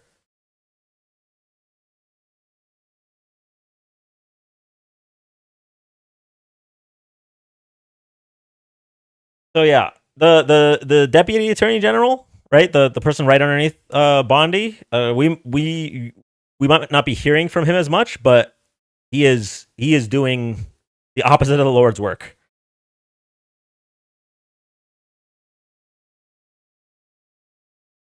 Question: why was Maxwell moved? Why can't you answer this question? They never can. They try to. They always try to obfuscate. Oh well, that has to do with the Bureau of Prisons, and that has to do with.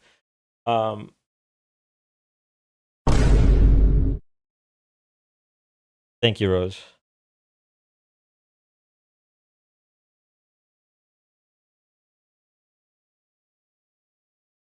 Like, yeah. Okay.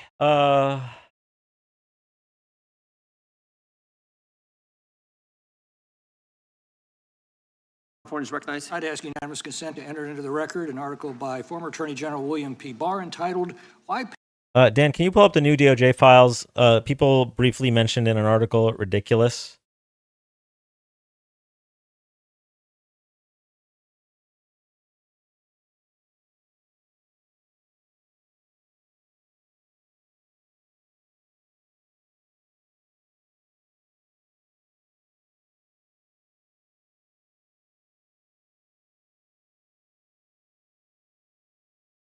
The DOJ sent a letter to Congress on Saturday outlining its justification for redactions made in the released Jeffrey Epstein files. The 6-page letter to the leaders of the Senate and House Judiciary Committees also included a list of all government officials and politically exposed persons named in files for any reason. Several high-profile names were listed, including President Trump. The department noted that the names appeared in a wide variety of contexts, ranging from individuals who directly emailed with Epstein or his associate, Ghislaine Maxwell. Is it Ghislaine? Is it Ghislaine Maxwell? Was that? Erica corrected me before, and I read Ghee, and I didn't even process how to read that. Okay, sorry, Erica, if you're still here. Okay. Associate Ghislaine Maxwell, to those who had no interaction with either, but were referenced in documents such as in media reports. Lack of clarity surrounding which individuals fit in which contexts drew criticism from Rep. O'Connor, who accused the DOJ of purposely muddying the waters on who was a predator and who was mentioned in an email. We have Janis Joplin, who died when Epstein was 17, in the same list as Larry Nassar, who went to prison for the sexual abuse of hundreds of young women and child pornography, with no clarification of how either was mentioned in the files, is absurd. Release the full file, stop protecting predators, redact only the survivors' names. The Justice Department did not immediately respond to the Hill's requests for comment. The Trump administration has come under immense scrutiny for the handling of the investigation. Lawmakers who reviewed the unredacted Epstein files of the DOJ office this reported heavy unnecessary redactions in the files. Trump officials have maintained the redactions are meant to ensure victims' identities are kept private. Khanna and Massey said on Monday that they identified 6 names in the files that had been concealed, and Khanna read them on the House floor the next day. Deputy Attorney General Todd Blanche criticized the move days later, saying he forced the unmasking of random people that he said had no connection to Epstein or Maxwell. The DOJ Civil Rights Division also jumped in. The problem is that you put political expediency and cheap click / demagoguery over justice and due process, making fools of yourselves in the process, total avoidability and unjust. Massey pushed back, arguing he told DOJ these might be random guys in a lineup before the names were made public. Todd retweeted my post, so you can't say he didn't see it. DOJ should have provided the same context I did when I released the names. Yeah, like all they had to, that's the list I sent you, Dan. That's what I figured. Unfortunately, I can't share. Like, I'd have to copy and paste each one of those over. So I'd have to, I'd either need to open a link or Elvis is on the list. Okay.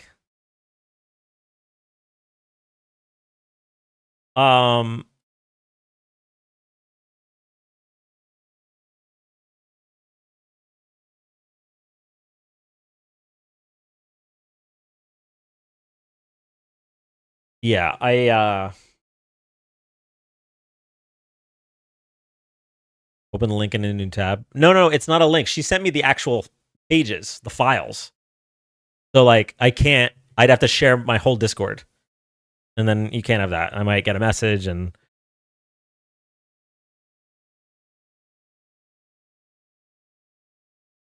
accidentally leak that I'm really Batman. Erica, I'm sorry. Is it Ghislaine? I saw your correction, and my brain didn't process it until 5 minutes later. Okay.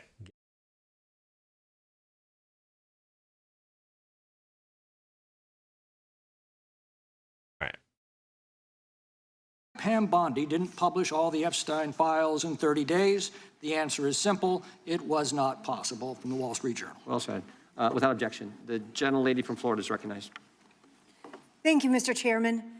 Madam, I'm sorry. Yes. May I respond 20 seconds to something that Congresswoman Ross said? Go right ahead. Thank you. She also opposed a sex offender registry as head of North Carolina ACLU. Thank you. Thank you, Madam Attorney General. And I'd like to pick up where you left off. Rep Ross Offender Registry.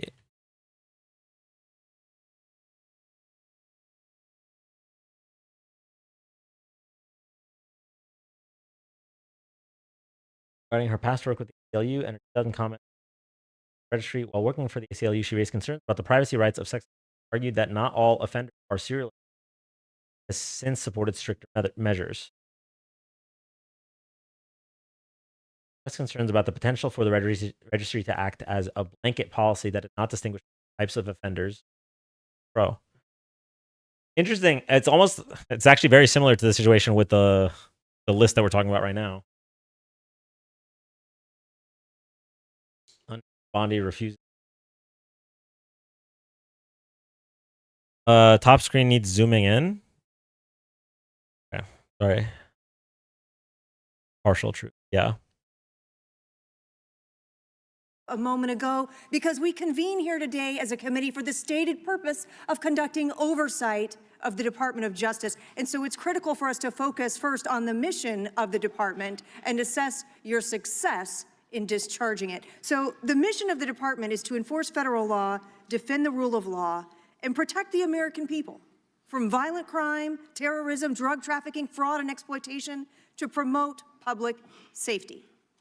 And what we have heard today unequivocally is that President Trump's Department of Justice, under your leadership, Attorney General Bondi, is doing exactly that. Just a moment ago, you shared with us some incredible statistics that the United States, under your leadership, has achieved. Oh, bro, are we going to hear the statistics again? Come on, man. Going into the neighborhoods, working with the community, seeing law enforcement officers out there playing. You hired somebody who Trump pardoned after he said he wanted to kill police officers. He's in your Department of Justice. You don't care about cops. If you're seeing police officers, they should run. They should stay away from you. You're dangerous. You're a danger to society. Basketball with kids who live in the neighborhood. It's pretty remarkable what we've seen firsthand. Citizens in Memphis saying that they appreciate, they can walk outdoors now and they feel safe. People coming up You remember when you couldn't walk outdoors in Memphis? thanking law enforcement and working hand in hand with them. We will continue all of these programs and working jointly with both sides of the aisle to keep our families safe. Thank you for that, Madam Attorney General. Mr. Chairman, I yield back. Gentlelady yields back. Gentleman from Tennessee is recognized. Thank you. I'd like to introduce for the record a letter to Director Gabbard from Mr. Warner and Mr. Himes, and a letter of response from her to them about who invited her to Atlanta, and a copy of the search warrant. And I'd also like to just make clear for the record, the reason people in Memphis weren't going out was because the ice was on the ground and we were afraid we'd fall. But other than that, we go out all the time. Gentleman, without objection, there's unanimous consent. The gentlelady from Vermont is recognized. Thank you, Mr. Chair. Attorney General Bondi, according to your department, a child is sexually abused in the United States every 9 minutes. And the vast majority of survivors never get justice. And that's one of the reasons why I think the Epstein case has resonated so deeply with so many Americans. And the other reason, I think, is because it has revealed a two-tiered system of justice. And the powerful are protected and the survivors rarely get any accountability. And the Epstein files contain evidence of a multi-decade international criminal conspiracy involving some of the wealthiest and the most powerful people in the world. There's evidence of financial crimes, political corruption, sex trafficking, and of course, horrible sexual abuse. And I want to remind everybody, this isn't a game. These are real people, people who have suffered, who are sitting here with us today, and they deserve answers, and they deserve accountability. And I'm here to try to get some for them. Now, I've seen some of the unredacted Epstein files, and obviously, as you know, President Trump's name is all over them, but so are the names of other senior Trump officials: Howard Lutnick, Secretary of Commerce; John Phelan, the Secretary of the Navy; and Stephen Feinberg, the Deputy Secretary of Defense. These men were appointed by President Trump to senior positions in his administration. All of them have clear and confirmed ties to Jeffrey Epstein. Attorney General Bondi, yes or no, has the Justice Department asked Secretary Lutnick about his ties to Epstein? Excuse me.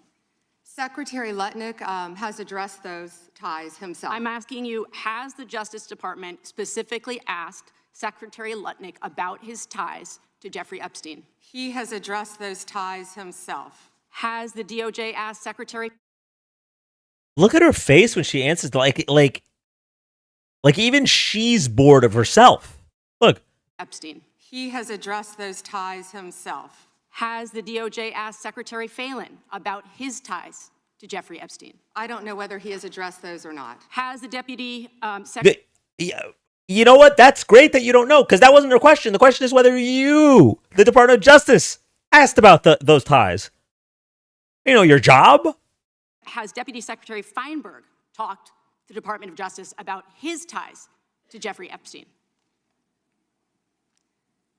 Yes or no?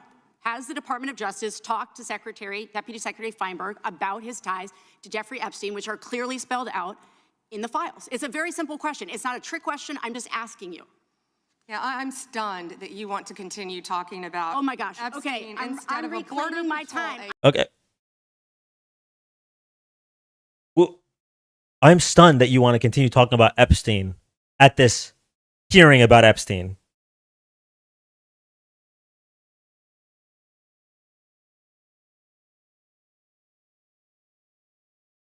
I'm stunned that you want to continue talking about. Oh my gosh. Epstein Okay, I'm reclaiming my time. I'm asking you not a trick question, a simple question. Okay, so what is clear is we have evidence. Do you know who Chris Malin is? We have evidence. That was from her burn book, by the way. Remember, for every single House member here, she has things to criticize them for from their district or from their past or from their whatever it is, something specific for them. Right? And she also has their search history for what they looked up in the Epstein files. So she has what she needs to deflect from and what she can deflect to, rather than just investigating child molester. Evidence that 3 senior officials within the Trump administration have ties to Jeffrey Epstein. And what I does can ties conclude, mean? I can conclude. That's a great question. That's why you investigate. That's why you investigate. Okay? So the files show that they're in direct contact during dates after he pled guilty to soliciting prostitution from a minor. Okay? So this is where the Department of Justice comes in, right? If you weren't a just evil, sycophantic bitch, what you would do is you would find out if you had evil demons working in the government. You would investigate and find out so that you can answer what ties means. And I'm sorry, okay? I don't use the B word lightly. But after 4 hours of this,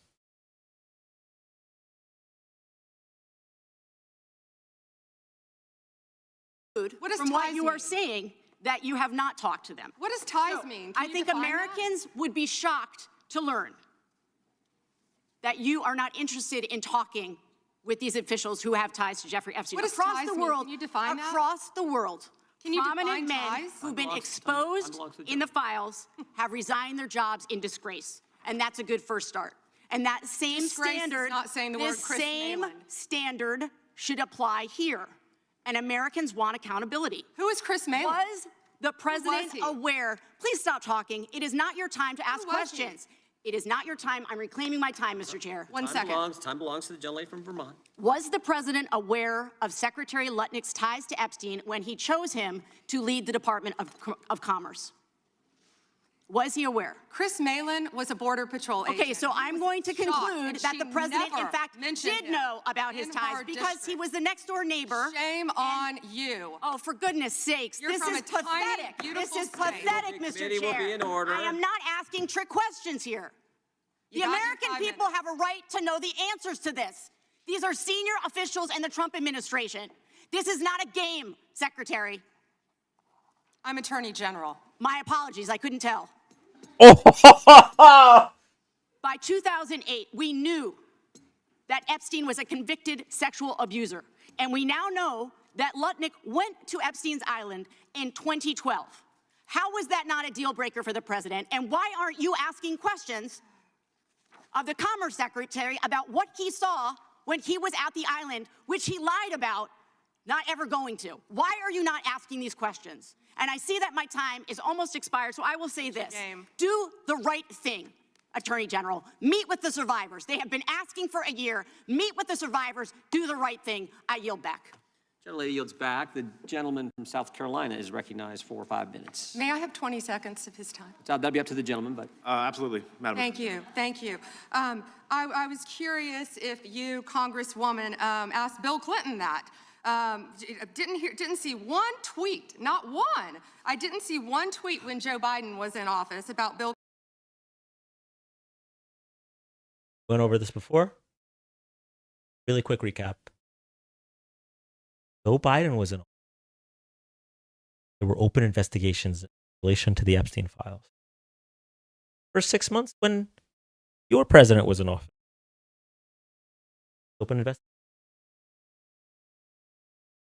Tweets like that wouldn't make quite as much sense as after July, your department, at the behest of President Pedo Protector, excuse me, I don't want to be for defamation, President Pedo Protector, when Elon said he was in the files, and you came out, Kash Patel came out, you guys said there are no more co-conspirators, there are no more indictments, the investigations are closed, there's nothing to see here.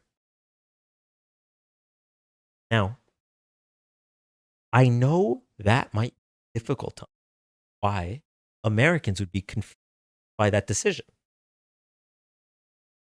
Your head, child molestation is fine as long as people doing it are your boss, boss's friends. I get that. Really, really not big fans of child sex trafficking, child molestation. It's like the most evil thing you can do. So come out, Ash Patel comes out, and you lie. The file literally have Les Wexner as a co-conspirator. You say there are no other co-conspirators. That's just one. That lie alone is enough where both of you should be under the jail, let alone burning. But we're not just talking about one. We're talking about, in this particular line of question, 3 men that currently work in our government, work for your boss, have the power. Question right now. Ask them about their time. Because if you cared about doing cared about the safety of Americans, or that it was not being by child molestation. So scary is that you don't even pretend like you're doing these investigations. You don't even want to them and then lie. You and your boss, everyone in that administration, feel you are so above the law or so above criticism. You can put on a display like this.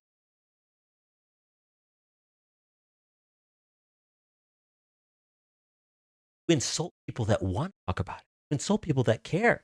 You want to talk about child. Why aren't we talking about a woman who was murdered and her murderer is in jail? Why aren't we talking about that thing you did in your district 17 years ago? What, like, so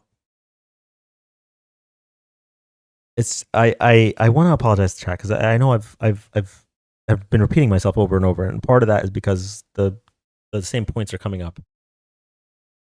But this really, really is like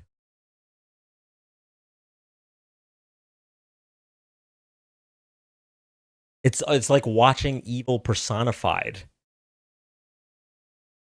We don't see this. So we don't see this so often and so distilled in real life, right? Like with Trump, Elon, with everything that we've been seeing, it's small bits and it's building up over time. This is all in one hearing about the worst, most heinous crimes people can commit, and to hear the way she laughs about it, the way she deflects about it.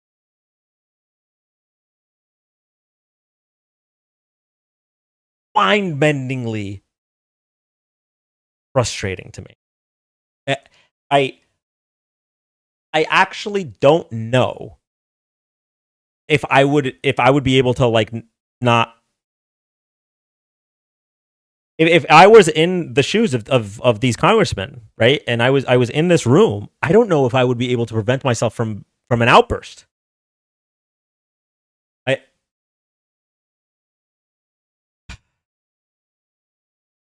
Clinton didn't ask Merrick Garland anything about Epstein, not once when he was. Weak sauce. And also, I want the record to reflect that, you know, Yeah, weak with sauce. this anti-Semitic culture right now, she voted against a resolution condemning. Oh, he is Jewish. I just want to be clear. do you want to go there, Attorney General? Or do you want to go there? Are you serious? Talking about anti-Semitism to a woman who lost her grandfather in the Holocaust? Really? The committee will be in order. Talk to Jared Wise about anti-Semitism. The ranking member knows that. Can I get like 30 seconds back, you know? Yeah, I've been, Ballant took I think 30 the of whole mine. committee knows I've been very generous in making sure everyone gets their 5 minutes in the Attorney same. General, I'm going to talk about sanctuary cities for a second, which limit the federal government's ability to enforce immigration law. They're kind of a new thing that Democrat jurisdictions are doing.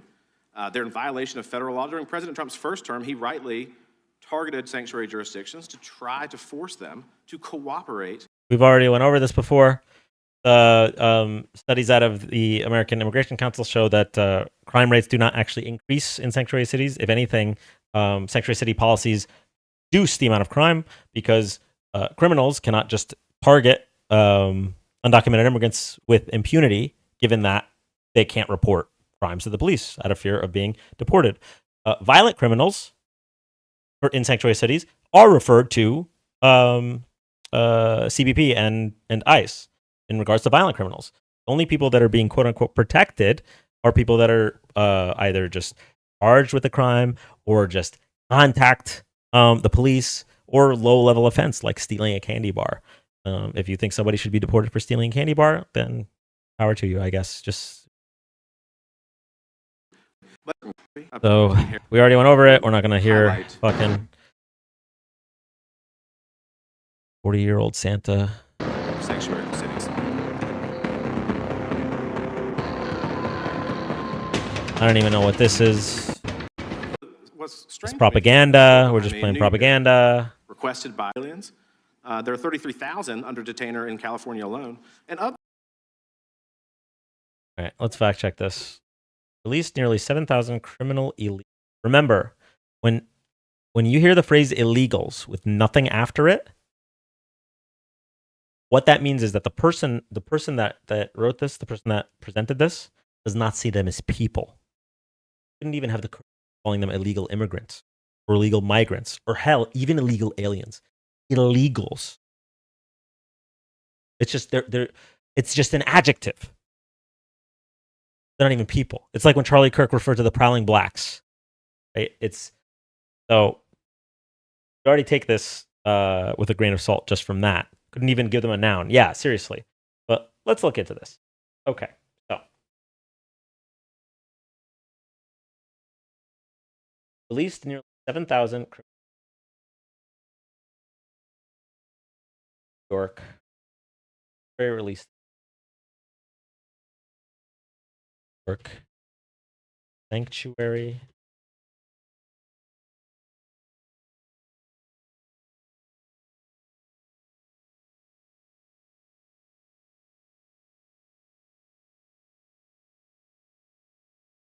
Work from Homeland Security. Where did they get this letter? Or where did they get this number?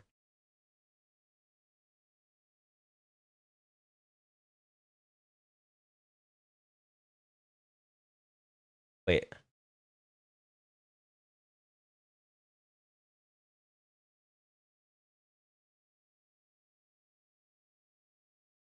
Are these charges? Or are these convictions?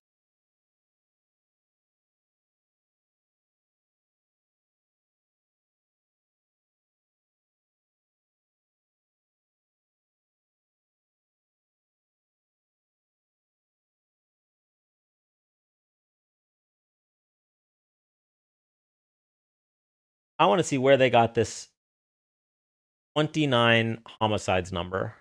We're going to start there. Their concept.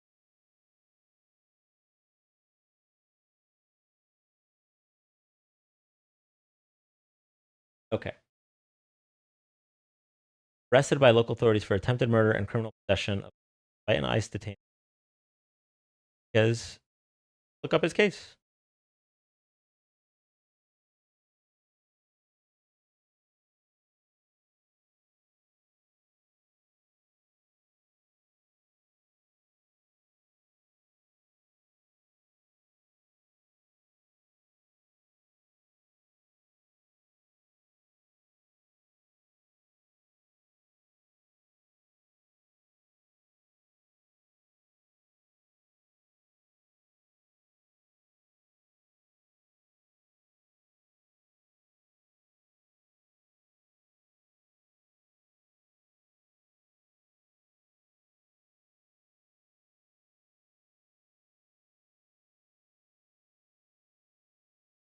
I'm going to need somebody that can read legal mumbo jumboes.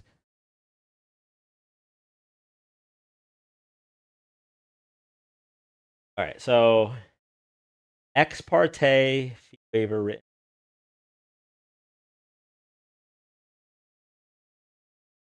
civil case, right? Oh, this is a divorce. I'm sorry. Wait, forget it. This is just a divorce. This is a divorce.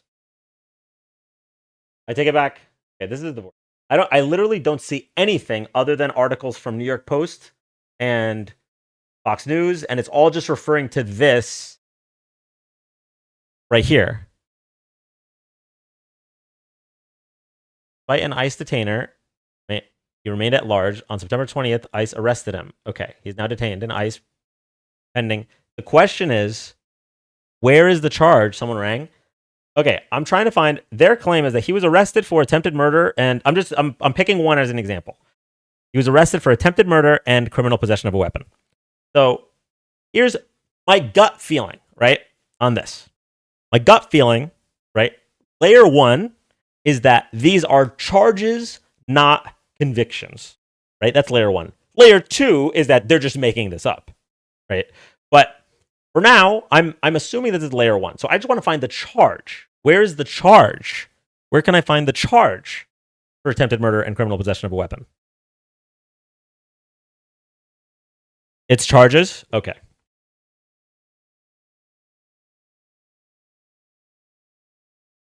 Light and ice.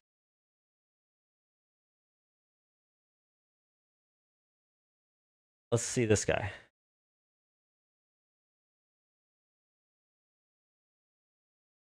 You don't believe what's in front of your eyes? Interesting. Kayla, I don't even know if I should respond to you because I'm not convinced you're a real person. No real person is pro-child molestation so openly. But all I said was my gut is that these are charges, not convictions. But I wouldn't put it past DHS to just make shit up. And it looks like Erica has researched this and it's is this a singer?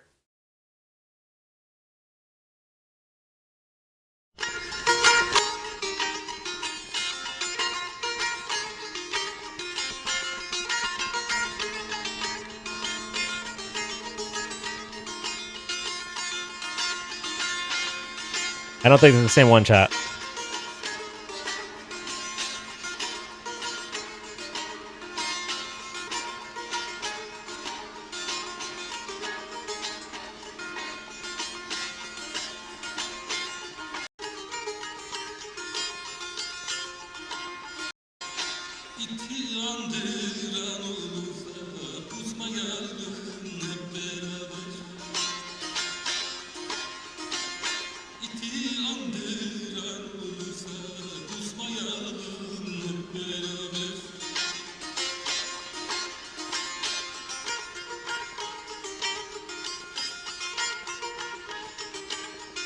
Okay, so far, you haven't found any of these people for their charges. Like, it's all coming from this same Land Security. And I'm trying to help. You're getting distracted. Oh, what did you say, DT? I'm sorry. What's the article and section? No. Oh, the thing before was his divorce. Okay, that was this guy's divorce. I was wrong. I thought it was his charges. It was actually just his divorce. I have yet to find any of their actual charges.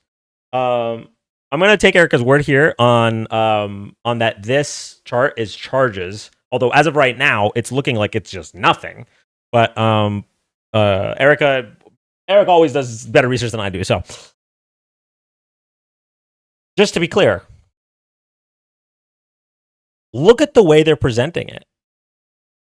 So first of all, again, illegals, right? No noun, just illegals, dehumanizing, right? Release 7,000 criminal illegals, 29 homicides. No, I'm sorry. You mean homicide charges. Charges. Now, in this country, you're innocent until proven guilty. And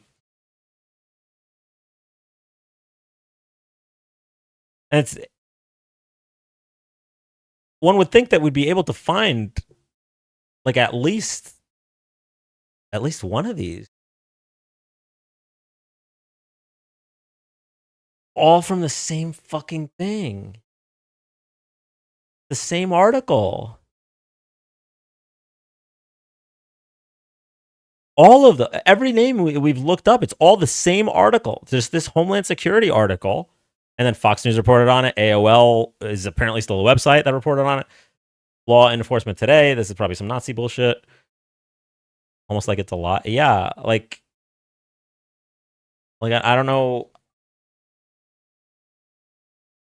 I don't know where to go from here, chat. If you have the state, you can look through the court records. On February 27th, Kim was convicted and sentenced him to time served and 5 years probation. Albany County and New York probation refused to assist ICE. Less than 7.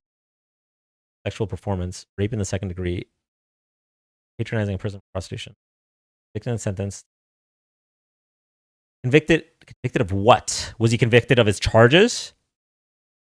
Because if he was convicted of these charges, then he most certainly should have been referred to ICE. Time served and 5 years probation doesn't match these charges, right?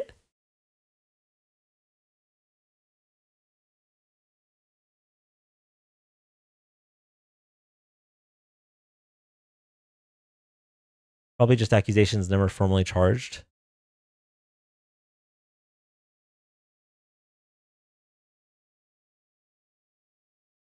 Like, this is... Jeanette, thank you for the lightning bolts. This is the first one that we've seen so far that was convicted of anything, but they don't even say what he was convicted of. They say what he was arrested for. Civic is identified as a known suspected terrorist with notifications made to the terrorist screening center. Okay, so known or suspected terrorist. Surely he will come up in our search.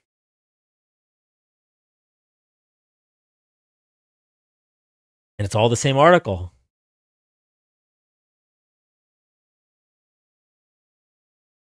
Official watch. This is pulling from the same article.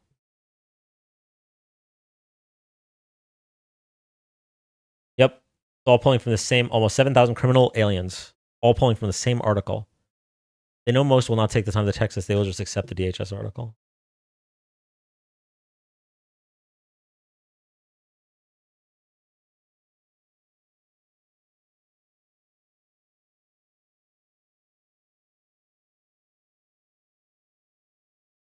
This is how Asmongold reads the news. Just takes this X account. Assumes it's true. Okay, well. Of the people released, I think it's remarkable that those released in New York, 29 homicides, 2,500 assaults, almost 200 burglaries. These are people that are released into our community by these states that refuse to cooperate. Last August, Michael Jordan Castellano Fonseca, a criminal illegal alien with ties to Tren de Agua, shot 2 people in front of 5 children in the sanctuary state of Colorado. DHS lodged a detainer on him. He's awaiting trial, but the question is whether Colorado's sanctuary policies will prevent him from being removed from the country. Awaiting trial. The question is if they will prevent him from being removed.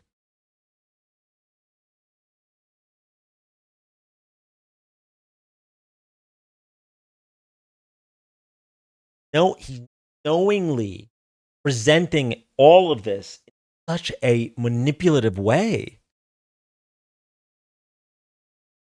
If he's convicted, they won't prevent it. But he's making it sound like it's up in the air. Oh my God. Who knows if they'll allow the murderer on the streets? Awaiting trial suggests that minimum arrest. Yeah. That's he mentioned it, right? That he's awaiting trial. But then he cast doubt. Like, who knows what's going to happen? Yes or no? Do you think that sanctuary jurisdictions, if they cooperated with ICE, those illegals in custody could be transferred to ICE properly? All right, I'm done with Paul Blart.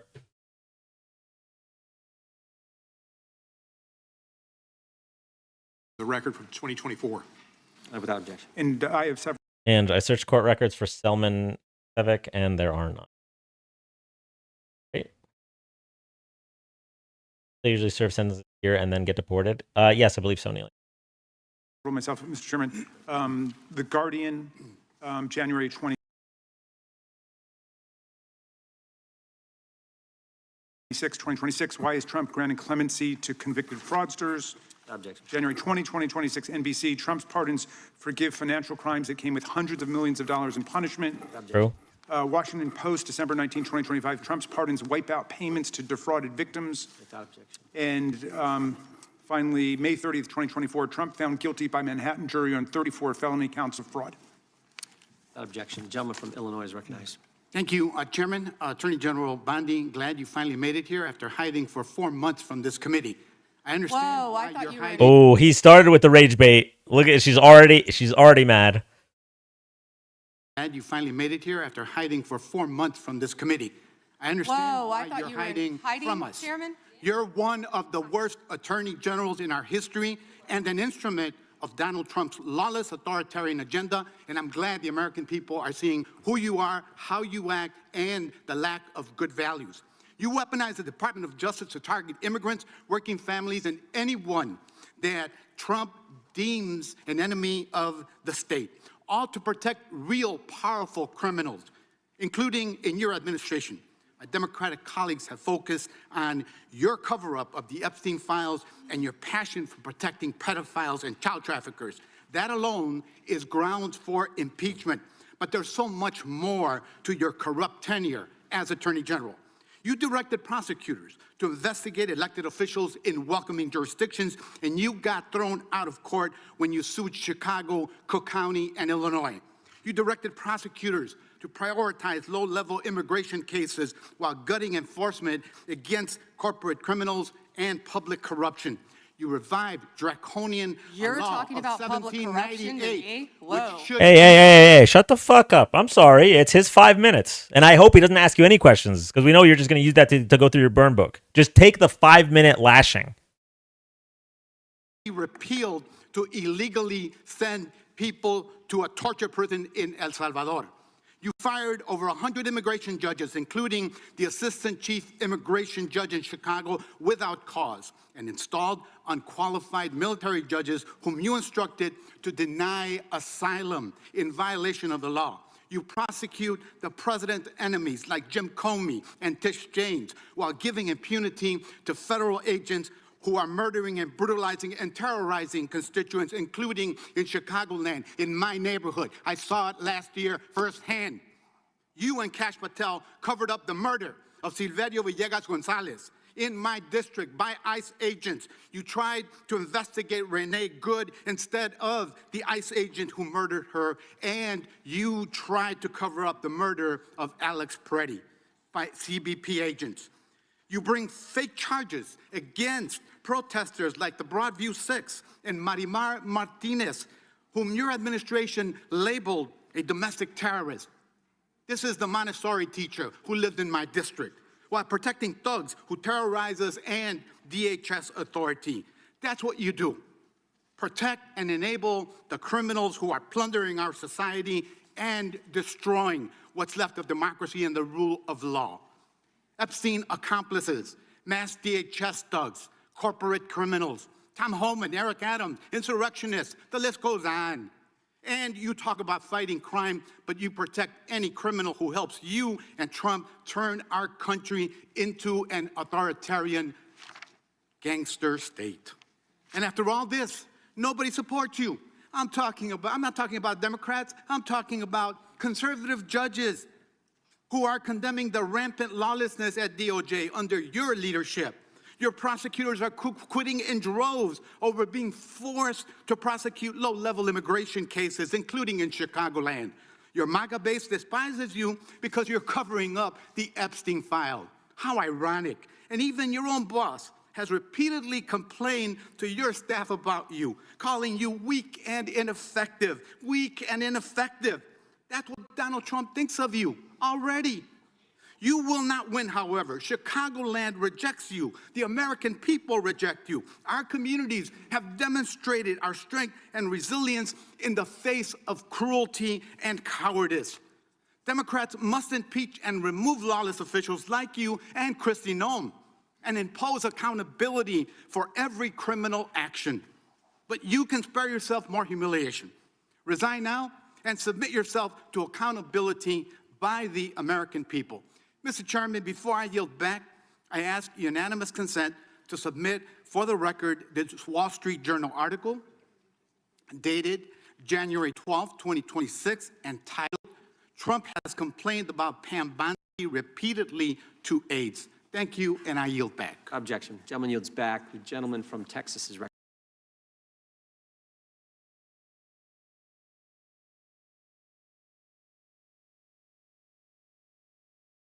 Needed that. I'm glad you didn't ask her a question. Didn't give her a chance to fucking deflect. Give her a chance to go through her burn book.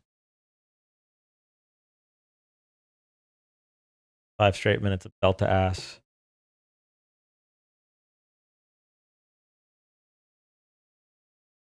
Valerio Gonzalez, killed by ICE agent in suburban Chicago, had narcotics in the system. Autopsy shows. Report shows Villegas Gonzalez, a father and cook originally from Mexico, was shot at close range as he allegedly tried to flee immigration and customs agents who sought to stop his car September 12th, just days after the Trump administration announced an aggressive deportation campaign targeting the Chicago area. A bullet that pierced the back of Villegas Gonzalez's neck traveled through his body and came rest in his chest. According to Cook County Medical Examiner's Office, he also suffered a graze wound in his fingers. Back of his neck, so he was shot running away.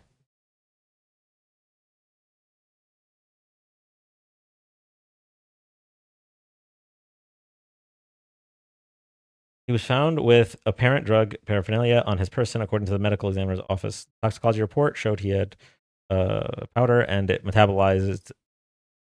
The medical examiner's office determined he died from multiple gunshot wounds and ruled his death a homicide.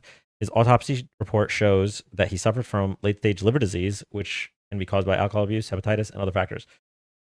Okay. The fatal shooting serves as a flashpoint of Operation Midway Blitz, the enforcement operation that has hinged aggressive policing tactics and led to more than 3,000 arrests, sending shockwaves through the immigrant communities in Chicago area.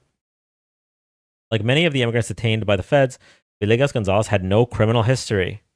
The U.S. Department of Homeland Security said he had a history of reckless driving and was in the country without legal status. Mourners at a vigil for Gonzalez remembered the 38-year-old as a devoted father and a kind soul.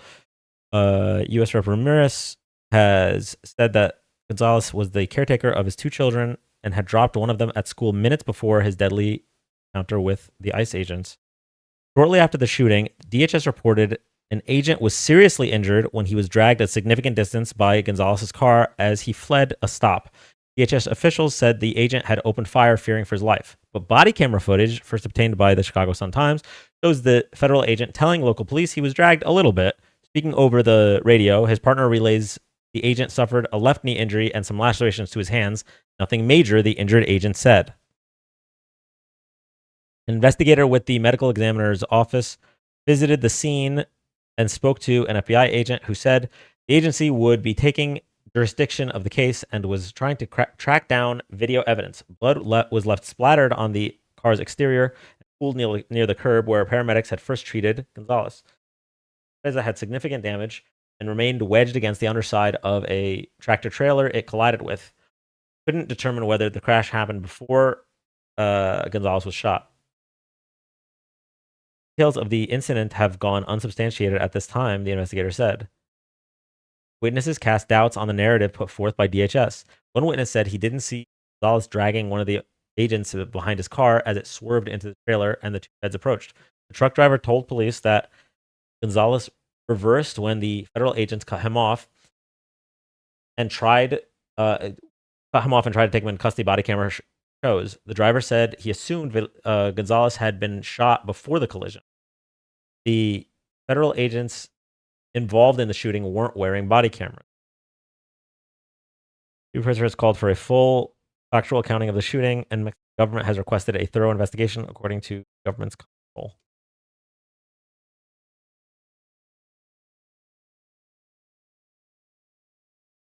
Anything come from this? This article was from. This is from November.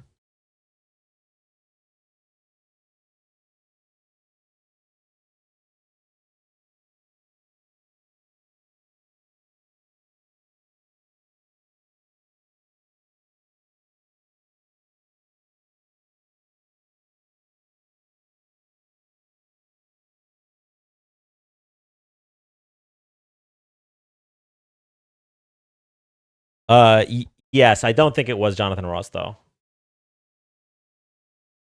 It's so first of all, the fact that we don't talk about this really, really frustrating. Like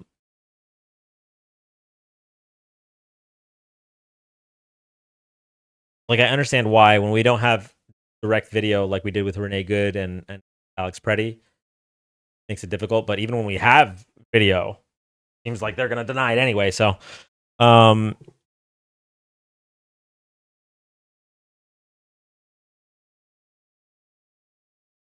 it went in and out of the news cycle. The other thing I wanted to see was okay. ICE report stepping front of cars.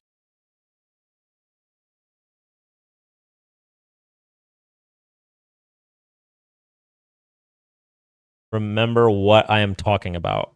2014. Thank you.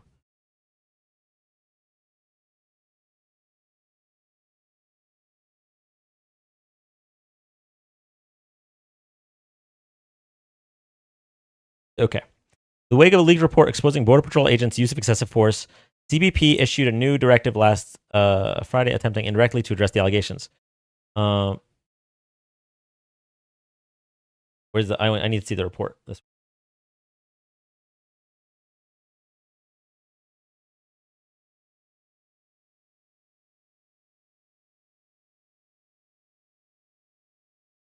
In response.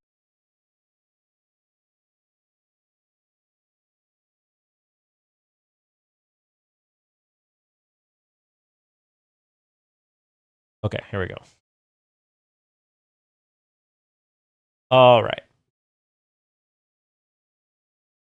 February 27th, 2014. Border Patrol agents have deliberately stepped in the path of cars, apparently to justify shooting at the drivers, and have fired in frustration at people throwing rocks on the Mexican side of the border, according to an independent review of 67 cases that resulted in 19 deaths. The report by law enforcement experts criticized the Border Patrol for a lack of diligence in investigating U.S. agents who had fired their weapons.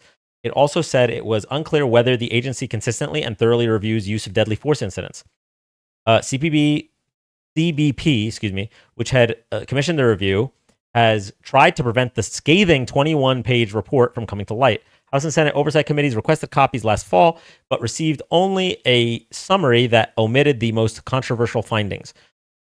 That some border agents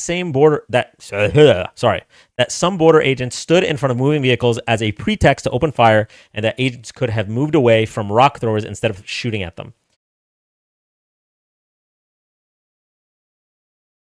So when chat heard the description about the ICE agent who was allegedly dragged, and people were like, "Oh, is that Jonathan Ross?" Because there was a story that he had been dragged prior. It's not Jonathan Ross. It's just that they fucking love doing that. ICE loves jumping in front of cars to justify murdering people. And we have literal evidence of this from way back in 2014. It was an independent review, right? CBP commissioned the review, an independent review of 67 cases. So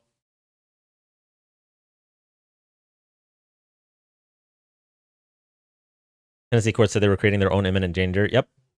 Recognized. I thank the chairman. May I have 20 seconds, please? Yes, ma'am. Thank you. Let's hear the opposition research. Thank you. That's absolutely right. That they're not running for, he's not. That's absolutely right. Like, they're open about it. They're open about it. Yeah, I'm going to use this 20 seconds because I have my burn book, right? I'm going to talk about you. I'm going to talk, even though this hearing is about Epstein, right?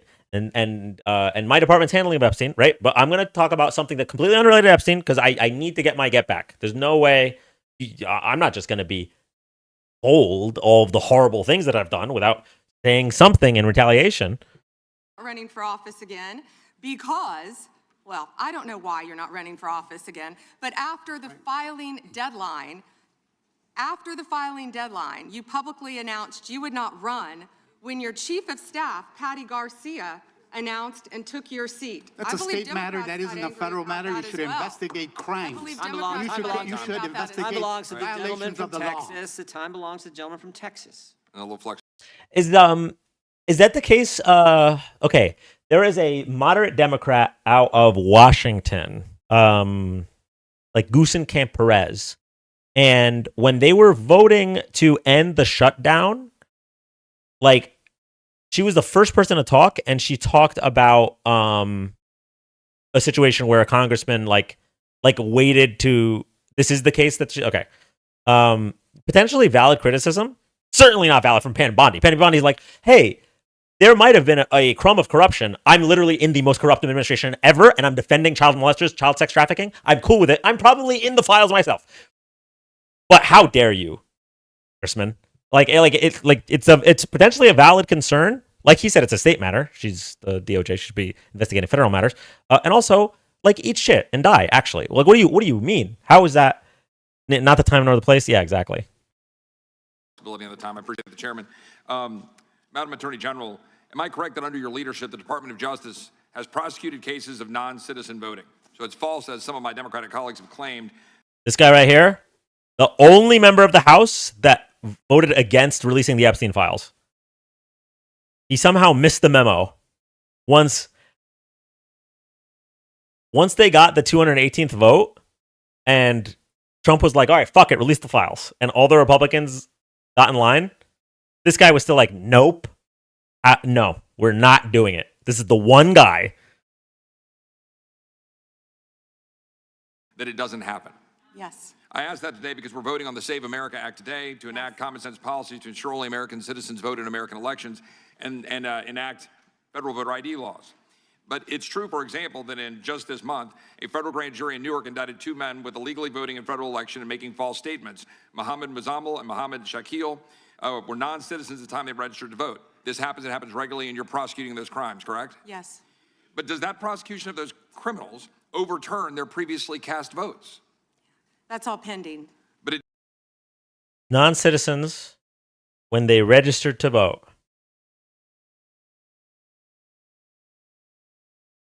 Let's look it up. Just this month, a federal grand jury in Newark indicted two men with illegally voting in federal election and making false statements. Mohammed Mazammel and Mohammed Shakil. Mohammed Mazammel.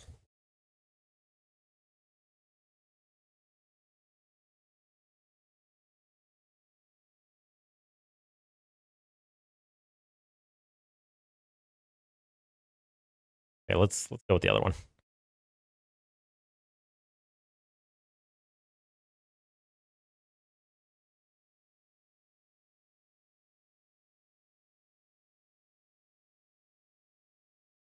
Okay.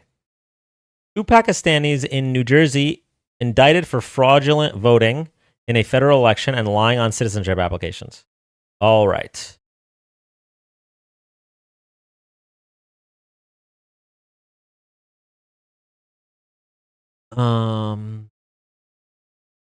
U.S. Citizenship and Immigration Services provided critical assistance leading to the indictment of two Pakistani nationals for illegally voting in a federal election and making false statements while applying for United States citizenship. U.S. Attorney's Office made the announcement and credited the FBI, Homeland Security Investigations, U.S. CIS with the investigation. According to the indictments, these two men were non-citizens when they registered to vote in New Jersey.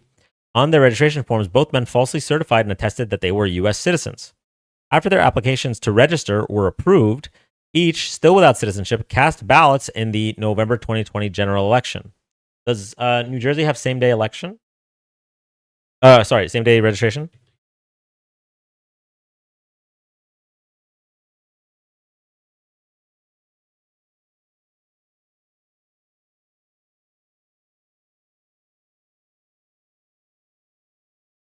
at least 21 days before election day.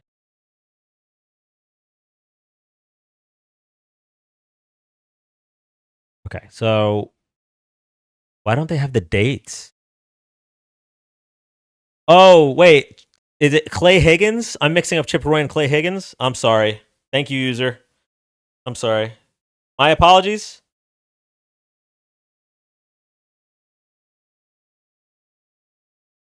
What? Everybody, thank you. Clay Higgins is just this amount of evil, not this much. This much. Apologies. Why don't they have the dates here, bro? Which included the elections for office of president and vice president. To register to vote and vote in federal elections, a person must be a U.S. citizen. The indictments also allege that after illegally voting in the federal election, each applied to become a U.S. citizen by submitting applications, blah, blah, blah. Both men falsely claimed they had never registered to vote. Questions about their answers. Both again falsely asserted to officers that they had never voted. The charges and allegations contained in the indictments are merely accusations, and the defendants are presumed innocent until proven guilty. If convicted, the penalties carry up to 10 years imprisonment.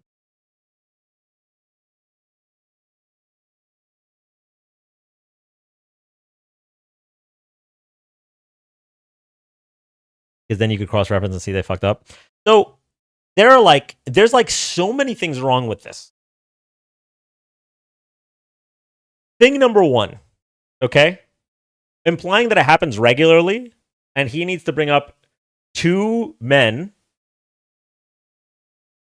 And this is a case that's so recent. This is from January of this year, right? Two men from January of this year who haven't been convicted yet, right? So like it's pending. That's how irregularly it happens. That's number one thing that's wrong with his statement. Thing number 2 that's wrong with his statement is that this implies, right, that their vote might have been counted. And you know what? I will go as far as to say that their vote 100% did not count, because Pam Bondi would have she would have creamed her pants if given the opportunity to say, yes, then they voted for Joseph Biden, right? The reason, if this is true, right, if they are convicted, this is reason number 3, this is wrong. If they are convicted, the reason that they would be convicted here is because after they attempted to vote, it was determined that they weren't citizens. What this is called is back-end citizenship confirmation, right? This is what states all over the country do to determine if you're eligible to vote, right? So back-end citizenship determination, as opposed to front end. Front end is voter ID, right? I have to show you my ID. The SAVE Act would force you to show a passport, or if you're in one of the 6 states that are real ID compliant, right? So, what front end does is it forces each citizen to go through extra labor, spend extra money to make sure that that they're eligible to vote, right? Rather than that being the responsibility of the states. Because the states have voter rolls already. They have vote. So if you go to vote, right? Let's say you're in a state with no voter ID. You go to vote. You give them your name. Okay? Now already, if your name isn't on the voter rolls, it's not going to come up. So we go to their new fantasy, their next fantasy, which is, well, an undocumented immigrant could use someone else's name. Okay. So they use someone else's name that is on the voter roll. All right.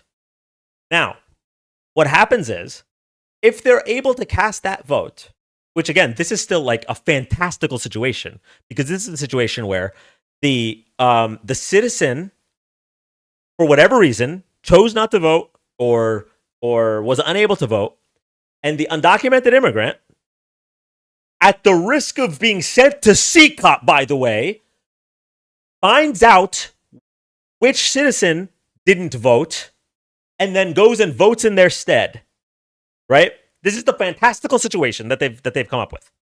Even in that case, the vote would end up not counting because there are checks, back-end checks to confirm that you were eligible to vote. So they check your name, right? That you're in the voter rolls. They check the details provided, right? Your date of birth. They check your signature. They have signature verification, right?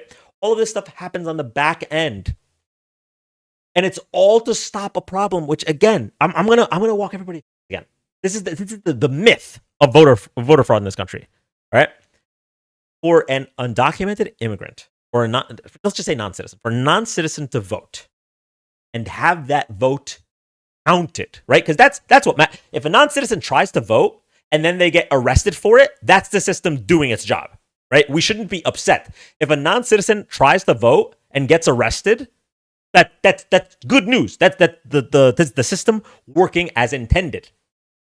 If this whole point that he just made, we saw these two non-citizens that were arrested. Okay, great. Wait, why do we need a new law? It's already illegal. Idiot, moron, stupid, baldy, cue ball, right? So, regardless, in their world, they have a situation where there are non-citizens that are finding out which citizens who are registered to vote and eligible to vote are not going to vote. Because again, if the citizen John Dorian Vance, just as an example, John Dorian Vance goes to vote, right? And then David Bisbal, right, shows up and says, I'm John Dorian Vance. They say, oh, you already voted. And that's a problem, right? There's going to be an investigation. There's going to be a problem. Okay. So that's not happening, right? We're not seeing a large number of cases of people either voting twice or two separate people claiming to be the same person. That hasn't happened. Otherwise, we would have heard about it because that's the easiest thing to find out. Because when you vote, right, you're checked off on the voter roll. You can't do it again. Okay. So, and goes to, yeah. So what they're imagining, this non-citizen is finding out which eligible voter is not voting, where their polling place is, what their full name, date of birth are.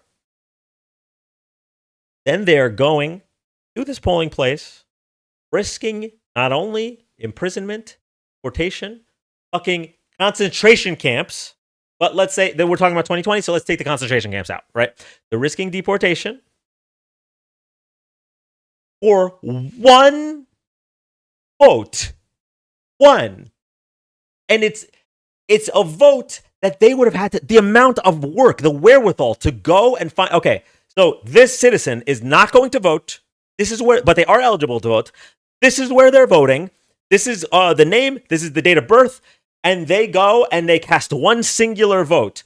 And they're under the impression that there is some mass amount. Paraphrase. They're not under the impression. Everything I just described, the amount of people that believe that is happening is zero, right? Because you have, here's the two groups, right? You have the Republican voters who are light speed stupid, right? Absolutely do not know how the system works and don't know about the back end verification, don't know about voter rolls, don't know that if you show up and you're not a citizen, you're not going to be able to vote, whether you have an ID or not, right? All of those, the rubes, they don't know anything about what I just said, right? So they don't qualify for believing what I just said. And then the lawmakers, they know this is full of shit. They know it. They know it. And the reason they want to pass voter ID laws, particularly things like the SAVE Act, which is one of the strictest voter ID laws, is to disenfranchise voters. Disenfranchise voters that are less likely to vote for them. Period. That's what it is. It's so simple. It's okay. Who gets disenfranchised, right? Women, mostly married women, right? Because women are way more likely to change their names. But women are more likely to vote Democrat than Republican. Poor people really get disenfranchised. Like, passports are fucking expensive. And poor people don't even have a reason to get them, right? And a lot of poor people vote Democrat. I at this point I'm not even sure what the majority is, but it filters out. It's interesting. So like poor minorities vote Democrat, so they want to make sure that they don't vote. And we saw this. We saw examples of this with voter ID laws where they specifically tried to target certain groups of people, even by race. We saw it in the North Carolina Supreme Court case.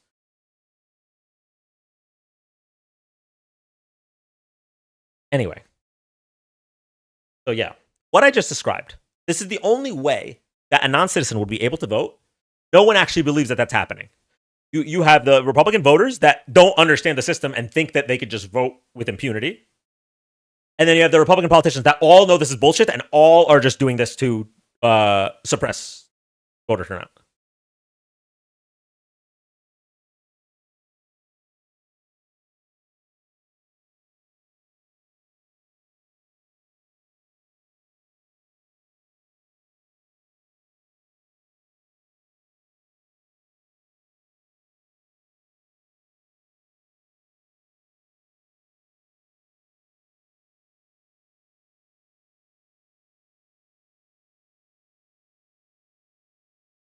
Younger voters, less likely to have passports. Younger voters, more likely to vote Democrat. Just vote red states, not blue states. I've seen arguments for that. I have seen arguments for that, believe it or not. The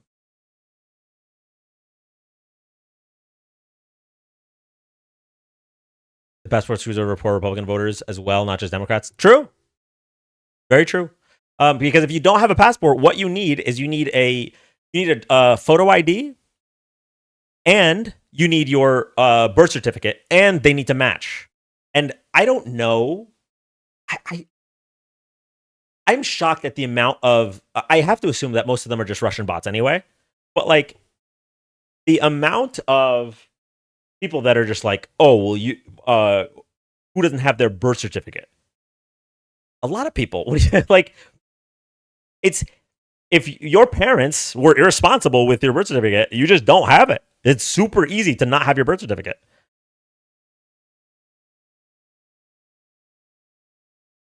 What are your thoughts on states that list their address when they register to vote? I'm scared here.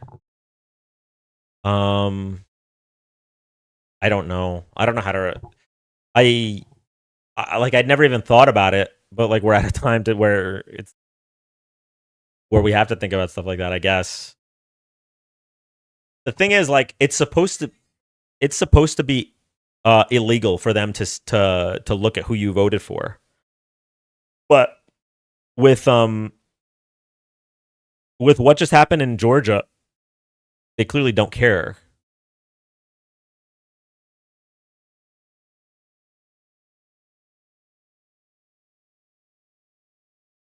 Also happens to disenfranchise trans people who are more likely to change their name.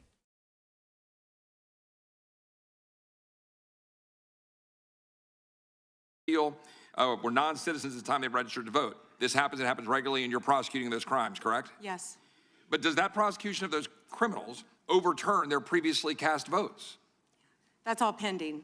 But it does not overturn votes that they've cast, right? So passing the State of America Act would help deal with that problem. Yes, Congressman. Second question.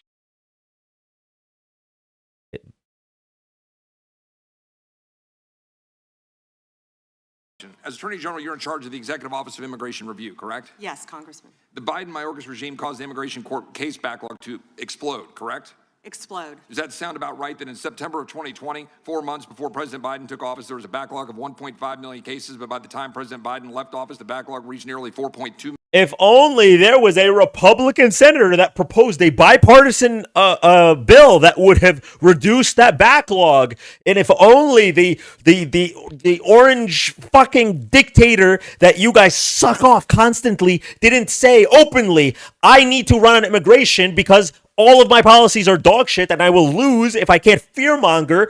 Make sure to not pass anything. I don't care about the border. It's not actually a problem. I just make poor racists think it's a problem. Please do not pass it. If only you guys didn't all block that. If only. Million cases? It sounds about right, but I don't have the exact numbers. It would be accurate to say that most individuals who file for asylum have a meritless or fraudulent claim? Most. I don't have the numbers. Oh, so does it sound correct that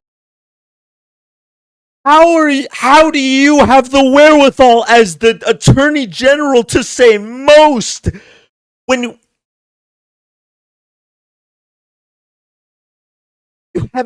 they haven't processed these asylum claims? Half of the people just had their asylum status revoked. They just removed them. How can she say most?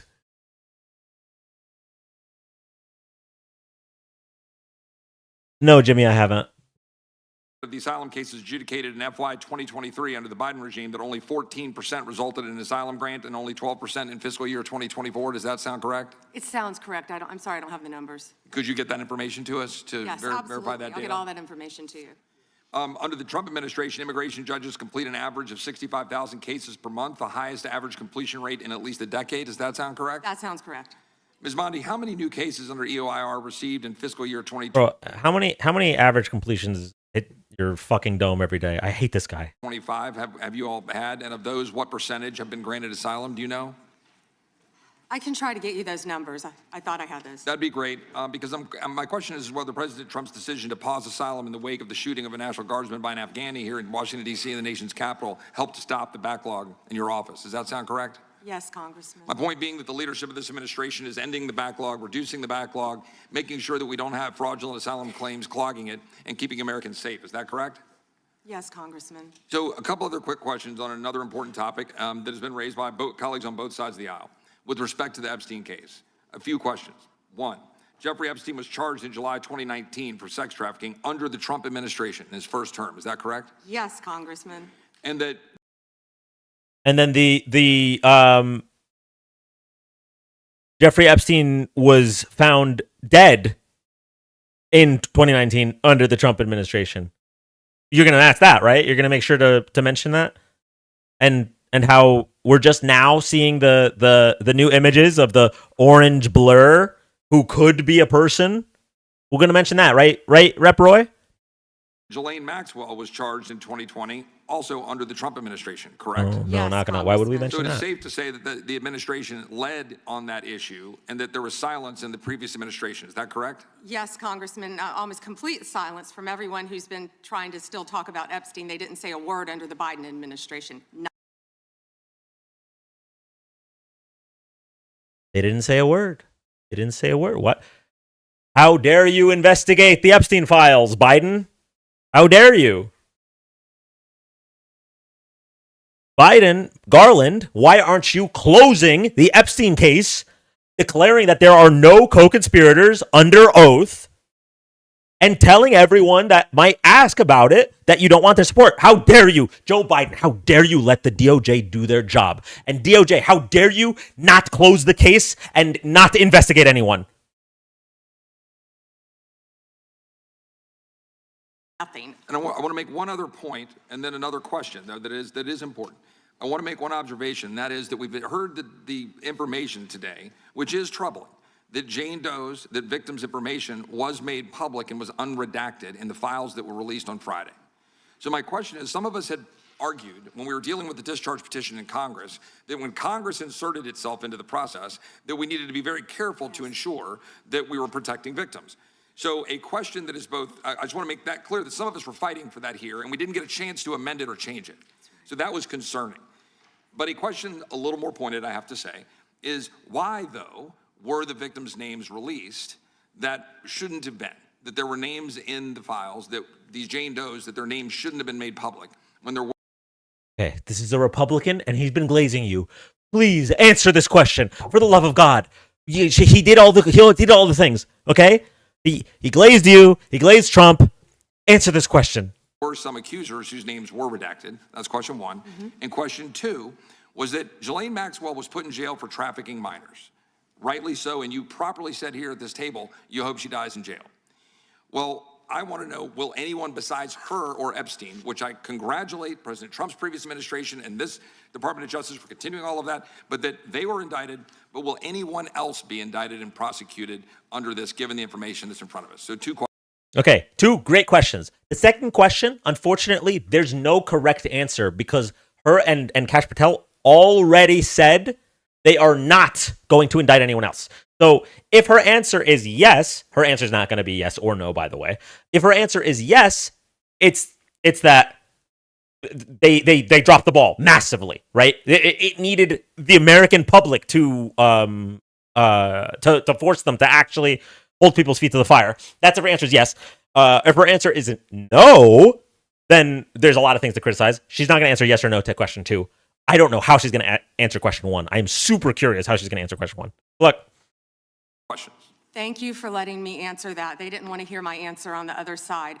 Yes, given the tight time frame of 30 days, I believe we got everything released within a little over 60 days. I'm talking as fast as I can. My time is up. We did the best we could immediately. If everyone's been coming to view the documents, if someone's name should not have been redacted, we're releasing it. If someone's name was redacted, we said right away, was not redacted and should have been, meaning a victim. We went back and redacted it. We're doing. Okay, so that doesn't answer the question. The question was, why did it happen? If your answer is implying that 30 days was not long enough, I have to. It's not like they missed a victim's name in a random email or a random report. It was literally a file documented. Epstein victim list. How the fuck do you miss that? And you didn't miss it because one of them was redacted. One of the names on that list was redacted, so they didn't miss the page.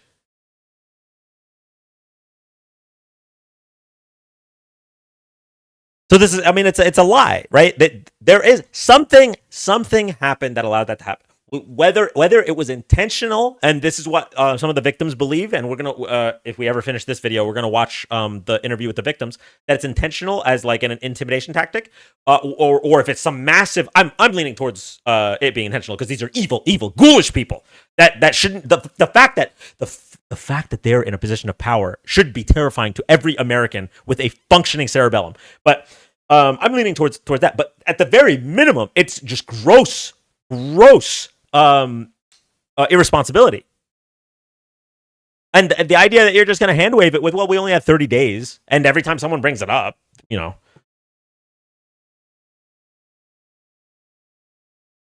Everything we can based on the tight time frame and over 3 million pages that we released that Donald Trump signed for pure transparency. Okay, eat shit forever. I can't believe they're going with this. And anyone is, that Donald Trump signed, he literally had to.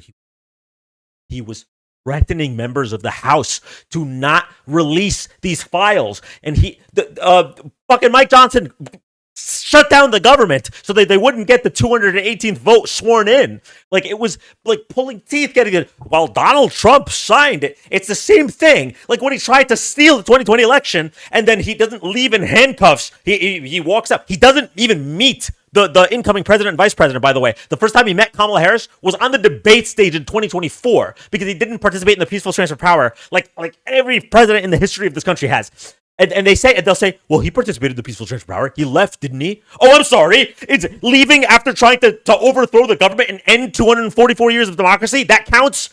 So this counts, right? You saying, if you care about Epstein and the victims, I don't want your support. You threatening members of the House, saying that you're going to primary them if they vote yes on the Epstein bill. You saying all that. But then being forced because they get a 218th vote, you being forced with 218 fucking hands, moving your old orange bruised piece of shit, child-touching hand to sign the paper. That counts as he did it for transparency? No, he did it because he had to. And you have to suffer for this. You need to be punished. These people cannot continue. Bad behavior, evil behavior cannot just go on like this. If and when this nightmare ends, we can. There's no pardons. No, I don't care. I don't care if he pardons everybody. We need to pass an amendment. All pardons by Donald John Trump are null and void. New amendment. New amendment. That's how bad. That's how much we need a Nuremberg trials for these people. What's your second question? About whether another individual will be indicted. Absolutely. Thank you for asking that. And they never wanted to hear the answer to that. We have pending investigations in our office. Why did you reopen the investigations? Expired. You What? request from the gentleman from Pennsylvania. Why did Kash Patel say that there was no evidence of any other co-conspirators? Why? We have a follow-up question. That's a great. There's pending investigations. Awesome. Why in July did you say you closed all investigations? What new thing happened? Thank you. I have several UCs as receipts. I'd like to have unanimous consent to introduce the National Security Presidential Memorandum 7, dated September 25th, 25. Objection. The Bondi Department of Justice memo dated December 4th, 2025. Objection. An article from Newsweek entitled DOJ Deletes Study Alleging Rise in Far-Right Terrorism dated September 18th, 2025. Without objection. Notice article from October 3rd, 2025. Trump's directive on organized political violence could lead to increased surveillance of his critics. Without objection. Washington Post article, September 25th, 2025. Trump targets domestic terrorists, but only mentions the radical left. Without objection. Idaho Capital Sun, October 18th, 2025. Rest easy, Idahoans. The No King demonstrators are American patriots. Without objection. Attacks on freedom of speech, what nonprofits need to know, published by the National Council of Nonprofits, the largest network of nonprofits in America. Without objection. The Freedom from Religious Foundation warns that Bondi memo weaponizes federal law enforcement against non-Christians and dissenting viewpoints. Without objection. A Ken Klipperstein blog from January 28th, 26, ISIS secret watch lists of Americans. Without objection. And an Intercept article from February 2nd, 26, Trump calls his enemies terrorists. Does that mean he can kill them? Without objection. The gentleman from Florida is recognized. Thank you, Mr. Chairman. Good morning, Attorney General Bondi. Good afternoon. Oh, you're right. Good afternoon. It's been a long day. I wrote this morning. All right. It's 4/21. Tomorrow's the day. I'm celebrating Valentine's Day. Tomorrow, I mean later today, with Mac. Getting up in an hour and a half to go to work. Really, really should go to sleep. She doesn't arrive and I'm still sleeping. In the case the past couple Sundays.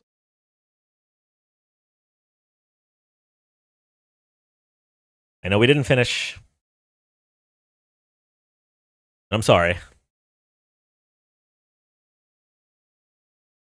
I think she would love for you to be sleep deprived.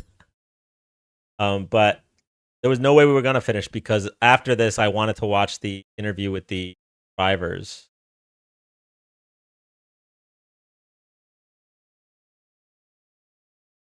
Also, after my last crash out, I don't know if I can get through the rest of it without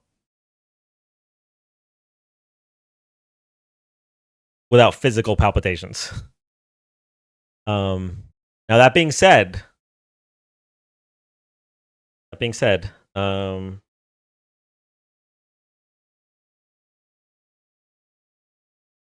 marathon, not a sprint. Thank you. I need to shout out some people. Second.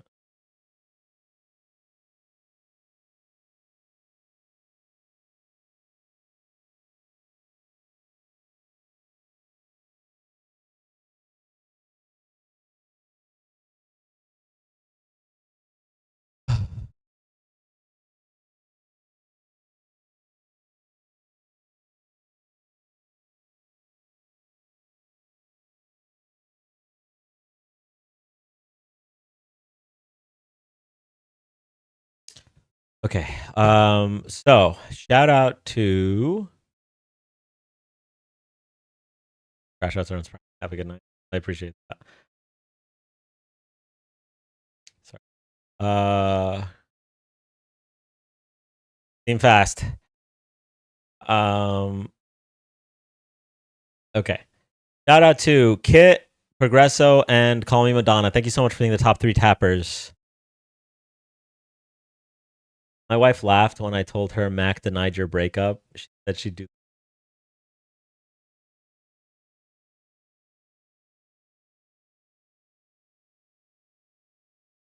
I don't even remember how it happened. How did I just said no? And I just said, okay, I guess we're still dating. And what was the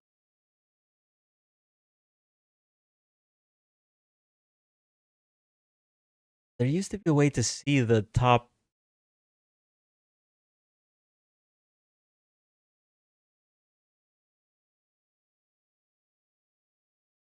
Yeah, I'm sorry. I don't know where the feature is. They changed up the because there's like they have like challenges now instead of the gift thing.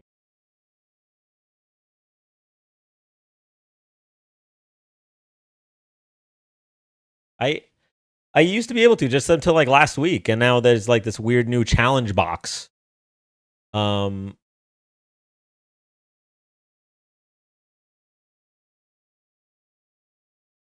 Okay. Well, anyway, if you sent the gift, thank you all so much. Click on the number of people.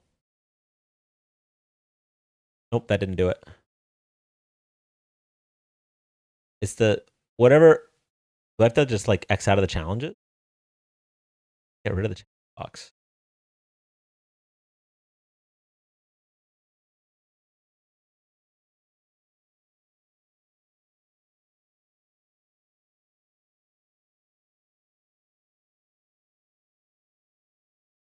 Okay, well, I'm sorry. For anyone that sent the gift, thank you all so much. I